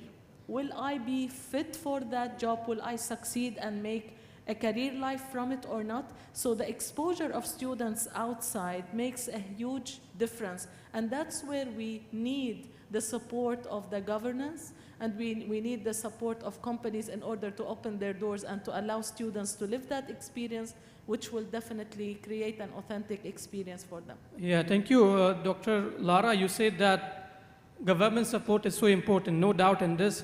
But what I see is there is a lacking between governments, private institutions, and the investors, especially when it comes to STEM. I'm an advisor for an organization in Germany. They are into, like XR technologies, and they are, trying to connect with schools to, give them the opportunities of, virtual lab, science lab, where students can do experiments of physics, science, as many as they want without even internet connectivity. But what I have seen is the mindset of schools towards STEM, or when it comes to the investment or infrastructures, how we can change this mindset of schools and government institutions to invest more. No doubt, lots of schools already adopted, lots of investments already invested, and government supports are there, government initiatives are there, but still there is a very high percentage of schools and institutions that they are avoiding when it comes to STEM infrastructures and investment. How we can change that mindset? As you said, we can change the student mindset. So what is your thoughts on this, Dr. Lara, then Dr. Anthony, if you want to add? I do believe that it all starts from the policymakers, because once we start believing in our generation and believe in the fact that it has to start from the youth, then I believe that the collaboration will exist. What we have faced as a challenge is people telling us, wait until they reach the 11th grade, 12th grade, then they can come to campus and see the university life or go to the companies in order to see the career life. I do believe this is too late. Policymakers should believe in practicum. They should believe in hands-on work rather than theories only, because that will only allow the parents and the students to buy into it. They want to know it by hands-on experimentation rather than by theories. I can highlight on one example which is related to the drone, which Dr. Anthony spoke about. Offering a course about aviation opened the door for students to visit the airport. They have seen how the life of the employees is on ground in Dubai airport, and what is it that they needed in order to succeed, what are the skills that they have to develop further, the language acquisition, dealing with people, what the communication skills required, and this gave them the essence to come and pursue more elective courses which they felt they need if they want to be successful. Yes, Dr. Anthony. Yes, just to give you an example. Currently, we are working on one of the problems. This is something like this. Our central aim is we don't want STEM to be a thing of the elitist of the society to use. We want the bottom of the pyramid to use this. This is the central thing. So we are now currently working with one Fortune 500 company named as Train Technologies. They work on climate change. They work a lot on climate-related things. So we said that, how do we help? So we looked into one of the strange problems what we have in India. I think many of the countries which are really hot, I mean temperature-wise. So the vegetable vendors. The vegetable vendors, they put the vegetable on the cart and move around the streets to sell. But the problem is, due to the sun, which is really hot in my country, I hope in Dubai also we may have a similar situation, so the weight loss happens. So he purchases 10 kilo, but at the end of the day, he may be able to sell only 9.5 kilo. 0.5 kilo is lost in the evaporation. So we said that, okay, he's the poorest guy, he's working on less than 10% margin, how do we help him out? So also one thing you should have in mind, he's roaming around, and also he cannot afford for a refrigerator or anything. Then Stanford University came out with a wonderful technology. Just Google it, sky cooling technology, SKYCOOL, sky cooling technology. Simple thing. Just one particular film has to be pasted. Just to paste this thing, it reflects the sun rays, especially in the IR spectrum, so that below this, we have observed up to 5 to 8 degree change happens. 5 to 8, no electricity. No electricity. Now, I'm very happy to say, UNDP has taken up this project. They are going to put it in Africa and many other countries. Now, coming back to the point what Dr. Lara mentioned, the government, Indian government, has given, there is one small district near Bangalore, where I come from, in India, Kolar district is there, where a lot of vegetables are there. The government has sanctioned a huge amount so that people can work on vegetable vendors, especially street cut people. So there is some money is available. Only thing is that the STEM people should come out of their lab and try to go to the street and see what is happening, whether I can apply my one of the best technologies to the common man, the bottom of the pyramid. Will he be able to use my technology? Is my technology affordable for him? This is the question that we want to see. Yes, thank you so much. Now let's discuss about the second part of our discussion, that is mentors, because we have highlighted lots of things related to STEM. Dr. Lara, what do you think about the role of mentors? We have different types of mentors, but could you elaborate the key role of mentors in terms of making STEM more successful in the classrooms or physical science? First of all, we all know that mentorship is about exchanging of experience, exchanging of knowledge, and supporting each other in the professional careers in order to grow above and beyond. When we look at the STEM careers and STEM education, especially for those who are still in their baby steps of getting through the education until they graduate, we have tried so many different models of mentorship, whether be it supporting them from the academic side, role model, psychological. So mentorship does not relate only to the physical existence of both the mentor and the mentees. It can be from a distance, it can be from different countries, but when it comes to STEM, the near-peer program was the most successful. I can talk about my personal relationship. When I used to mentor people who are seeking STEM careers abroad, yes, I was able to provide them with support when it comes to resources, talk to them about my experience, exchange their concerns, but we couldn't live it together. I could not demonstrate with them the experiments that will allow them to learn. The near-peer mentoring calls for the existence of both the mentor and the mentees in the same work environment or in the same community rather than from abroad. We all know that the distance learning have had a lot of challenges because the person at one side is living an experience while the people at the other side are living completely different experience. So with the near-peer mentoring, I was able to take a walk with the mentees, go together, talk a little bit, support them in the emotional and social concerns, and this definitely reflected in a positive manner on their wellness to be able to handle the anxiety which comes from the stress of pursuing the STEM degrees. So the near-peer allows for more than knowledge exchange. It allows you to live the experience with the mentees, to watch them while they are doing the experiments, while they are going through the education and the learning or the implementation of what they learned, and to be able to rectify. Same way like when we do talk about PD, there's a big difference between lecturing and modeling. Modeling, it means we do it together. While if I'm talking about lecturing, it means it is going only from one side to the other side. There is no exchanging. And I do believe that if we mentor the STEM students from abroad, we are not teaching them that their work has to involve collaboration and communication. They will be guided by the model that we are giving, which is the wrong one. So the near-peer allows you to do things which they will go and do it themselves.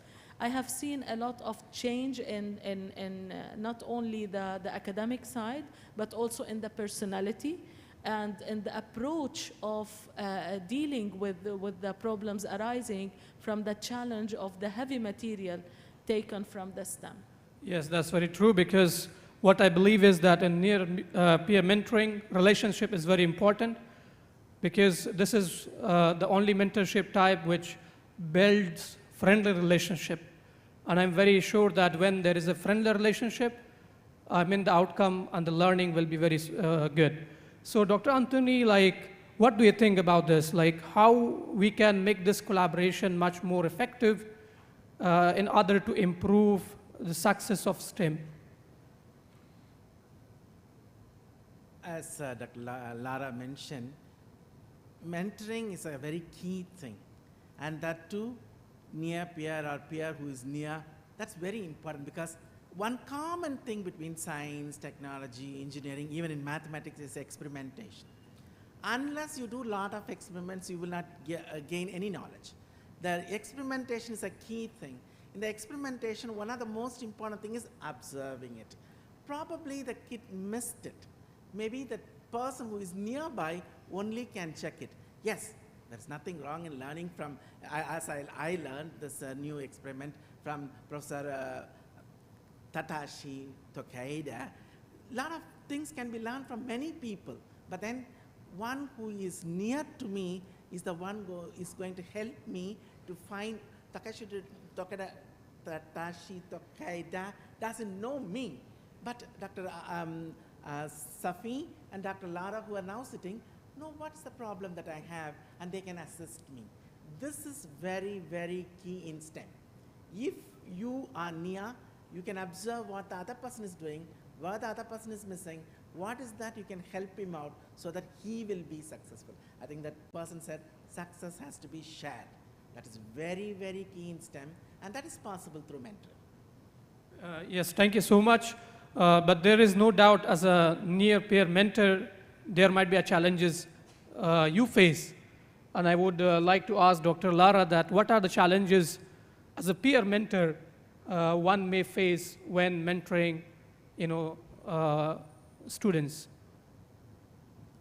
First of all, when talking about mentoring students, we have to be mindful about the age, and we have to be mindful about the phase that they are going through, because when we mentor people that are our age, it means that we are at the same level, going through the same kind of experience when it comes to age-related issues. When we are mentoring students, we have to be careful about talking or taking them through the next steps when they're still living the experience of being undergraduates. They are still building the small mini blocks. So we have to prevent talking about the challenges that will arise later in order to keep them motivated and engaged. We have to boost their morale, and we have to appraise them for all the small achievements that they are doing.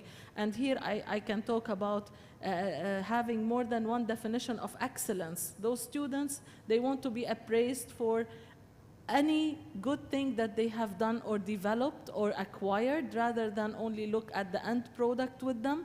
The challenges can be from the content knowledge, it can be from the implementation of the knowledge and doing the experimentation, and it can be from the society. That's why when we talk about the near peer, we will be able to speak with them the same language.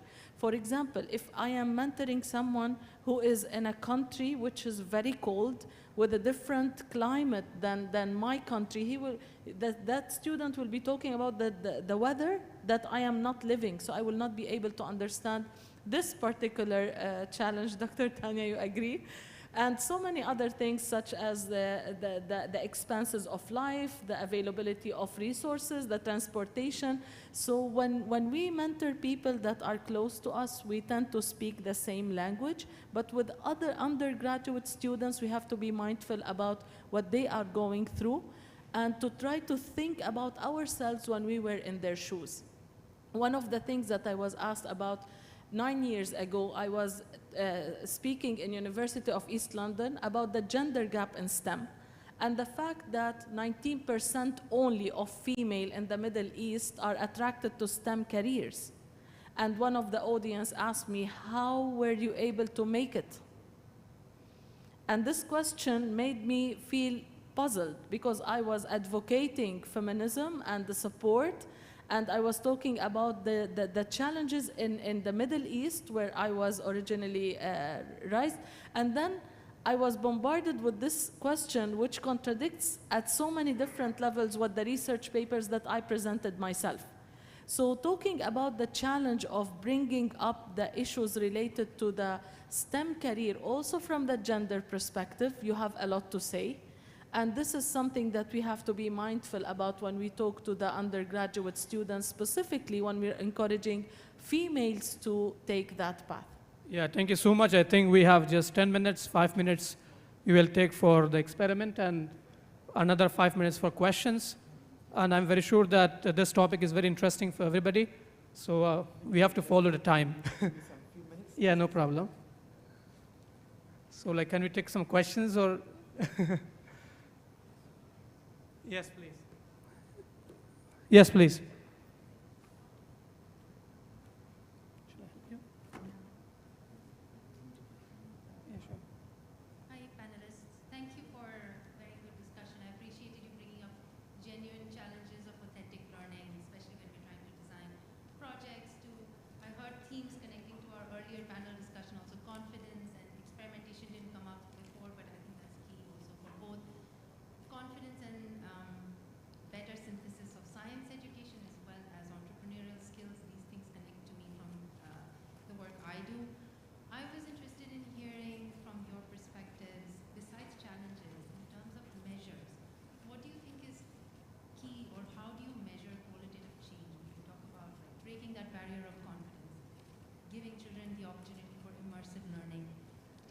went to the street rather than bringing the street into the lab, how do you then measure that change or that learning? What are those indicators that you're looking for? Thank you for your question. I do believe that spoon feeding is not a good approach, neither in mentorship nor in education or academia.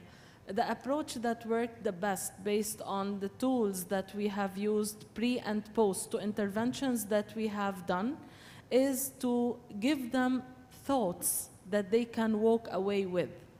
Give them kind of options. Try this, try that, and let them do it themselves and then come back to us with the results. We all know that one size does not fit all, and I think that in all conferences and around the globe we talk about multiple intelligence, differentiation, all the different strategies in order to try to cater for the different needs and abilities. Same for the physical sciences and students who are more lenient towards going into STEM. To measure the confidence, it's only done if we are looking into the change in the attitude and the thinking. For example, today when we are asking them to use recyclable materials in order to create a table that can handle a specific weight. This is one of the examples that I just witnessed a short time ago. And students were using papers only in order to create a table that will handle 30 kilograms of weight. And after they have done all the work, there was a mistake in using the appropriate glue in order to attach all the papers. The table collapsed. And you can see the frustration and the lack of confidence. Oh no, let's drop it and go to another project.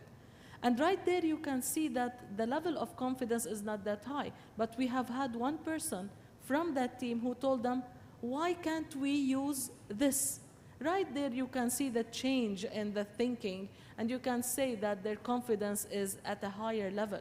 But if when that project failed, the response was, okay, your idea was not good, then definitely this will have a negative impact. So this is how we handle it. Yes, I just want to add a little bit more because I feel that observation is one of the most important key. By observation, you can immediately see the change.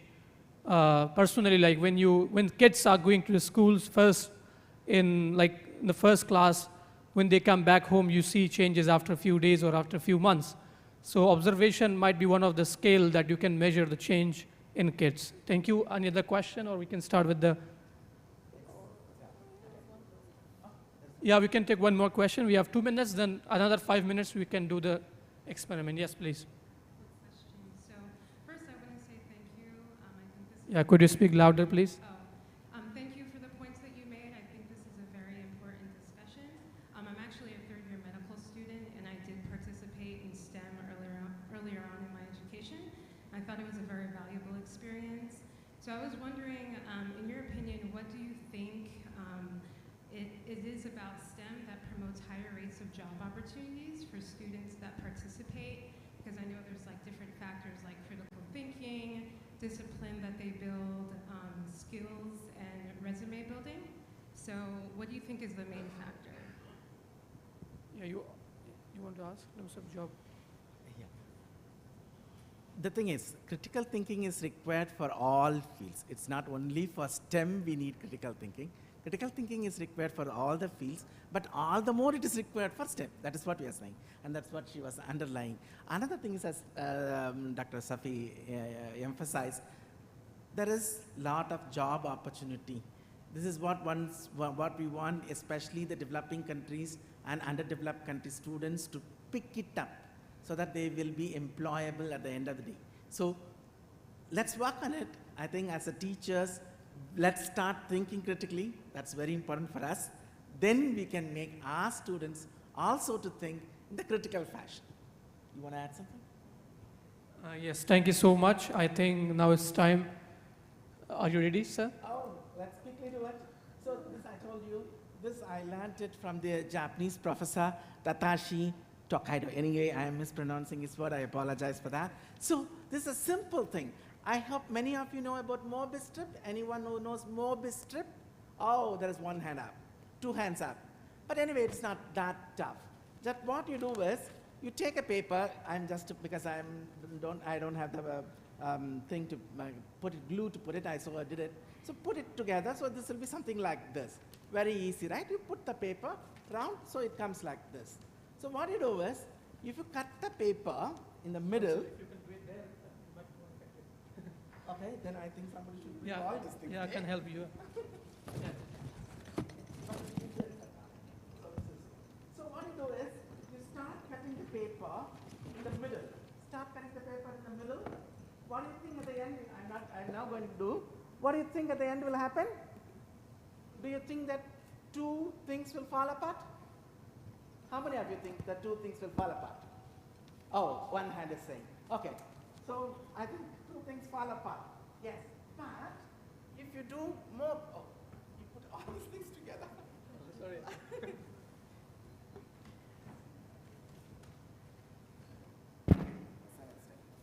So this is a straight thing. So if you put it like this, that's what normally we have it. What you do is, make a 180-degree twist. This is 0 degree. So make 180 degree and then put it together. I think I need to press this one. For the time being, let's hope that this is there. So if I cut it, a different phenomena happens. If I put, this is what is more best. So if I cut it, how many of you think it will fall off? How many of you think it will, oh, a lot of intelligent people are there. Okay? So actually this should have been joined together. It forms of one thing. One thing. It's actually the problem, the mistake I cut together. So I think I need to make one. So I think this is also a nervous strip. Yeah. Let's cut together. Maybe you can cut it in the meanwhile, I will do the other one. Maybe you can cut it together. Because otherwise it will take a long time. The other point is, I don't want to cut it in the middle, okay? I cut it at one end. Maybe 1/3 of it I start cutting. 1/3 of it. How many of you think it will become 2 parts? How many of you think it will be entangled?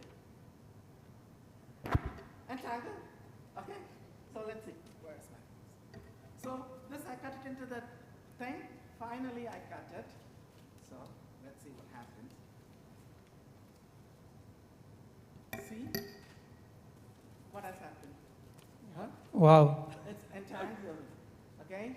So the question is, how the surfaces, if you study, I don't know how many of you study topology, it is very difficult to explain surface in the topological space.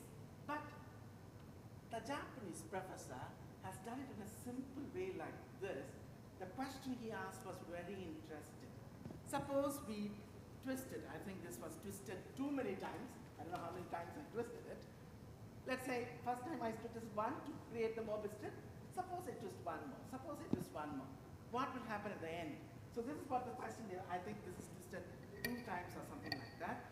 When I cut this, I mean more than one twist.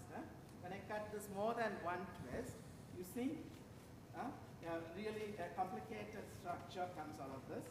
Okay, really complicated. But then it's still entangled with one another. Okay, still entangled with one another. Which is difficult to see how it goes around. So the more the number of twists that you make in the morbid strip, that's not morbid strip. Morbid strip is one thing around. We call it morbid strip. So the question is, from 2 surfaces, meaning if it is there, it is inner surface and outer surface. But the moment you twist and put it, both becomes a single surface. So how do we create 2 surfaces into one surface? How do we match them? So morbid strip does this thing. So the most important thing is, mathematics can be fun like this. I think we don't have time to do it. I want you to do it. The most important thing is, it is not I do it or the teachers do it. We want every student, go take this thing. This is not a tough thing. Just you need a paper and a small scissors. Nothing else. Maybe something to paste it together. That's all it is. Very simple one, nice one, easy to do. Students will understand and students will enjoy a lot. Enjoy a lot. So this is what we wanted to tell you. STEM is not very abstract, only theories. Lot of fun, even in the mathematics is there. Even in the mathematics is there. This is what we want to tell you. I think the time is up. Yeah, thank you so much. Very nice demonstration.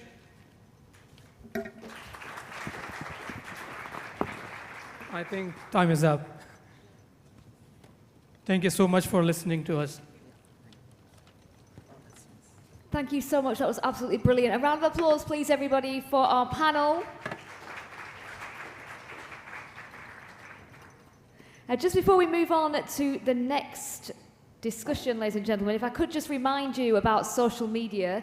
If you are taking any pictures today or you're taking any little videos, we would really appreciate it if you could follow on all platforms of social media, on Twitter, on Instagram, Facebook and LinkedIn. It's the Education 2.0 conference on all forms. And also if you are on LinkedIn, you can use the hashtag Education2Conf. And of course, it's all about networking today as well, isn't it? Meeting new people, so you can of course do that on LinkedIn.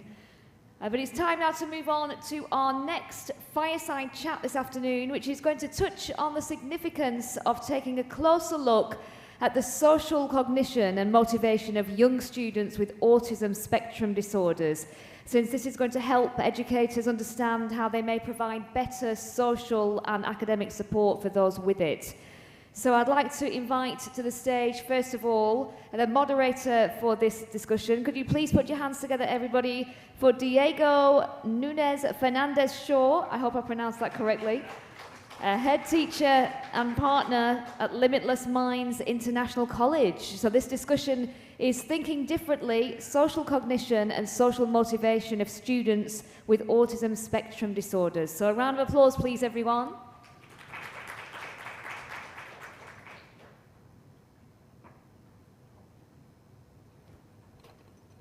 Hi, good afternoon. Happy to be here. The first thing is I want to tell you that I'm happy and honored to lead this discussion. And I'm going to ask my colleagues to come to the stage with me. Mr. André Perrin, who is basically a writer, a consultant, and an expert on autism, and who I basically think, by actually meeting him beforehand, has a really, really deep insights on students with learning difficulties and can give you a really, really good explanation on different ways of approaching this kind of issues. I also would like to come to the stage Mr. Anish Baheti, which is an entrepreneur, a keynote conferencer, and innovative young man that has basically a system that has developed with cards and decks in order to work with this kind of students. And finally, I would like to tell you a little bit of how we organized this fireside chat. Our idea basically is to give a little introduction, each of us, and then we're going to begin talking about different topics that are regarding autism and how to deal with these students with special needs. And then at the end of the day, at the end of the panel, we're going to leave a little bit of time so people can ask us questions about how we organize these things. So thank you very much. Thank you, Diego. Hi. Okay, so as I was saying, I come from Spain. I come from Madrid. I'm the head teacher of an international school that is British. It's basically in the north of Madrid. It's a really, really special school. And in order for you to understand what we do, I'm going to try to make it simple and compare it with a movie, okay? It's really similar to the X-Men movie, okay, in the sense that we have a really different collection of students, okay? First of all, we are a school that only offers students between age 12 to 18, so we're specialized on teenagers. We do not have any primary students. And we basically work in little groups, up to 5 students per class, and one-to-one classes. The reason for having such an amount of individualization is that we work with really, really specific profiles. One of those are going to be the ones that we're going to talk today. But basically, the 5 profiles we work with mostly are professional athletes, which we have a couple of students. We also work with students that have been in hospitals, and they need to have specialized classes until they can go back to their traditional classrooms. We also work as well with students with learning difficulties that go from TDAH, TDA, autism, that goes from lower levels to highest levels as well. We also work with students that are gifted and talented, and we also work with students that have suffered really, really complex cases of bullying. So as you can imagine, those are quite different profiles of students. So we wanted from the initial origin of the school not to work for the standard student, for the average student, but to actually design a school that would be different and would cater, they would say, the extremes or the different poles of the student curve that would not be covered by other schools. So we basically work with really complex students. And apart from that, the only other thing that I would say it's really important before I move on to my colleagues is that each student in our school has a different calendar, a different schedule. So we have like a really advanced computer algorithm that controls the whole school. And basically each student has its own unique program and has its own unique set of subjects, and they basically follow it through. So you can imagine the amount of bureaucracy and complexity even in a small school in order to cater to so many different cases. Okay, so now I'll let you and Mr. Andre. Hello, thank you all, welcome. I'm glad to be here to talk about autism, to create awareness around autism. It's my personal purpose. I went to many places in the world to talk about this subject. In my career, 25 years now, I work with youngsters with autism. For our company, we support all kinds of organizations, try to understand the autism and guide the autism, and we do that a lot in schools. I'm not a teacher, maybe I'm the only one not teacher, but that's no problem, because I think it's important to help the students with autism, but also the teachers and the teams. So when I look around, and if we know that maybe almost 2% of the population of a country is diagnosed with autism, I think we all have maybe 1 or 2 students in our classroom who has autism in normal education. So can you put your hands up if you work with students with autism? Yeah, I see a lot of them. Of course, in special needs schools, the youngsters with autism will be more. But I'm glad to talk about this subject, and looking forward to it, Diego. Thank you. Thank you. So, Mr. Anish, can you give us a little bit of introduction? So, I was just, first of all, thank you for this opportunity. Thank you very much for, making me sit in this panel and talk about this, this topic.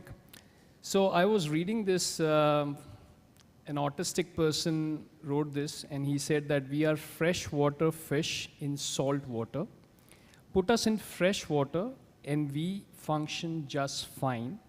Put us in salt water and we struggle to survive. So I think that gives us the context of, how they feel.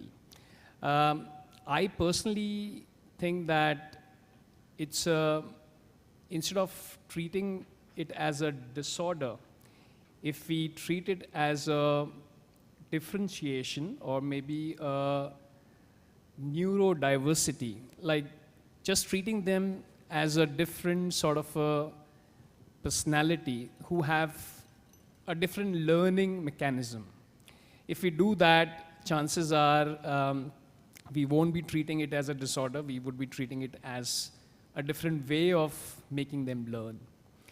I will give you my own personal life example. So when I was starting off my career, some 22 years back when I was starting off my career, I changed about 6 jobs in the span of 9 months.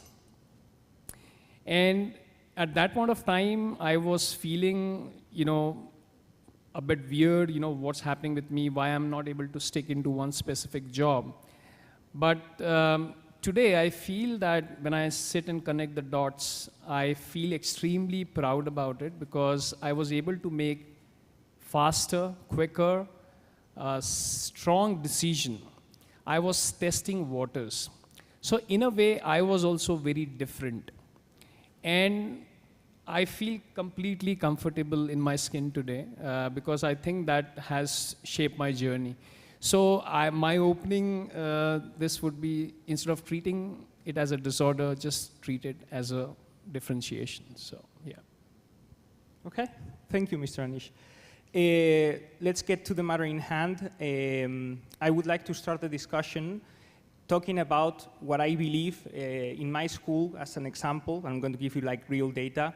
The amount of students with special needs can get up to a 60% of the total population of students. So we're talking about huge amounts of access arrangements, huge amounts of any kind of learning difficulties, and a huge amount of psychological support for our students. As Mr. Nish has basically stated, these are basically differences. It's differentiation, okay? And we have talked about in this conference about individualization, okay? About giving each student what they deserve, okay? And I think the best way to open this discussion is the difference, and this I basically saw multiple times being referred, between equity and equality, okay? In my humble opinion, lots of educators in the world confuse the concept of giving students equal treatment to giving students equity, which is basically giving every student what they deserve. So let's picture a classroom. If we have a teacher that explains exactly the same to all students in class, is that teacher being fair? Yes, it's being fair. Is the teacher providing equity to the classroom? Is it allowing to be inclusive? It is allowing for students with special needs to adapt to that kind of lecture? No. So people tend to confuse equality in education, and especially sometimes equality of opportunities and equality of outcome, with equity, okay? What we are going to talk about in this lecture is how can we provide or promote, in this case, equity, which is giving every student what they deserve. And from a personal point of view, I do not believe in making things easier for students, especially those with learning difficulties, because that usually backfires at the end. Equity is not about having students with special needs that have lower level requirements of lower level of expectations of grades, and then we'll go to success stories that we can talk about. But it's about having the same expectations for all students equally, allowing them to develop as much as possible, and helping them reach their outcomes in a different way. And that's what really equity means about. So, yeah, that's a good one, Diego. I always ask a school, do you dare to make a difference for a child or for a student? And it's not about equality, because around autism, there's a lot of stigmatization. We all know the movie Rain Man, and when we talk about autism, we always think about that movie, but autism is much more. So what I always tell the school, make a difference. We talk a lot, like this conference, we do a lot of speech. For students with autism, that can be difficult. So I'll always give the advice, do some visualization, always on the background. Not only tell what to do, but read down what to do. There's a little adjustments. You can help a lot in a classroom. So it isn't so much work at all to make that happen in the classroom. And that's the way we have to work with the students. yeah, I totally agree with your point of view. Mr. Anish, how do you think, for example, if I'm not mistaken, you have quite innovative methods around deck cards and around ways of actually approaching these students and making them motivated emotionally? Yeah, so I want to cite one example. So basically, I'm a chartered accountant. So, being a CA, after completing my CA, I went to Australia. I lived there for about 10, 11 years. And I went there to do my MBA program. And while I was doing my MBA program, I had a chance of interacting with one of the students who was having some sort of learning challenges, and he was struggling to understand accounting, which was a core subject in MBA program. The classroom pace was very fast. He was unable to grasp the concept, and I was somehow feeling the pain. I don't know why, but I was feeling that pain. And I got this idea. I don't know how I got this idea, but I got this idea of creating a deck of cards. And because the idea of deck of cards is, when we think about deck of cards, it's all about being playful, being fun, experiential. So I felt like, is it possible to make accounting fun? And maybe for him, you know, is it possible to make accounting fun? And I kid you not, I created the deck of cards, and in 90 minutes flat, anyone from non-accounting background can understand accounting just by playing with cards. So, and I experienced that with you know, him, and he understood accounting because there was no stress. It was like just playing cards, understanding. And it was very, as you know, Diego just mentioned, that it was slightly made more personalized initially. And then, you know, I felt, okay, this is the kind of challenge which everyone is facing. So can I create a format around it? So that was a real life inspiration for me to create the deck of cards on accounting. And yeah, and later on I've created another deck of cards, so I can mention that later on. So yeah, thank you. Okay. So basically we are all agreeing that the way we should treat these students is different. And basically I think one of the best advices I could give, and this is my personal advice, on having a school with such a high amount of special needs, because I have seen in today's conference there's multiple head teachers, there's examination officers and people from different levels of education, is a certain amount of key ideas, okay, which I'm actually practicing right now in my school, and they are working really well. And it took me a lot of time to identify them. So the first advice I would give you, specific advice, to actually solve these kind of issues, or at least help integrate these students with learning difficulties. It can be autism, or it can be any other learning difficulty. My first advice would be to have a high ratio of psychologists. And this is not maybe the answer that you were expecting, or maybe yes, but at least from when I come from in Spain, you usually have a psychologist in school, which is not usually compulsory. And you usually have a school of 1,000, 1,500 students with only one psychologist. Now you can imagine what happens. I think you can see the psychologist once per year if you're lucky. So if you have a learning difficulty, you need to wait in line. And that's why most, even private schools or public schools in Spain, do not adapt or do any adaptations to students that have learning difficulties, because these students have, in reality, they are disfavored in three ways. The main way, or the first way, is because they are not diagnosed. The second way is because when they are diagnosed, nobody is going to do anything about that. And the third way is when they try to reach their own objectives, as they have this disadvantage or this difficulty, they are in a lower position of success rate. So at the end of the day, they need to be supported. So my first thought, what I have basically developed, is a strong team of psychologists in my school, which is on a ratio of 1 to 50, 1 to 40.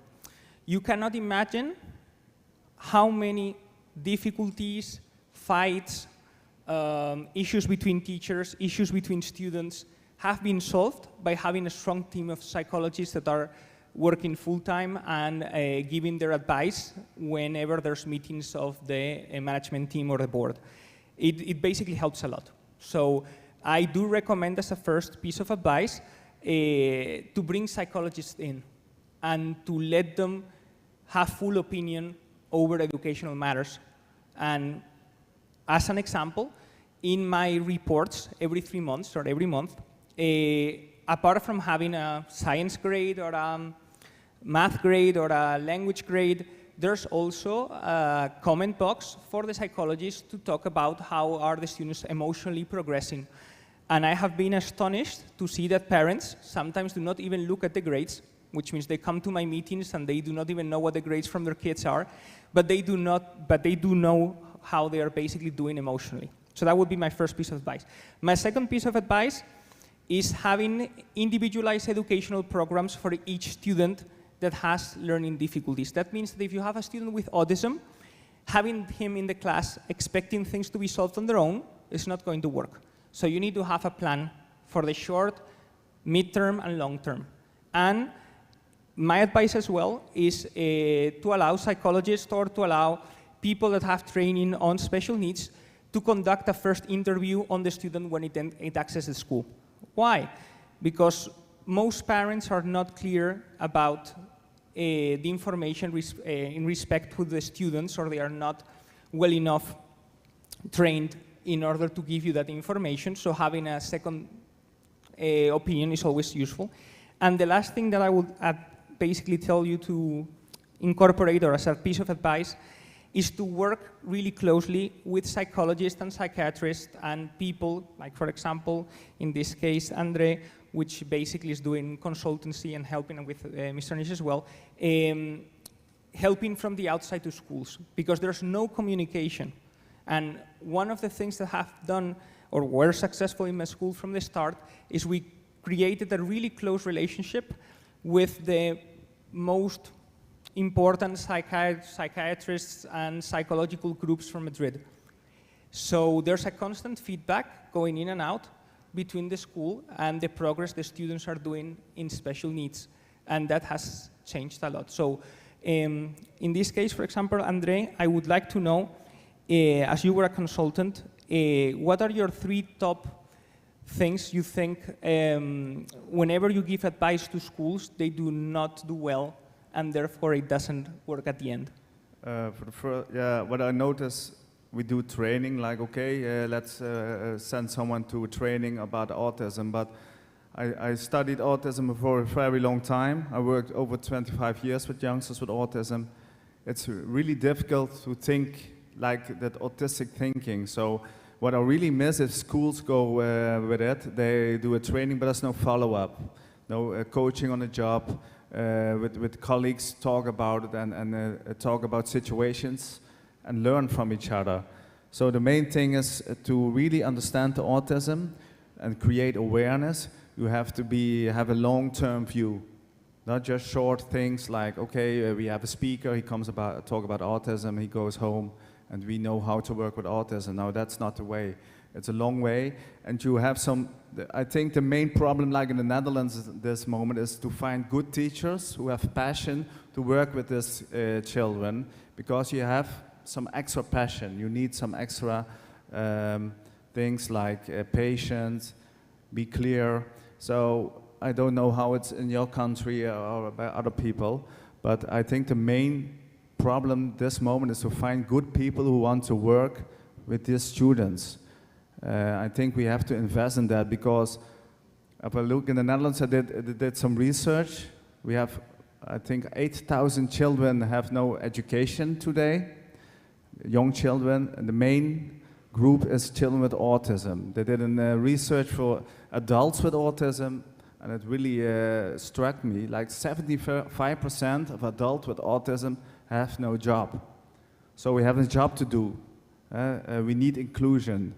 And I think it starts with education. So it's really great to hear that your school is very good with autism awareness. Yeah, just to follow up on what Andre was saying, after COVID-19, we basically had to go online for 3, 4, 6 months in Spain, and Spain was hit really hard, at least initially, so we had like 6 months of no school. And when we went back, and this is actually what I was commenting with Andre before actually this conference, I was basically having like 3, 4 interviews in order to go into the different programs we have in the school per day. I would say that 60–70% of those students that have completely missed school, they were completely unhappy, they were totally depressed, they were in a really, really dark spot. Almost all of them had autism. And it was like that for 2–3 weeks, non-stop.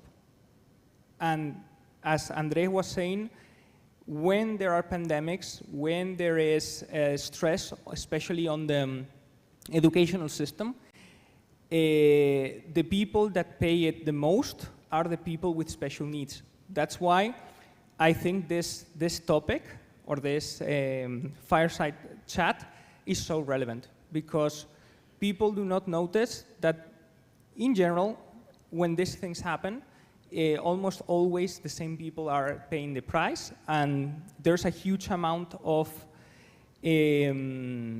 requirement or a necessity for people to develop and specialize into special education, because the numbers are growing. We do not have a lot of teachers. Obviously, not a lot of them are qualified, and those that are qualified require a huge amount of development and special needs. So I would like also to ask Mr. Anish, in your opinion, if you had a student that has special needs, like let's say autism, how would you approach classes with him? How would you basically try to deal with this equity issue? Very good question. I actually want to steal from what you just mentioned before, that there is a need for having a psychologist, and that ratio which you mentioned, like 50 student should have at least one psychologist. I will slightly have a slightly different opinion here. I would say that instead of looking for a psychologist, why don't we make them self-psychologists for themselves? So in a way, what I'm trying to say is like building, self-motivation, helping them, understand themselves slightly better, and trying to, of course, it's a, autism spectrum disorder. So people who are at the high end of the spectrum would need help and assistance, but people who are in the mid-range or maybe slightly in the lower range can at least start, healing themselves or loving themselves or self-motivation, whatever you want to call that. So that will also give them some sort of a, confidence that they can, handle. And I would say that one more thing which I personally feel, the concept of, the Japanese concept of ikigai, it is basically finding your own purpose in life. If you can inspire them to find their own purpose in life, or if you can help them understand, it's a very simple concept. I've actually simplified it in another deck of cards, which is called as Life Deck. And it's a deck of 52 cards created to teach negative emotions, positive emotions. So it's not about don't be angry. It's not about don't feel irritated, don't feel the pain. It's not about that. You have to go through pain. You have to go through anger. And it's a journey. So I've created those negative emotion cards, and then slowly and gradually it goes into the positive emotion, getting into mindfulness, getting into meditation. And then the last card is on purpose, which is ikigai. And I break it down in simple 3 steps. One is you need to find what are your core skills. In fact, you can do it if you feel so, you can do it later on also. You just need to find 5 core skills which you are really good at, which you feel that you're really talented. So for some, it would be like a musician, painting, speaking, public speaking, communication. It could be anything. And then you need to find out 3 areas where you are getting paid today or where you will get paid in the future. So it could be a future skill where you can get paid. So maybe you are getting paid for doing a public speaking engagement. So what are those 3 things where you are getting paid for? And then the last section is the most important section, and that is the love part. What is that you love to do at 3 o'clock in the morning without getting paid? So even if you find 2 things, 2 areas which you really love to do, all you need to do now is to find a common thread between the 3 sections. Something which you are really skilled at, something which you are getting paid for currently or in future, and something which you really love to do. Now, if you can explain this simple concept to students with special needs, you are actually inspiring them to find their own purpose. And when you find your purpose, the purpose is going to pull you rather than you pushing yourself. So it will create a pull effect. So I would say 2 areas. One, to become your own healer. Try to become your own healer. And as I said, like if you're in the higher level of the spectrum, obviously take support. But if you are in the mid-range or lower, then try and do it on your, try and heal yourself. And second is, see if you can find or if you can inspire them to find their purpose in life. So yeah, those are my 2 points.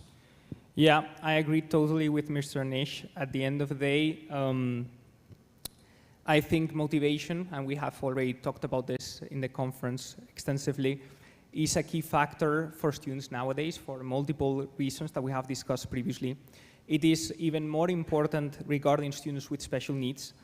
I would add that, as Mr. Anish is saying, every student has a unique gift, and I believe in the concept of finding that gift and empowering them to develop it. At the end of the day, students need to feel they're good at something, and sometimes motivation comes from feeling that there's something or some subject or some area on the school that you can actually do great in. And it's basically the role of the educator and the managers as well, or the principals, to basically give an academic curriculum that allows students to have all those options, yes? One of the options that I can tell you as an example is, in our school, one of the commitments that we had was to offer as many subjects as possible. So we do something really weird, which is we offer like, for sixth form, which is the last 2 years of school, we offer like 50 different subjects. And there's like around like 45,000 combinations of different curriculums that the student can take in order to graduate and go university. In students with special needs, what we have noticed, and I'm going to give you an example, is that there's a lot of students that are not doing the right subjects because students are not interviewed correctly initially, they are not listened to, and this we already discussed previously, and so people do not take enough time to really listen to what the students want to do. So I'm going to give you an example. If you do not know what to do in Spain, you become a lawyer, okay? So in Spain, that's how it is. So you don't know what to do, you become a lawyer. And well, this makes sense for some students, but for any other students, well, it's not basically the best thing. And I would like to finish, and then we'll go to questions because we're running out of time, with an example from a real case scenario, which I think it's always like helpful. We had a student, okay, joining our school when he was 15, 14. He came from another international school. He was a student with autism. He was getting really anxious and really aggressive and violent towards other students and towards staff of the other school, up to a point where the other international school thought that that was not basically manageable, and they basically expelled the student, okay? The student then went into another school until it reached mine. The student was in a really big depression and emotionally damaged to a point of not even wanting to basically wake up in the morning. So I'm talking about really deep thoughts and things like this. And if you see him right now and you see him supported and you see him like what we noticed, and this maybe both of you can discuss before we finish, what we noticed is that when we place the student doing arts, he changes completely. And this was a student that was forced to take sciences or to take the subjects that were available in school because the head teacher or the other members of the staff thought that he was not capable of doing anything else. So they forced and forced and forced and forced, up to a point where the student broke. And if you see him right now, almost finishing school, going to probably a really good university, probably in Milan or in some place in Italy regarding design and arts. And it was all about finding what he was good at. And by trial and error and by giving him chance to express himself and to see what he really likes, we basically found out that he was really good at building Legos and doing creative stuff. So we thought, hey, how about we try to give you a degree or a future in creativity or design or something like this that would basically better suit your profile. So what do you think about this? A great story, Diego. We can talk a lot about the success stories. But the main subject for today is about social connection. And let me tell something about that, because I see we have 7 minutes. And then when I think like autistic thinking that, okay, it's 7 minutes and then we'll finish. Social, sometimes people say, yeah, they don't want to be social. That's the biggest mistake we make. People with autism also want to interact with you, social with us, go with groups, have friends, but the only problem is they don't always understand the rules. They call it active but odd. It's the same that you want to play a game of soccer, but you don't understand the rules. So you come along, but it's a little bit strange. So you get laughed off or get bullied from the child on. So things go wrong. Our job is to guide them, because they interfere the world differently than we do. They process things differently than we do, so we guide them from how do we social interact and how do we do it in the right way. I think the success story with your student is also, it's a lot of anxiety, social anxiety to go to school, get bullied. I don't understand. I once worked with a boy who said, please, I thought when I was young and the aliens would pick me up because I live in the wrong world. I don't understand anything what anybody's doing. So that was his problem. He thought, I'm living in a strange world. So that's autism. And then we often see it back in difficult behavior, challenging behavior, but all they do is ask for help. So I hope you all agree with that and make work of it at your school. Anything extra?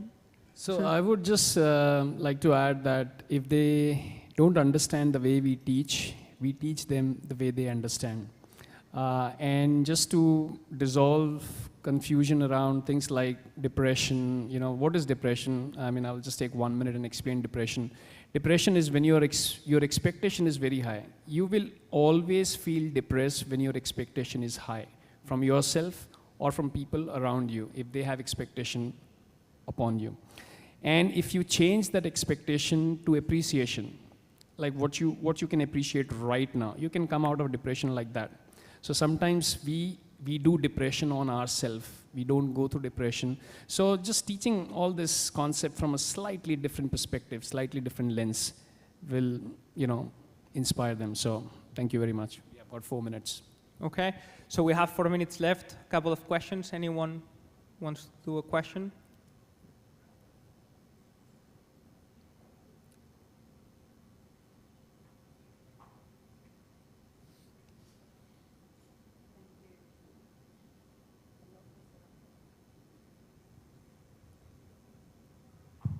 Thank you. I don't think we have enough time to even slightly dig into this topic. There's so much I want to ask. But one of the things that is abundantly clear is that as leaders of schools, we need to change how we run schools. Rather than, I believe, tailoring to the outliers, we need to create a framework for learning that everyone feels safe and secure in. And that means understanding neurodivergent humans. So, Andre, my question is for you.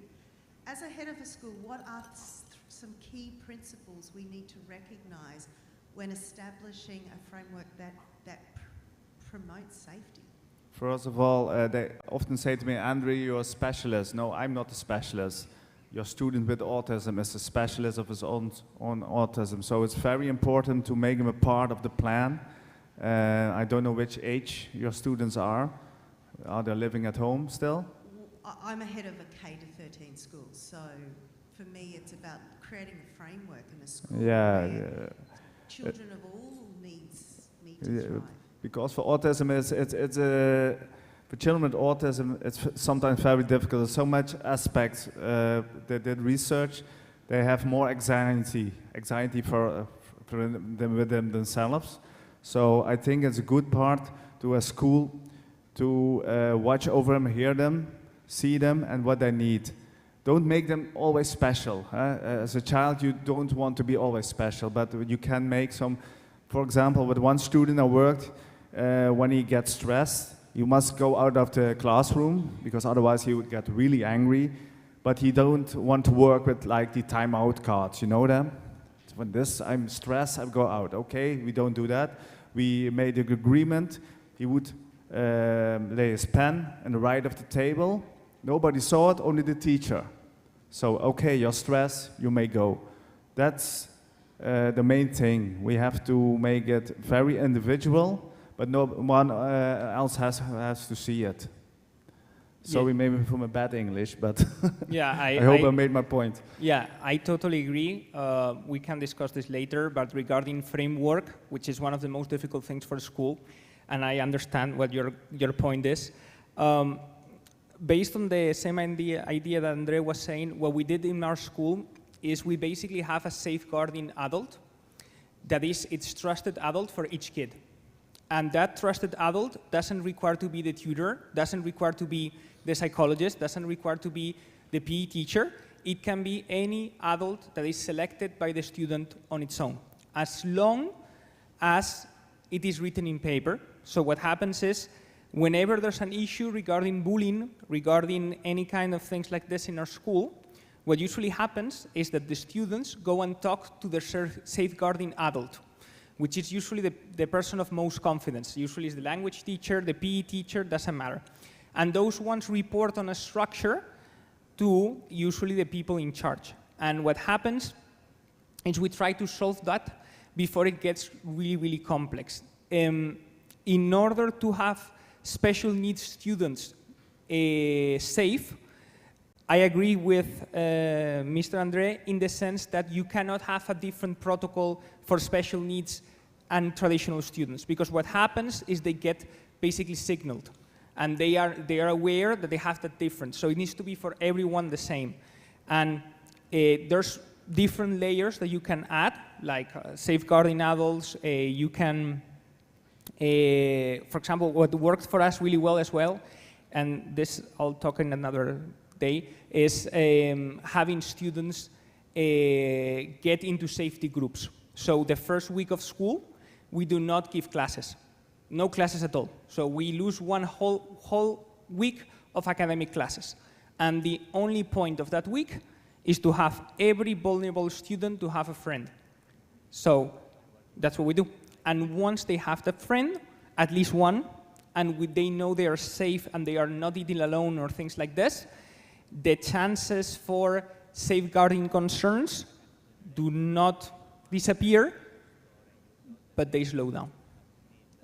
For another example, in a big school in the Netherlands, a normal school, we made a special classroom, Rebound, we call it, for children who have sometimes need the urge to go away from the busy classroom.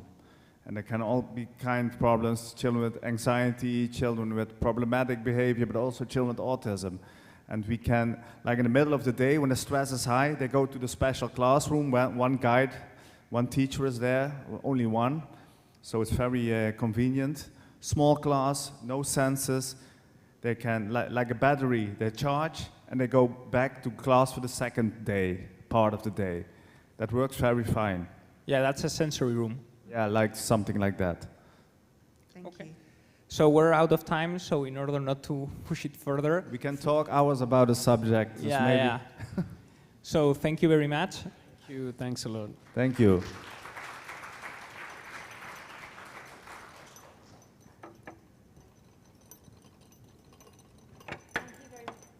Thank you very much, gentlemen.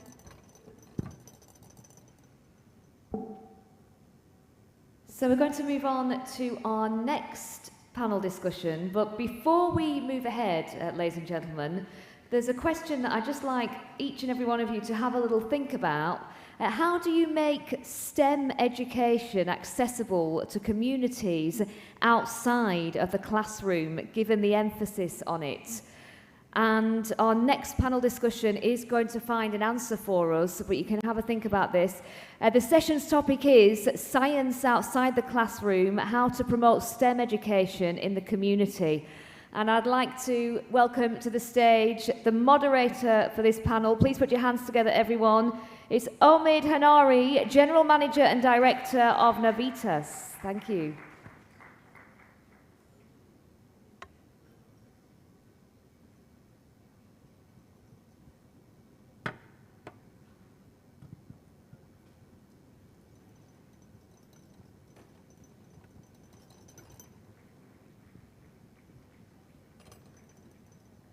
I hope this works. Hello, everyone. So May I please welcome onto the stage the panelists for today's discussion. Dr. Sana Shahayeb, if you'd welcome her onto the stage, please. On this side.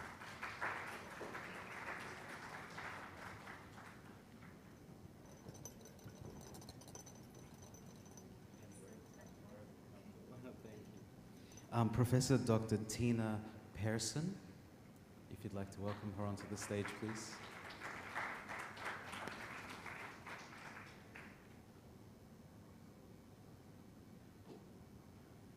Aditya Bhatnagar.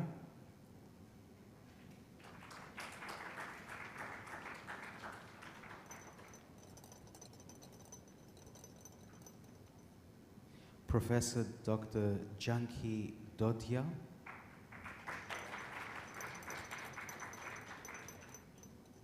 And Dr. Tamara Gregore.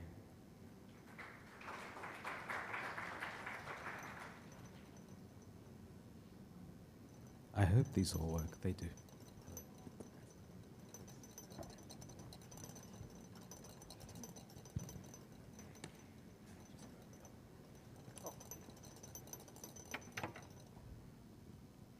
Again, I hope that they do work. That's great. Testing the final one. Everyone has a microphone except me. Oh, there is one more.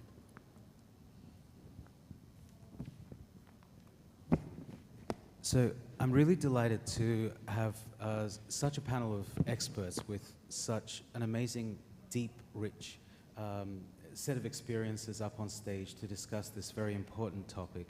The topic for discussion for today is about taking STEM education out of the classroom. And I invite you to reflect on that topic as we go through today's discussion. Instead of introducing the panel, I'd like to welcome the panel and ask them each, starting with Dr. Tamara, to give a brief introduction to themselves and their activities. Hi everyone. Thank you, Omid, for your kind presentation. And I want to present myself. I am promoting STEM education through my IT courses. I have an IT hub who is calling Tamara's Workshop. In Romania, it's Atelierele Tamari. And I try to develop skills, life skills, digital skills that will help children to have a better future. I'm trying to do in a safe and friendly learning environment. During 10 years, I have observed a lot of good things that computer science can bring to the complex education of the children, and how can computer science help STEM the STEM field to develop also in the schools and in the community. Okay. Thank you, Omid, and pleasure to be here. My name is Janaki Dodhia. I am actually a professor of augmented and virtual reality in Germany. But today I will bring here my experiences of research in STEM, especially focusing on boosting the representation of women and the research studies that we have undertaken over there to understand the barriers that young girls, especially in secondary and higher secondary education, face when choosing STEM subjects for STEM enrollment. And I'll also talk about the initiatives that we've taken in this context by our university to promote STEM in community, and why is it important to do that within community. Thank you. Dr. Thank you, Omid. Sana Shahayeb. I'm the principal of a public school in Lebanon. I'm an assistant professor also at the Lebanese University. and I am the academic advisor in Masarat FZCO. I am here to share the success story of the STEAM lab at our public school. Yes, hello, my name is Tina Persson, and I had a dream. I must say I had the most fantastic teachers and role models in chemistry and biology and math and physics when I was a little girl. And that inspired me to continue to study. And I have been so extremely lucky to have fantastic teachers. So I continued with a PhD, and then I did a postdoc in Germany. And I had my postdoc father as a fantastic role model and person. Then, when I started my own academic career, I lost sight. I had no longer role models. I started to feel I maybe did the wrong step. Should I be a PI? So I took a turn. I left everything overnight and started a new career in sales and marketing to just learn something new and challenge myself and my skills. And I met new people that I started to admire. And I had a hidden dream. And suddenly I started to speak about my hidden dream, and people could help me and support me. So I dared to start my own company. So I'm here today with Passage to Pro. That is my education and coaching companies. And we hope in our company to inspire STEM people to follow their dreams. Good afternoon. I'm very happy to be here. Thank you, Omid. My name is Aditya Bhatnagar. I work in the area of STEM education for K-12, mostly from grades 3 to 10. My work is with schools, so I engage with schools doing STEM programs within school and after school. I also work with children who are out of school, typically children who might be underprivileged in slums and so on and so forth. I have a dream of working with the visually impaired and getting them careers in STEM. That's about it. Excellent. Thank you all very, very much. So I'd like to start with a general question before we delve deeper into your own experiences and your own approaches. So again, going down the line, maybe with yourself. When I first heard the term STEM, I think it was pre-Google. I looked it up in a dictionary. Science, technology, engineering, and mathematics. To me, the visual representation of STEM is the hard sciences and the hard learning of education. It's that which happens in a laboratory, computer lab, an actual lab where you mix in the chemicals. That was the visual representation I had of STEM. So my questions are, to begin with, for all. First of all, why is STEM education important? And second of all, is there a place for learning of STEM education outside of the traditional classroom? I can say with all my heart that STEM education is very important because, like I said, I contribute to the STEM education through my computer science courses, and through these 10 years I have saw the development of the children with whom I worked, because they can be more organized. They create their program through the algorithms they learn through the computer science classes. They are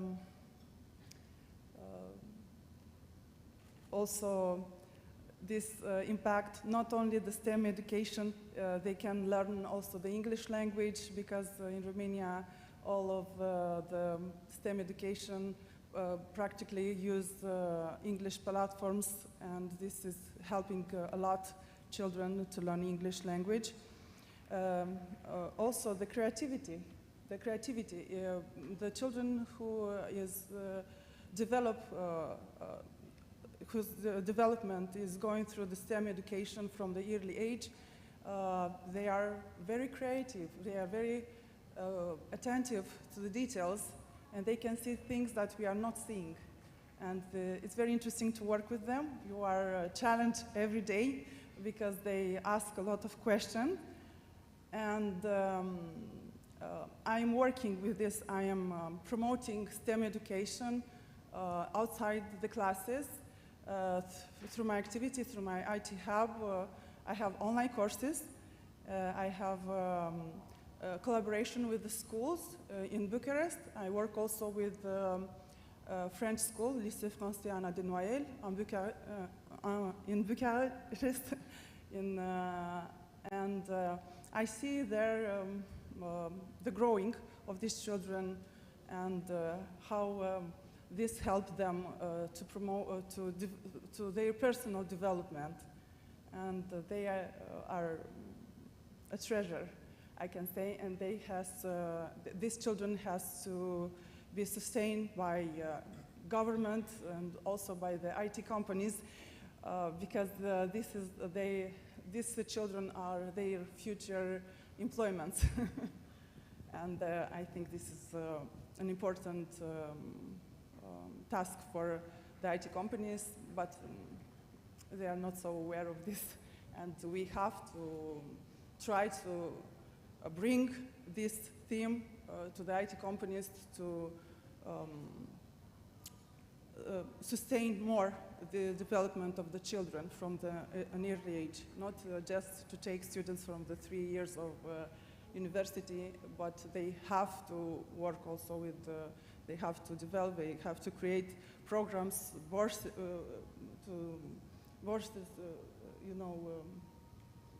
to grow. Thank because you, Doctor. these children can create something that we will use in our future. They can build our future. That's why that STEM education is important.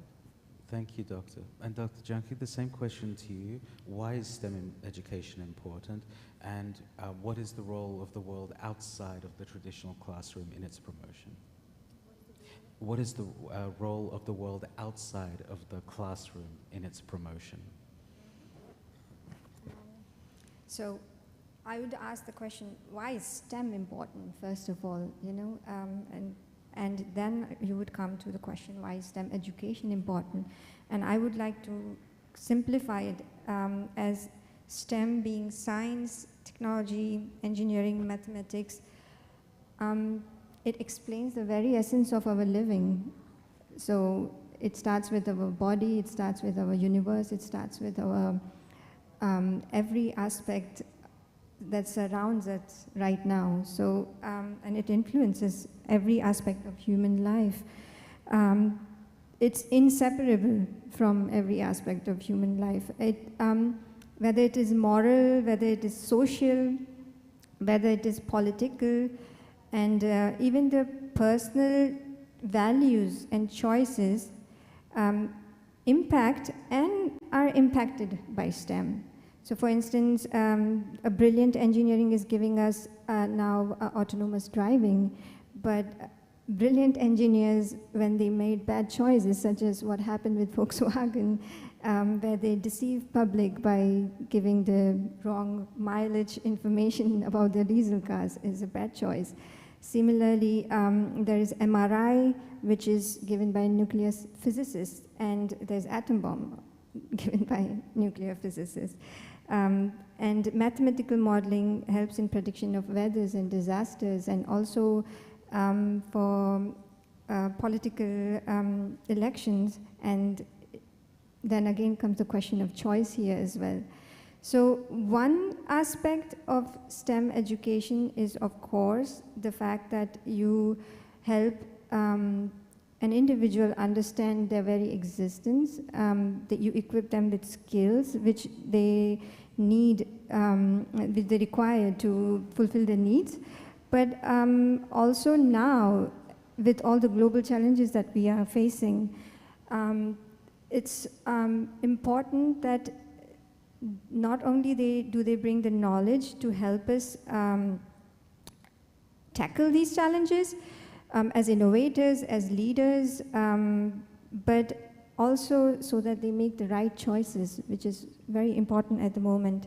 So STEM is an integral, it's very integral in achieving almost every sustainable development goals right now. So that's what I think why STEM is important. And sorry, I forgot your other question was how the world outside. So for a child, I mean, within research, but it's also common knowledge that outside of classroom, there are many influences, and which forms this community, which influences a child's factors that help them determine their career choices. And this comes with the beliefs that parents or the community in form of the job givers or even peers, they pass on implicit and explicit beliefs regarding STEM, and they can be the obstacles and they can be the influencers either way. So yeah, that's how the outside world would influence the STEM education. And Thank have you. been. Okay, I'd like to start first by differentiating between two types of learning. First, I'll take the two senses, actually, the task sense of learning, which is the passive learning, and the achievement sense of learning, which is the active learning, which involves three criteria, based on three criteria, which are the intentionality on the side of the learner, on the experience, and also the mastery of learning. This is what you referred to, Ahmed, in the morning as enlightenment. The student seeks learning. Now, how is this related to STEM? Actually, I can relate this learning to STEM when a student seeks to solve a problem in the society, any problem in the community. This is STEM education, this is STEAM. So when they are solving a problem, a real life problem, this is STEAM education. If at schools, actually, what happens? How is this related to community? At schools, we either teach students or we give them some community service hours. This is not STEAM. We sometimes tell them to do service learning to solve certain problems in the community in order, which is related to their topic. Also, this is not STEAM because this is imposed on the student. The student is not free to choose the problem. They should have a design thinking. They have to find the problem and solve it. So this is STEAM education, and this is how it is applied in the society. It is a collaboration between the community and the students and the teachers also who are working in the STEAM lab. Thank you. I would say, is STEM education important? I also had to look up STEM some years ago, what is really STEM. And then I learned that STEM is the educational wording.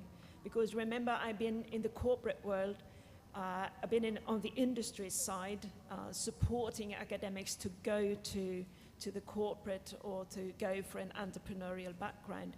And we say life science, we say IT, engineering, computer. So STEM for me was a new terminology. But is STEM education important? Well, if you go and check the job ads globally, you can use Indeed. And you use some technology hard skills and check how many job ads are open. It's enormous amount of jobs out there. Estimated, they said when I was at the Max Planck in Germany, there is a need of 10,000 data scientists. And part of our company, what we do is to support mainly PhDs and postdocs to transform their skills from being super specialized individuals to working in data analytics and data science, artificial intelligence, meta world, and etc. And they do that easily, even though they think it takes a long time. But a transition when being a PhD to work in a corporate is roughly 8 months. And that is pure mental training to understand that today in the corporate, it's not about your title. It is actually how you collectively can work in a team and how you can self-coach yourself to be part of a team, how you can communicate with the team members. Then remember, these people, they are excellent. They're top performers, high performers. But if they don't develop these skills, they will not succeed in industry. But, and I mentioned that a little bit earlier to some people here, it's better, from my opinion and my experience, to be extremely good in math, physics, chemistry, biology, train that hard, because emotional intelligence we can train in life, because that is coachable. But if you come up and you are 25, 30, and you don't have enough knowledge in math and physics, it's very difficult to learn it at those ages. So I say STEM education, where we teach students to be top performers, elaborating in math and physics, chemistry and biology, is super important for the future, because it will be the engineers and the scientists that solve future problems that we have globally today. Thank you. I'd like to approach this a little differently. I think STEM is a way of thinking. And typically one would talk about a kind of combination of scientific, mathematical thinking and engineering problem solving. Now these are skills of thought or habits of thought, which are as useful to a historian as they are to anybody else. They are extremely important to a child who is who's growing up in challenging environments, because he sees all kinds of things happening around him. He's fed with all kinds of information or misinformation, which might drive him to crime and terrorism, for example. So those are kind of things which I believe, humbly so, that STEM as a discipline, as a way of thinking, can really bring about a change. So it's extremely important. It's very important that STEM moves out of the laboratory. You don't, in my opinion, need very sophisticated materials or sophisticated instruments to practice growing these habits of thought. Thank you very much. A couple of, going in the same order again, from right to left. It took me a moment to think about that. Dr. Tamara, one thing that struck me with your discourse is what I think is a desire to teach the sciences at a very young age, to not wait for higher education. Is that something you found in your experience, and is that something that you advocate? This is something that I find in my experience, and I also advocate for this. At the beginning of my career, the age from which I have started to work with children, it was 9 years, computer science, and also this was for me a little bit strange, because we are not used 10 years ago to implement computer science this kind of courses to the children from this younger age. After 2 years, the parents who have children of 7, 6 years, they request to organize courses for their children. So I have been a pioneer in this field, and I received this,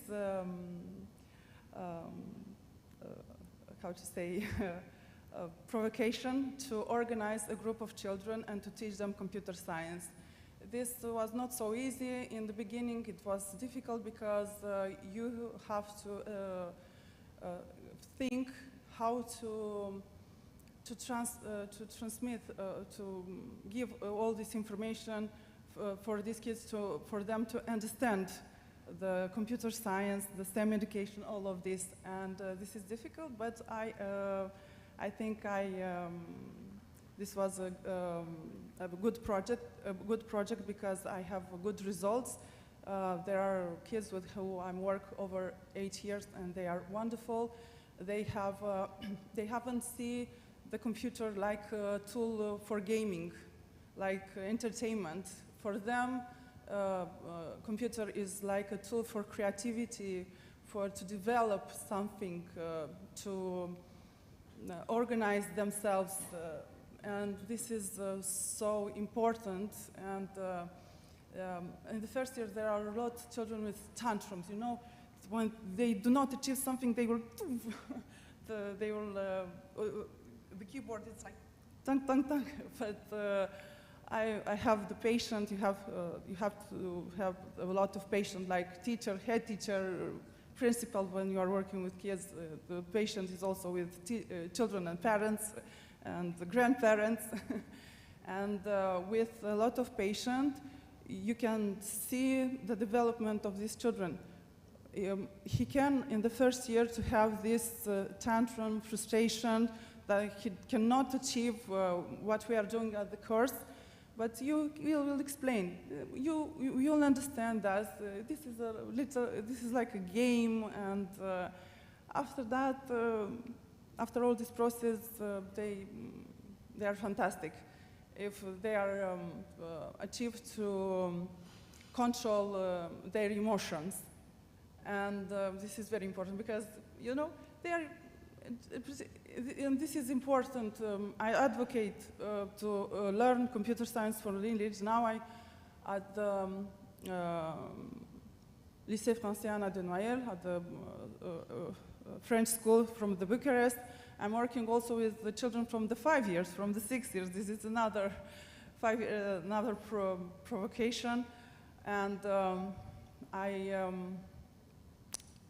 I guess we have to create tools, methodology for increase their performance, and to make them rest in the class. This is important, to make them rest in the class, and to earn this ability, because without work you cannot earn this ability. It's impossible. Only if you go to the classes, it's impossible. But they understand another way to use the computer. This is not a toy. This is a tool of development.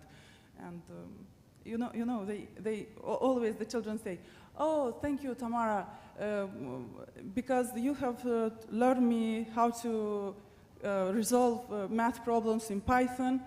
I have been long at home, and I have write the math problem in Python, and I have saw the result is good. And I verify my homework in this program, and that was correct. And I was the only kids in the class who has a great grade. The professor was thrilled that he has resolved this difficult problem on math. And these are the the benefits of this work, also because you see the results of your works, but you have to work. The children have to be aware, also the parents, that you have to work, and this is a long path. In Romania, every child is learning English language. Every child from 4 years, from 3 years, and I guess in Romania it's important. Math, Romanian language, English language, and after that I think computer science is very important, because it's developing you the digital skills. You have the information is the power. They have age. They like the information they assimilate very easy, and for us it's easy also, but a little bit difficult. But they have this chance to change something in their lives and in future in our lives. Thank you. Very, very interesting perspectives.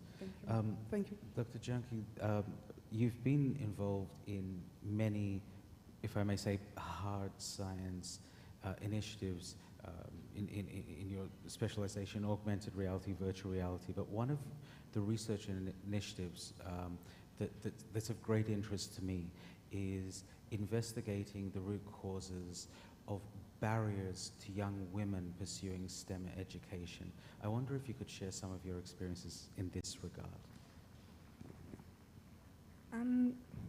So there is I'll just give a general context first to the audience, that there is a general underrepresentation of women in STEM, and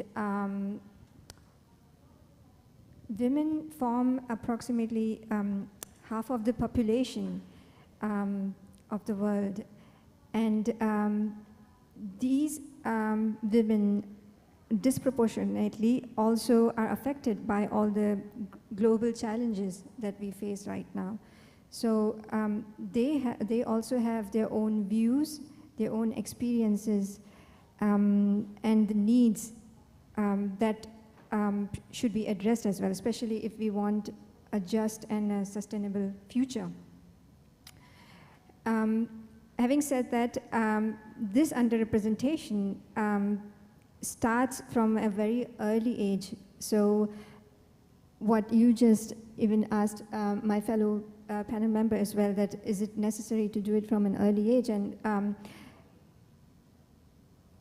fostering STEM interest and exposure to STEM is very important to start from the early age.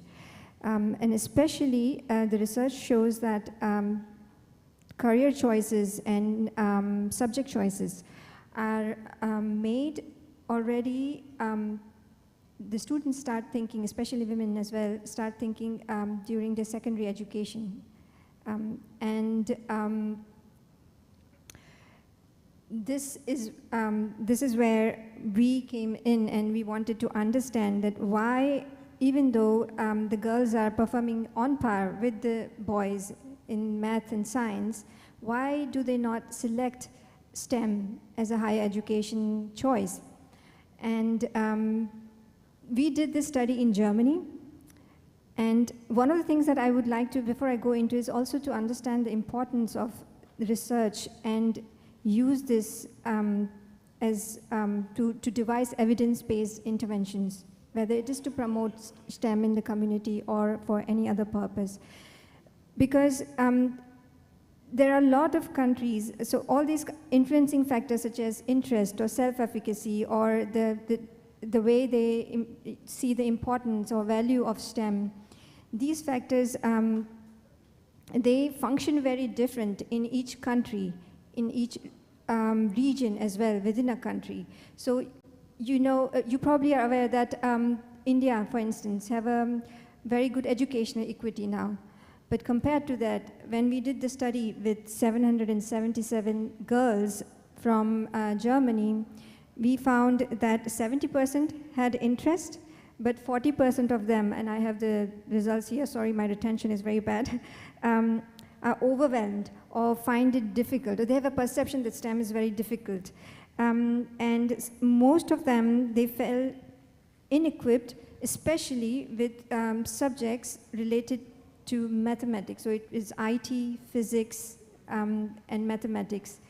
And most of them were inclined towards biology, most of the girls. And less than 1/3 of the respondents had friends or relative in STEM.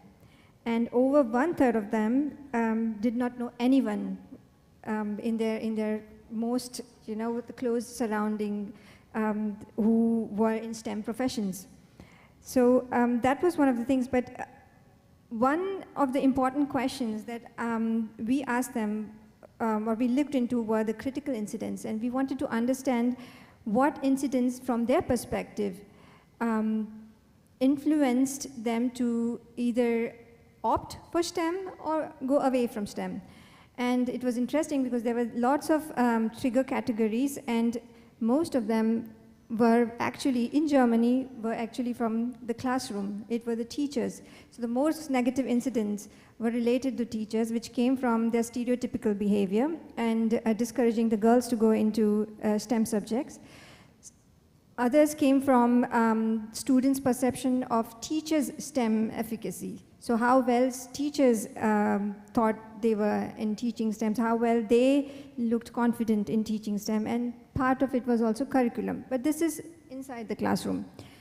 From outside the classroom, most of it was the peers. So my friend, I don't have any friends who is taking STEM, so I won't take math as well, or I won't take science as well.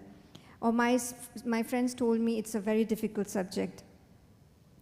And other aspects were also the fact that they felt very under-equipped.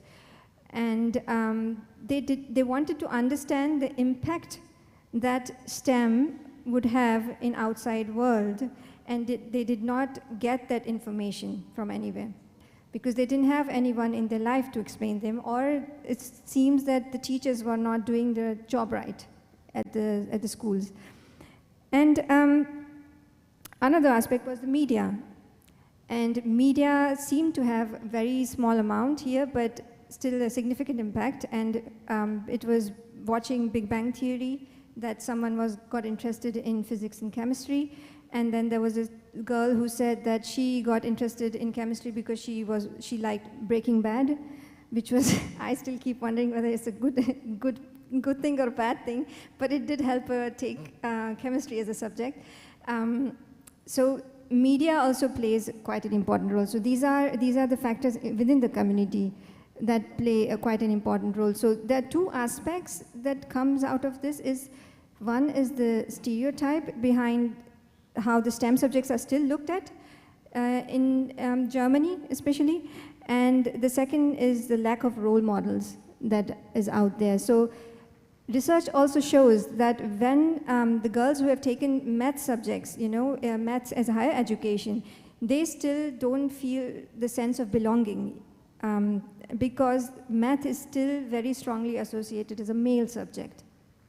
And I think when I talk about promoting STEM outside community, I would encourage on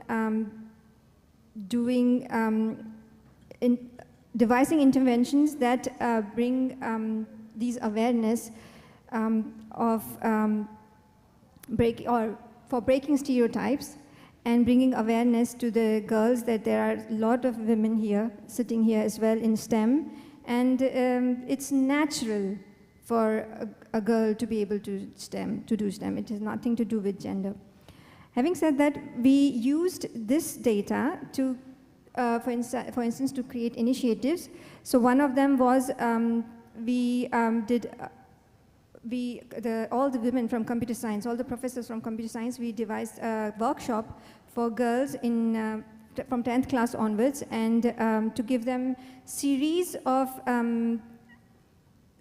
of lectures that were focused on showing them what computer science is about, what it entails, the fact that computer science is a creative subject as well, and what are the different application areas, how can they make an impact using computer science.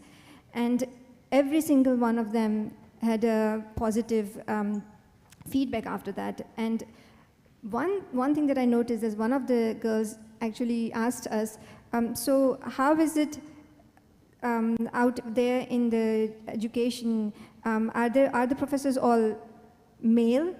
And that should have not been a question that should have been in her mind. In her mind should be thinking, oh, these are the possibilities in computer science and this is what I should do. So yeah, we need to change that, and we need initiatives that does that as well. And just one more is to highlight the role of media in presenting the role models. So our university, along with industry and government, has started a project on bringing out all the women in different fields of STEM in front of these girls, and they talk about how their journey happened, what did they do, and why should a woman be in STEM. And I think these kind of initiatives are also very important. Absolutely. Thank you. Fascinating insights. Dr. Sana, speaking of role models in STEM, you're yourself an associate professor in mathematics education. but equally, you're the principal of a public high school in Lebanon. I'm very fascinated by the student-led, community-based projects that are so important in a wonderful nation like Lebanon. If you'd enlighten us with those, please. First of all, I'd like to say that we cannot say teaching STEM or STEAM. It won't be STEAM. Why? Because it would be indoctrination. What we're seeing nowadays, there is a trend. All the parents are taking their children for workshops in robotics and in STEAM, etc. But because it's a trend. And I think this is still teaching, so it's indoctrination. What we need actually is, as I have said before, solving real life problems. I'd like to share now our experience at our school, actually being the principal of a public high school in Lebanon. And despite the worst situation we are living in Lebanon, in the political situation and the economic situation, we were able to initiate a STEAM lab at school. Of course, the government cannot help, and the government did not include the STEAM in the curriculum. It's still not part of the curriculum. So we take this initiative, and we started a STEAM lab with collaboration with some funding and help with the NAFDA movement. We trained the students because the teachers were not ready to be trained because of the low income, and they had to work several other places in order to earn their living. So the students got trained with professional organizations like American University of Beirut and other NGOs that offered their help. After being trained, it was very clear how the transformation happened. The students, there was a growth mindset in the students. They turned into design thinking. So they took the lab on their own, and it was a student-led, completely student-led. And really, this is amazing. They did the whole planning. They did a Google form and spread it all around in the school.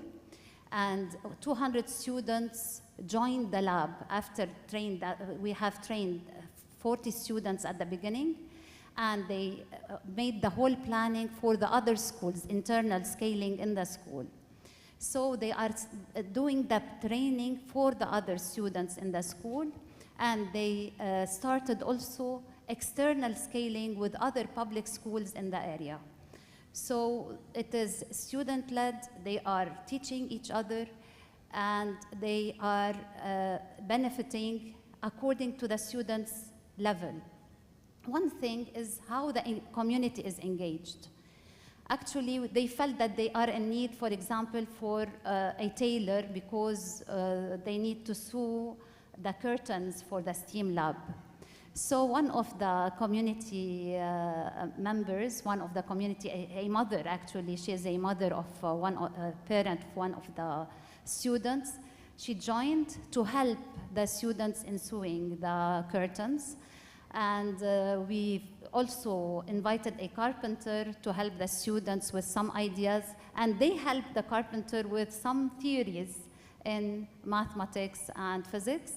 And this is the interchange, and this, I think this is a very successful experience, and we're going on. I'd like to share with you next time how the experience is developing. Actually, it's really very nice. Thank you. Thank you, Doctor. Dr. Tina, you have a publication, the PhD Career Coaching Guide, if I'm not mistaken. You've had a distinguished career in the sciences, working for the prestigious peak body, the Max Planck Institute, and you transitioned into coaching and development, particularly pertaining to the fields of sciences. We've spoken about various barriers to entry. We've spoken about early sort of childhood intervention to grow interest. What about late career transition into the sciences? What's your perspective on this, the possibility, the perspective, and the opportunities from your experience? I would say that this is a very interesting topic, I think, that because I went full into an academic career, and for some of you, I have 30 plus publications. I worked within the RNA field in the 19s at the Max Planck Institute. So I was going to conferences, and I had once on a table an occasion like this, Jennifer Doudna on my side, and she got the Nobel Prize. And I had an idea when I was a child, and I like to share that with you, that if I work hard enough, and if I'm curious enough, I can be a scientist. I want to be a professor. That was sort of a dream I had.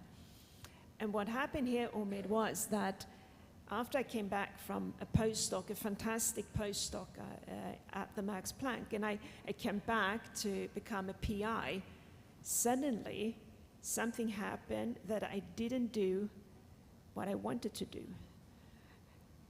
In the sense that I had forgot what I love to do. And that may sound a bit odd, but I like to teach, I like to help, I like to support. I love science, I like to solve problems, but I don't like to write articles and attract grant writings and the politics at the university. So why I'm telling this is that you can very late in life go on a track where you really love what you do, and then suddenly that career turns to some sort of end where you don't use your skills optimal. And I looked very internally that there is something wrong with my career. I'm not really on daily basis. I'm lacking energy here. And it took many years for me to understand that when I transitioned then to a people business, which I do today, that what I was lacking was the team and the supportive style, because the university is very competitive. You think about your own business. And now I'm coming back to if you then is in this business, can you translate life to something else? And my answer is absolutely. Can you go from industry to an academic career? Absolutely. But they need to change the system and the policies around it because there are so many great people, and I have fantastic people I have been coaching that are scared to leave academia for a while because they are afraid that they can't go back. And it shouldn't be like that. It should be that you can't come back, but we need to change the policies, because if you leave academia, you're missing some administration, maybe some publications, because you are measured in a certain way. And we could get so much more dynamic out of it if we could have careers going in both directions, because I would love to come back, and I think I have a lot to give, and vice versa. This is how I see it. So we should promote these translational careers. Absolutely. Thank you. Thank you, Doctor. And Aditya, last but certainly not least, also someone with a fascinating career arc. So you're yourself by training an engineer who worked in electrical manufacturing industry for a number of years, and as I believe a founding partner of Minecraft. You have brought STEM education to schools, communities, especially disadvantaged youngsters and those with things like visual impairments, etc. What I find most fascinating is that you say STEM education is a discipline in itself requiring thinking processes and methods, and you employ those thinking processes and methods to use geographically, culturally rooted approaches to bringing improvement to people's lives. Could you speak a little bit about your experience with this? Okay, so I work in India and in the northern part of India. And as Omid has said, I try to relate things which are within the ambit or within the reach of children of all levels. So, for example, paper or waste paper is easily available. Old toothbrushes are easily available, and you could make dancing bots out of toothbrushes. You could make paper planes. Children love paper planes. But if you structure that paper plane making into such a activity where there is science, so there's investigation, there is questioning which is done, there's a specific target, you have to carry a load, you have to distribute the load across the paper plane, then it becomes something as good as a drone, which might cost hundreds of dollars. So my experience with children is that if you are able to get to them at third grade, fourth grade, fifth grade, and so on and so forth, you are able to develop over a period of 3 or 4 years certain habits of thought, and those habits of thought stay with them.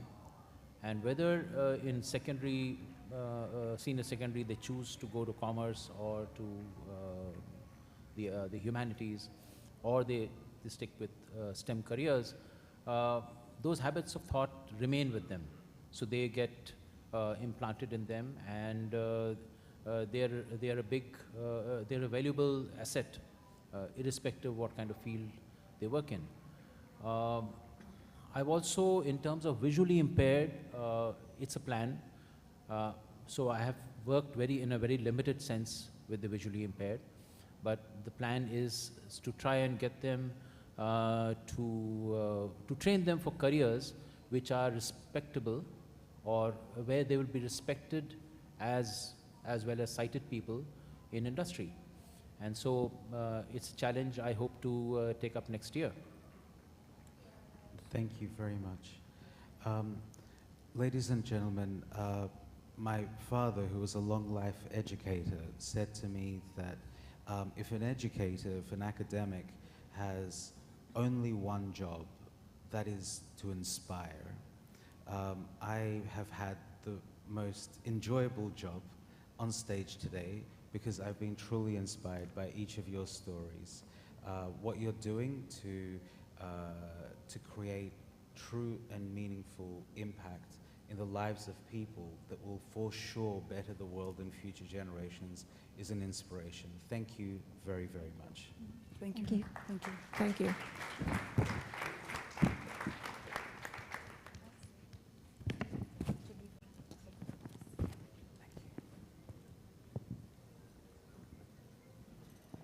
Could we please put our hands together once more, ladies and gentlemen, for another wonderful panel this afternoon.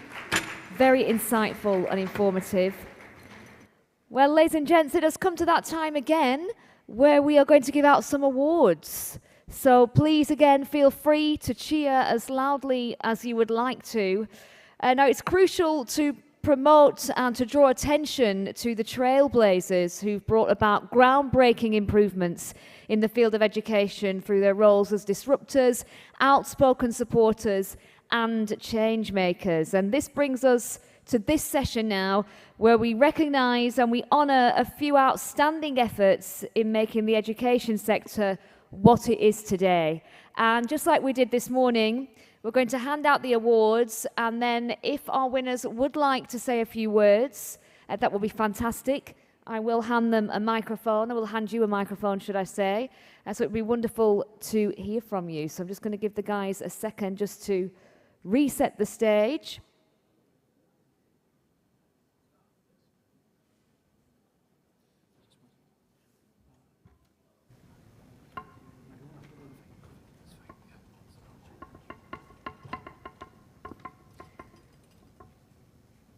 So to present the awards, ladies and gentlemen, please could we put our hands together and welcome up to the stage Manan Dixit, CEO and founder of FiddyPay.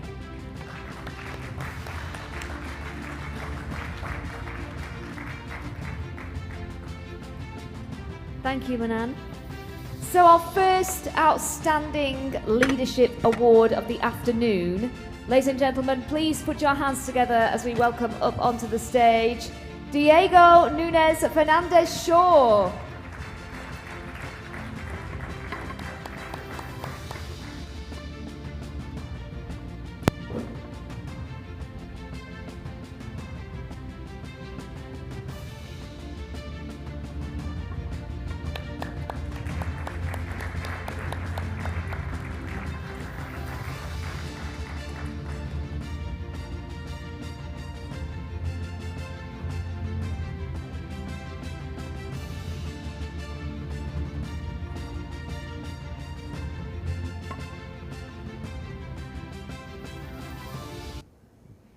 Hi, first of all, I would like to thank you, the Education 2.0 conference, and all the members of the staff that have been so helpful. I would also want to thank the committee that took the decision. I would also like to thank the members of my staff, my teachers, my students, and my families from my school. Without them, I would not be here. And I would like to say something short story as well, really fast, which is when I was a little kid, all my classmates want to play in Real Madrid or Barcelona. That's what you do in Spain. That's the only two jobs. And when I was a little kid, what I wanted to do is have a different school. And I wanted to have it before I was late in the 30s. So screw you banks, because I got the money anyway. And I got my dream to come true, and I'm working on it every day. And finally, I would like to thank my wife and my newborn kid, which are currently right now in Madrid, and are basically staying there while I'm here with you all, having a wonderful time. Thank you. Thank you very much, and well done, Diego. And we have more outstanding leadership awards to award right now. Our second award this afternoon goes to Professor Dr. Samir Joshi.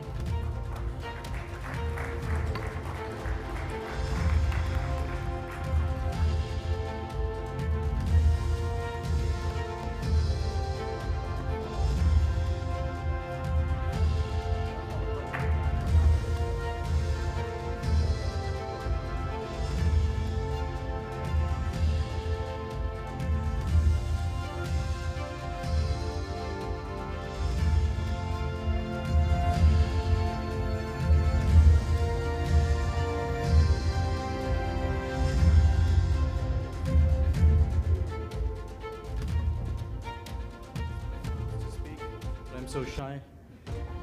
Thank you, and what an amazing, amazing event here. I'm mind blown by this esteemed gathering here, and what a pleasure and honor to be here. So thank you very much to the organizers and obviously the community who's decided this. I'd like to dedicate this award to my late father, who, just like me, had a very successful corporate career. And while doing that, he instilled also, admittedly, unwittingly, the desire to put forward. So not only did we gain experience through our corporate and entrepreneurship experiences, but as academicians, as I have become one by coincidence more than anything else, and I'm passionate about it now. I'm really grateful that that happened so that I can celebrate this moment with you today. And then I have another dedication to make, but it's going to be really short, I promise. Yeah, I know you're looking at me. And I was really inspired by something a lady from Germany said earlier, and that's about our students. And in fact, this award and all our, whatever we do is not possible if our students are not involved. And it is because of them that we do what we do. We go into classrooms riding on the high wave of a lot of knowledge and experience and all those kinds of things. But these waves break at the end of the day on the coast, and then you're faced by the questions, very innocent but very, very pointed questions. So I've always learned more coming out of the classroom than I knew while going inside. So this is also dedicated to my past, present, and future students. I know what a challenge it is to talk to just my 16-year-old who can ask questions that can really blow your mind. So thank you very much, and I much appreciate it. Thank you very much, Dr. Samir, and well done. And let's move on to our next award winner this afternoon. Please put your hands together, ladies and gentlemen, for Fawaz Al-Ajami.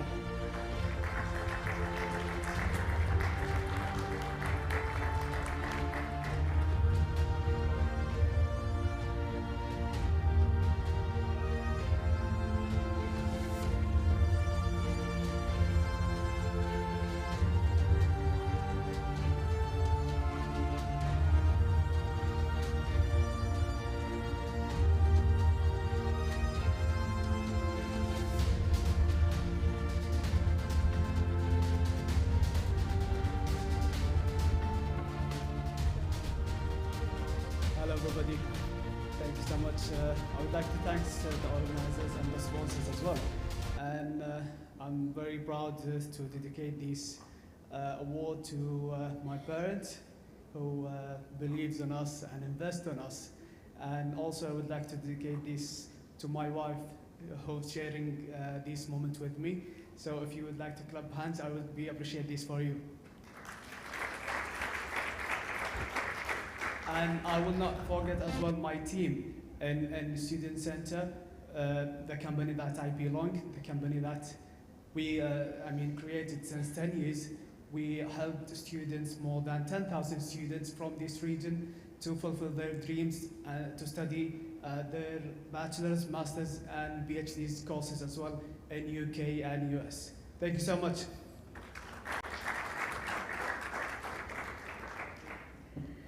And we have a different award to present now, ladies and gents. This is for Best Organisation.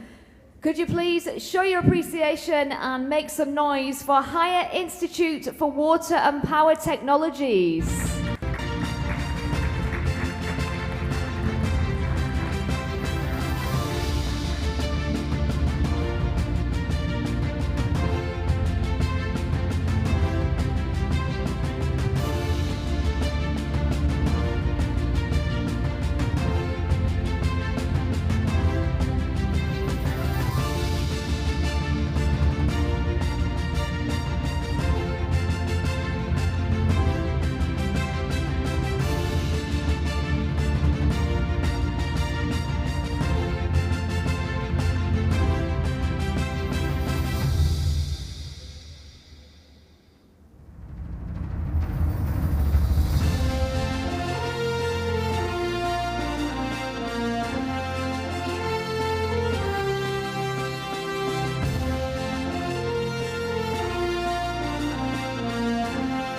Good evening, everyone. Thank you very much for the organizer and sponsor. Actually, it's an honor for me to receive such this recognition. Thank you very much to Saudi Technical, Vocational and Training Corporation and our strategic partner, Aqua Power International Company, for their usual support. And thank you also for my colleagues who attended here. They support a lot the organization to reach up to this level. Thank you very much again. Thank you.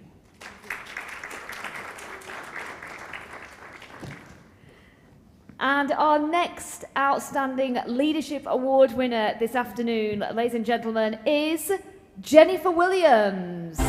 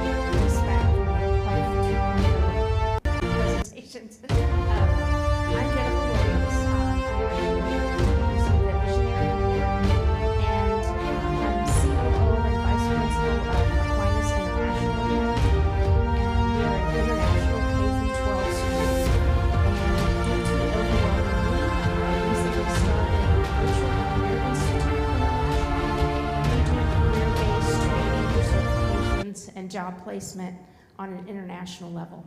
So thank you. I want to thank my family, namely my parents, my children, and my two amazing grandsons, and the teachers and staff at our schools, as well as the CEO and principal of AIA, who has been a longtime friend and a great encourager to me. So I have always heard that if you are doing something you love, you never work another day in your life. And that's me, just having fun every day. Thank you, Jennifer. That is what it's all about, isn't it? That is what life's all about, having fun and enjoying your work. We're going to move on to the next award winner now, ladies and gentlemen. Again, these are all Outstanding Leadership Award winners. Please, could we put our hands together as we welcome to the stage Joanna Witwika.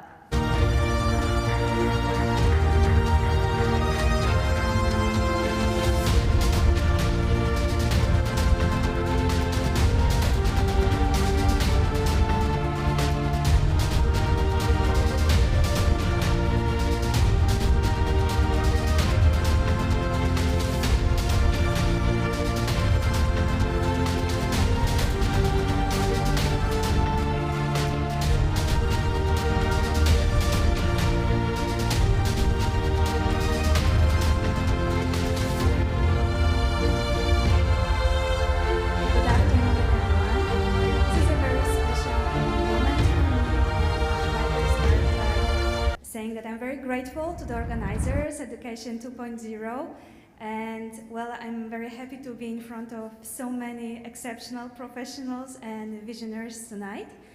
First of all, I would like to thank my beloved parents for always believing in my projects and also who taught me about perseverance and about hard work.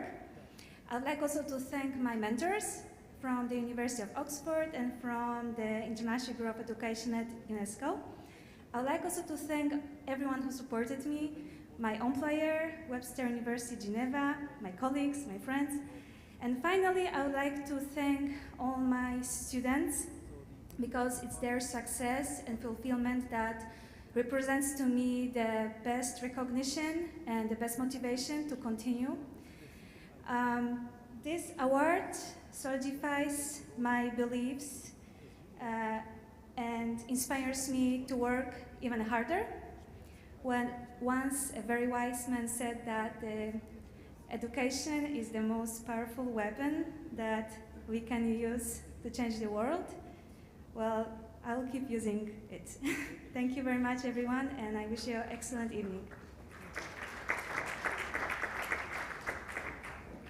Thank you so much, Joanna. Please can we put our hands together now for our next winner. It's Mona Mergel.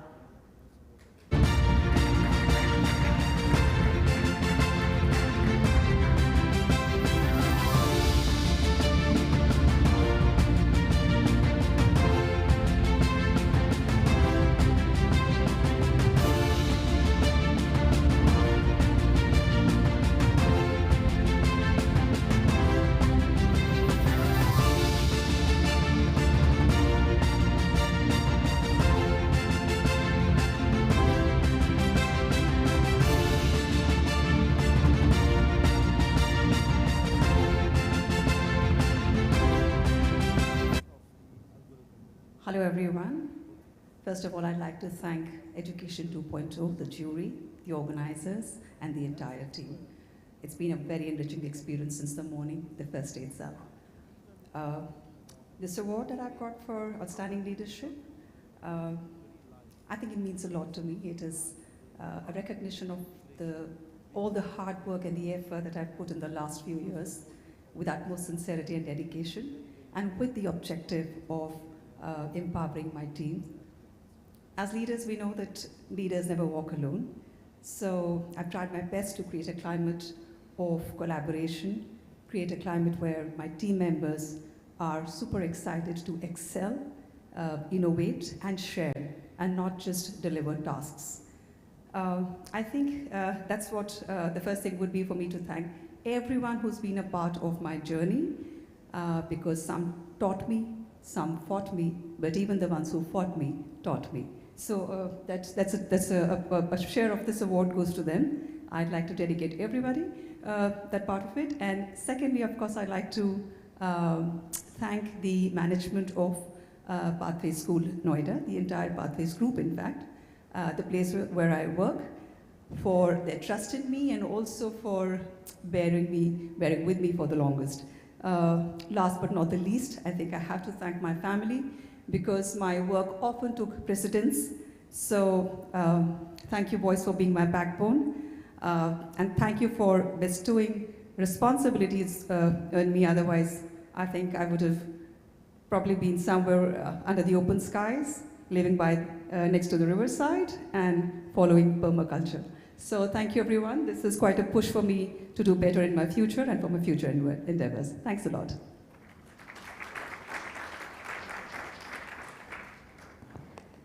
And our next Outstanding Leadership Award winner this afternoon, ladies and gentlemen, goes to Mukta Verma. Can we have a round of applause, everyone, as our winners come up to the stage?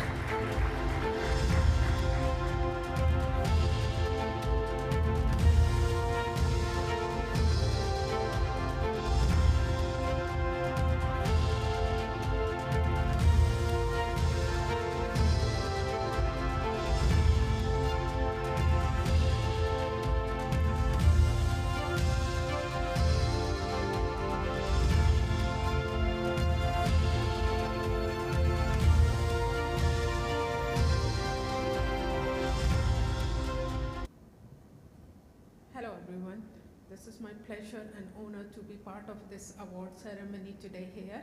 And I would like to thank you, Education 2.0, for recognizing my contribution to education sector in UAE. I would like to thank you, my family, my daughters and my husband for helping me out and supporting me to reach to this level. And I will also like to thank you, my parents, who equipped me to reach to this level. And last not the least, but I would like to thank you, my employers, previous employers, who provided me the opportunity to contribute to the education landscape of Dubai and UAE.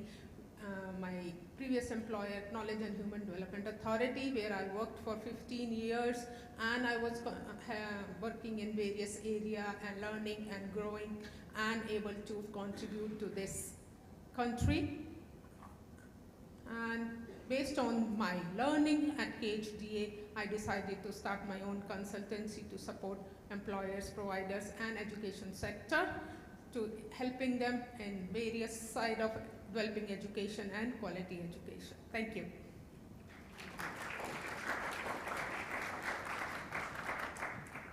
And let's keep the applause going for our next winner. It's Neil Pueta.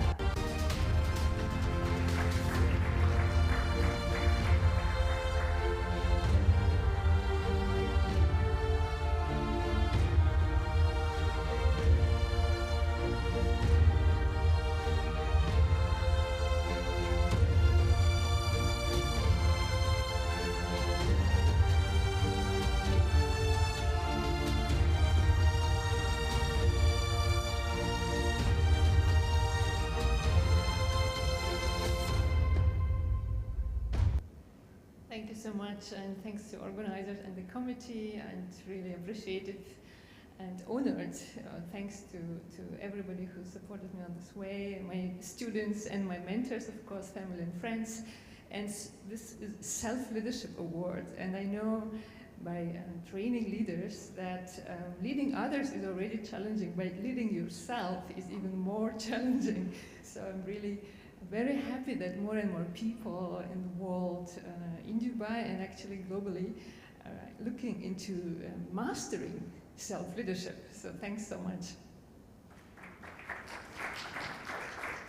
Thank you very much, and well done, Nell. And our next winner, Outstanding Leadership Award, goes to Scott Carmacan.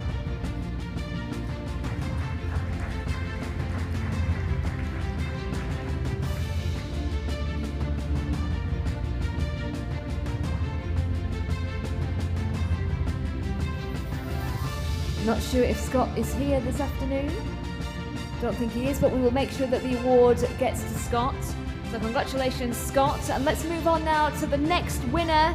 Please put your hands together, everybody, for Srija Nair.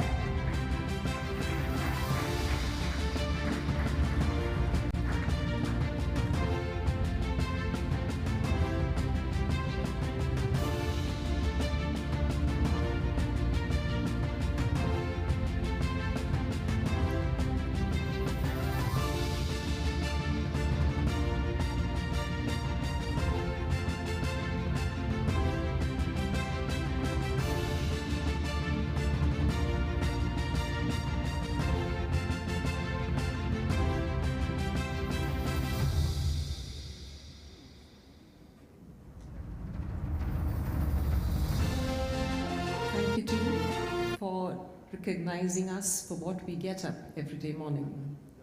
Our purpose in lives, the youngsters at our hand. This is definitely encouraging, but I think all of us in this room are exceptionally lucky for being awarded every day through an eye that lights up in a classroom, or a genuine flash of smile that comes on a parent's face when the awards make progress, or a pride that we see in the teacher's eyes when they finish explaining a complex topic. So we're genuinely lucky. Thank you for being here for each other. Our jobs are not easy. Thank you, team. Thank you, everyone. Have a pleasant evening.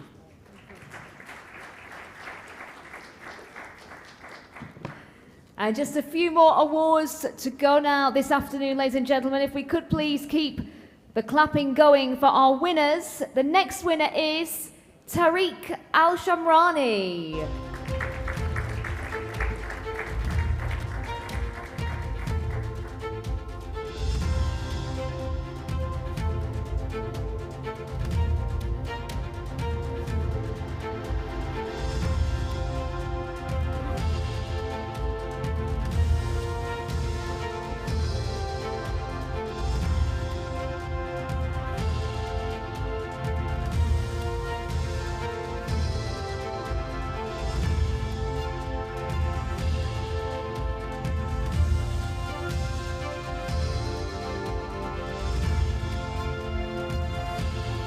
Congratulations, Tariq.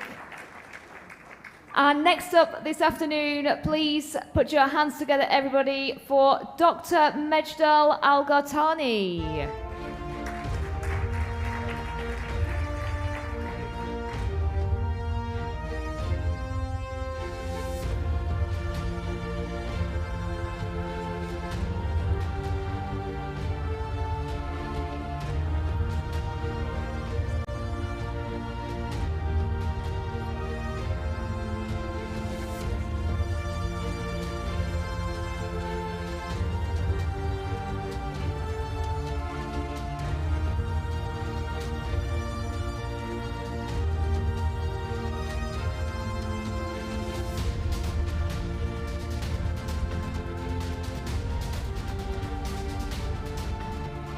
Hello everyone, Assalamu alaikum. First of all, I would like to thank Education 2.0 for giving me such a very precious reward. So I think in the contribution of my work in the education and the learning field, also I would like to thank my family for supporting me and believing in me and my ability. And also I would like to thank my country, Saudi Arabia, and a lot of things happening in the Education 2.0 is related to a big vision that we have. It's Vision 2030, and we are working day and night to achieve such an ambitious vision. Thank you all.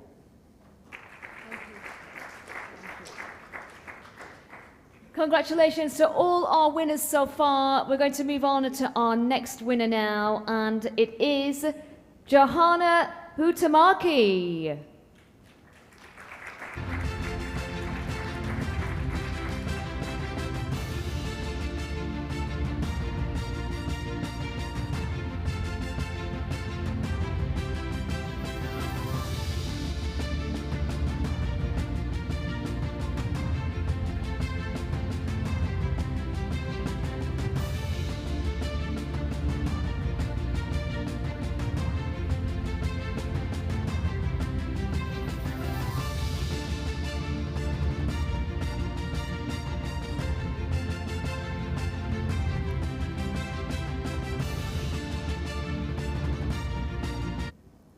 11 years ago, doctors told me that I probably wouldn't survive, and yet here I am.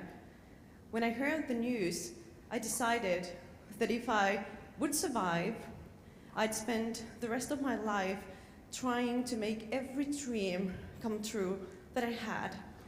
And after 11 years, as I said, here I am standing in front of you, and so many dreams have come true, even many that I didn't expect to happen, like being here today. I want to dedicate this award to my beautiful baby boy who passed away on May. And I would like that to remind us all that even though life offers all of us adversities, there are also good things. And if we let the good things win, they are always greater than the sorrows and the challenges we face. I'm so grateful that I got to teach positive psychology, positive leadership, and flourishing organizations. They are the things that have saved my life in so many ways. And I believe they are also the way to make the world better for each of us.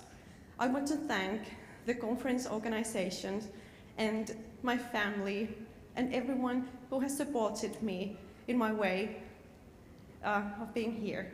Thank you.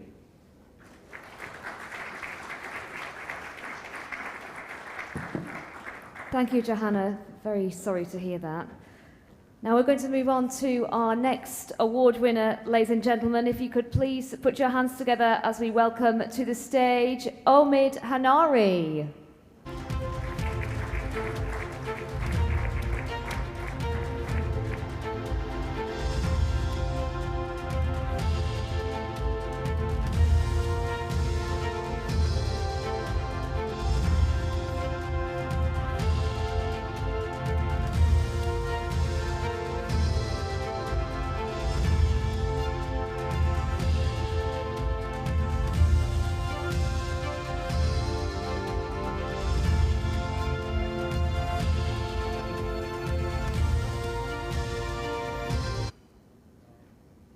Hello again, everyone.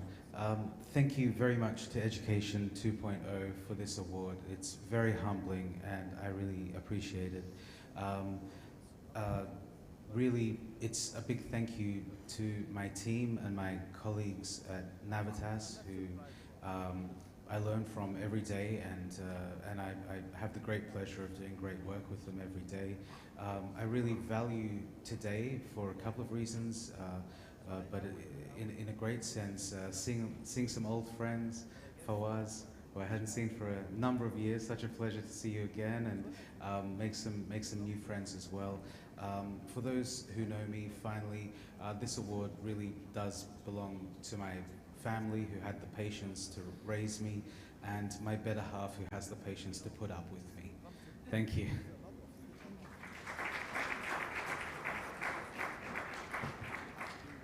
And our next winner of the Outstanding Leadership Award, if we could invite up to the stage Monica Perner.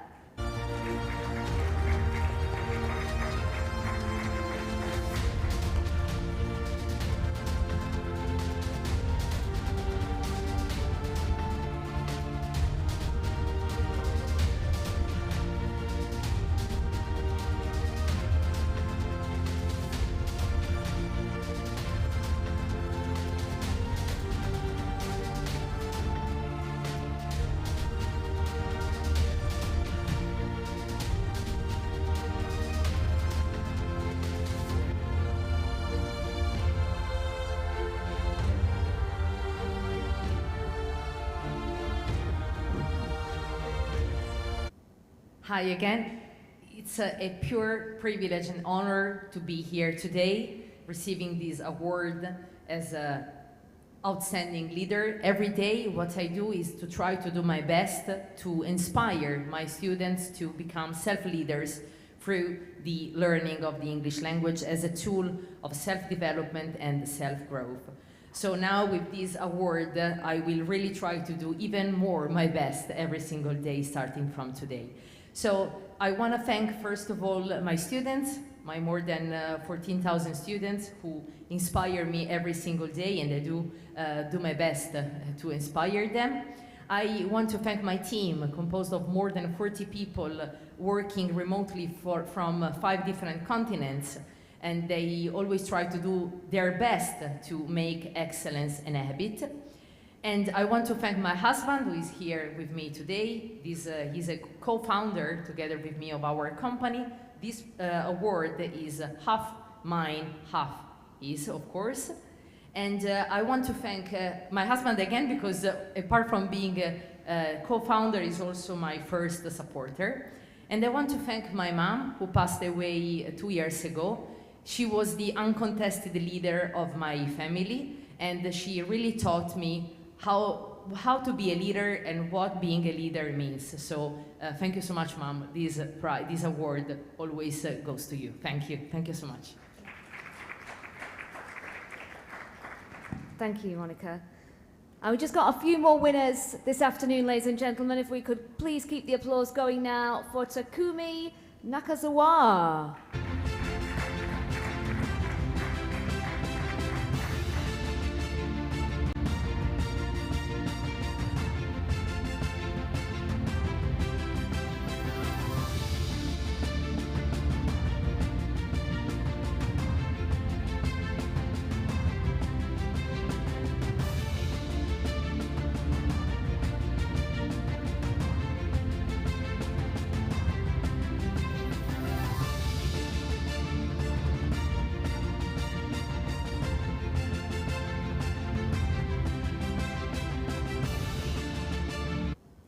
Hello everyone.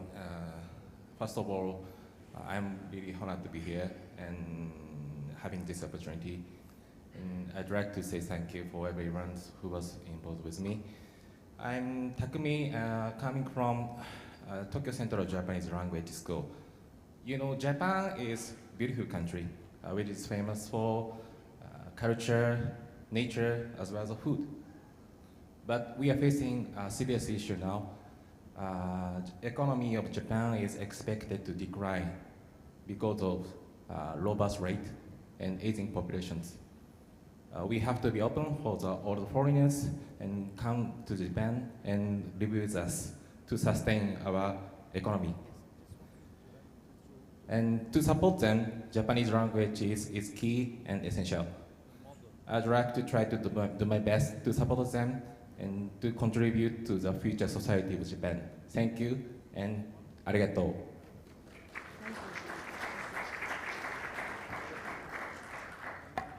Our next winner, ladies and gentlemen, please make some noise for Ron Thomas.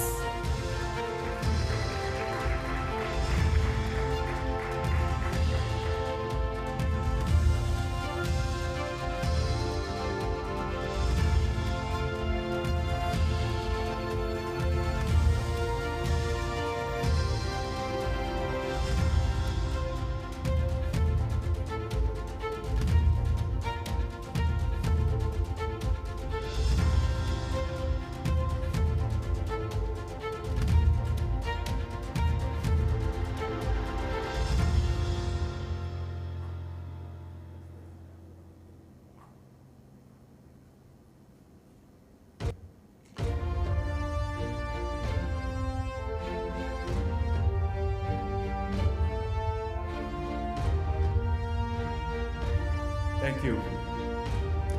I was thinking, I've received awards from across the globe, basically from the corporate side. But to receive an award for education tops it all. My activity includes, I want to give a shout out to American University of the Emirates, where I am an instructor in the MBA program, as well as Howard University in Washington, D.C., EMBA program. So thank you very much.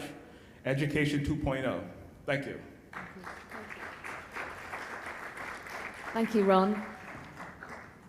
The next Outstanding Leadership Award this afternoon goes to Donna Chiemka.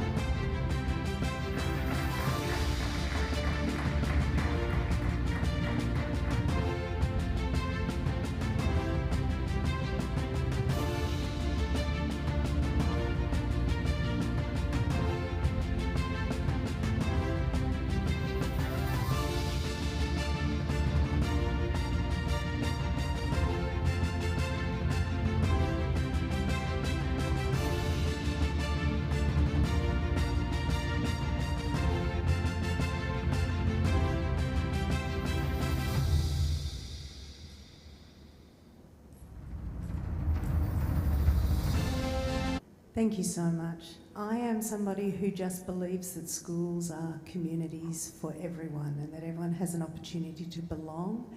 And if we build our schools around trust and a notion of growth, that everyone flourishes. And so to be honoured for that is absolutely humbling, and I think that at the end of the day, we still as educators have the best job in the world. We have the privilege of shaping and growing our future generations who will do better than we did before. Thank you. Thanks, Donna. And next up, it's Best Organisation Award, ladies and gentlemen. Please put your hands together for Airtix.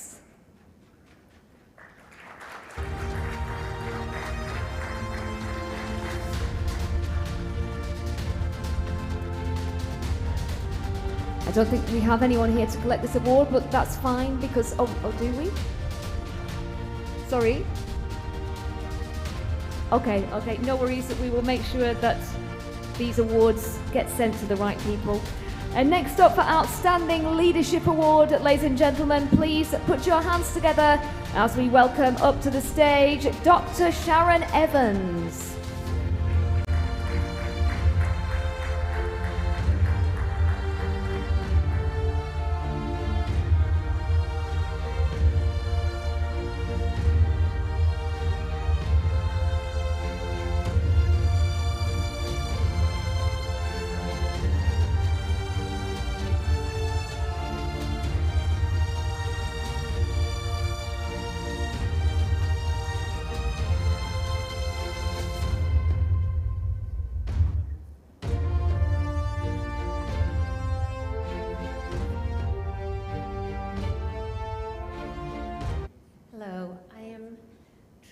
Humbled and honored to be recognized for my contributions in education.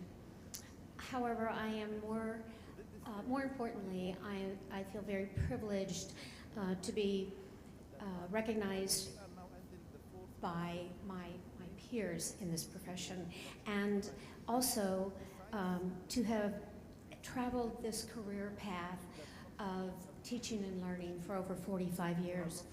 Everyone in this room, and there aren't many at this point, it's late in the day, but each one of you had an educator, a teacher, who made a profound difference in your life. And that person encouraged you, believed in you, challenged you, made you believe in yourself. And those teachers are the ones who make, train, shape, mold doctors, lawyers, engineers, industrial workers, educators.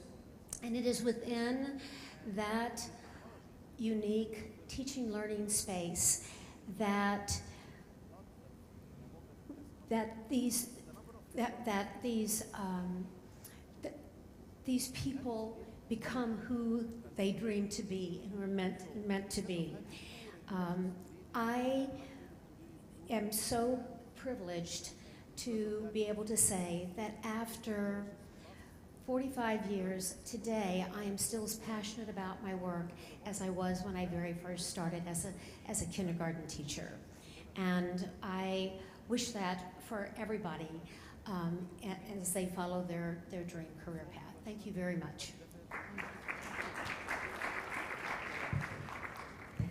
And last but not least, please could we welcome to the stage Mr. Parker Lynch.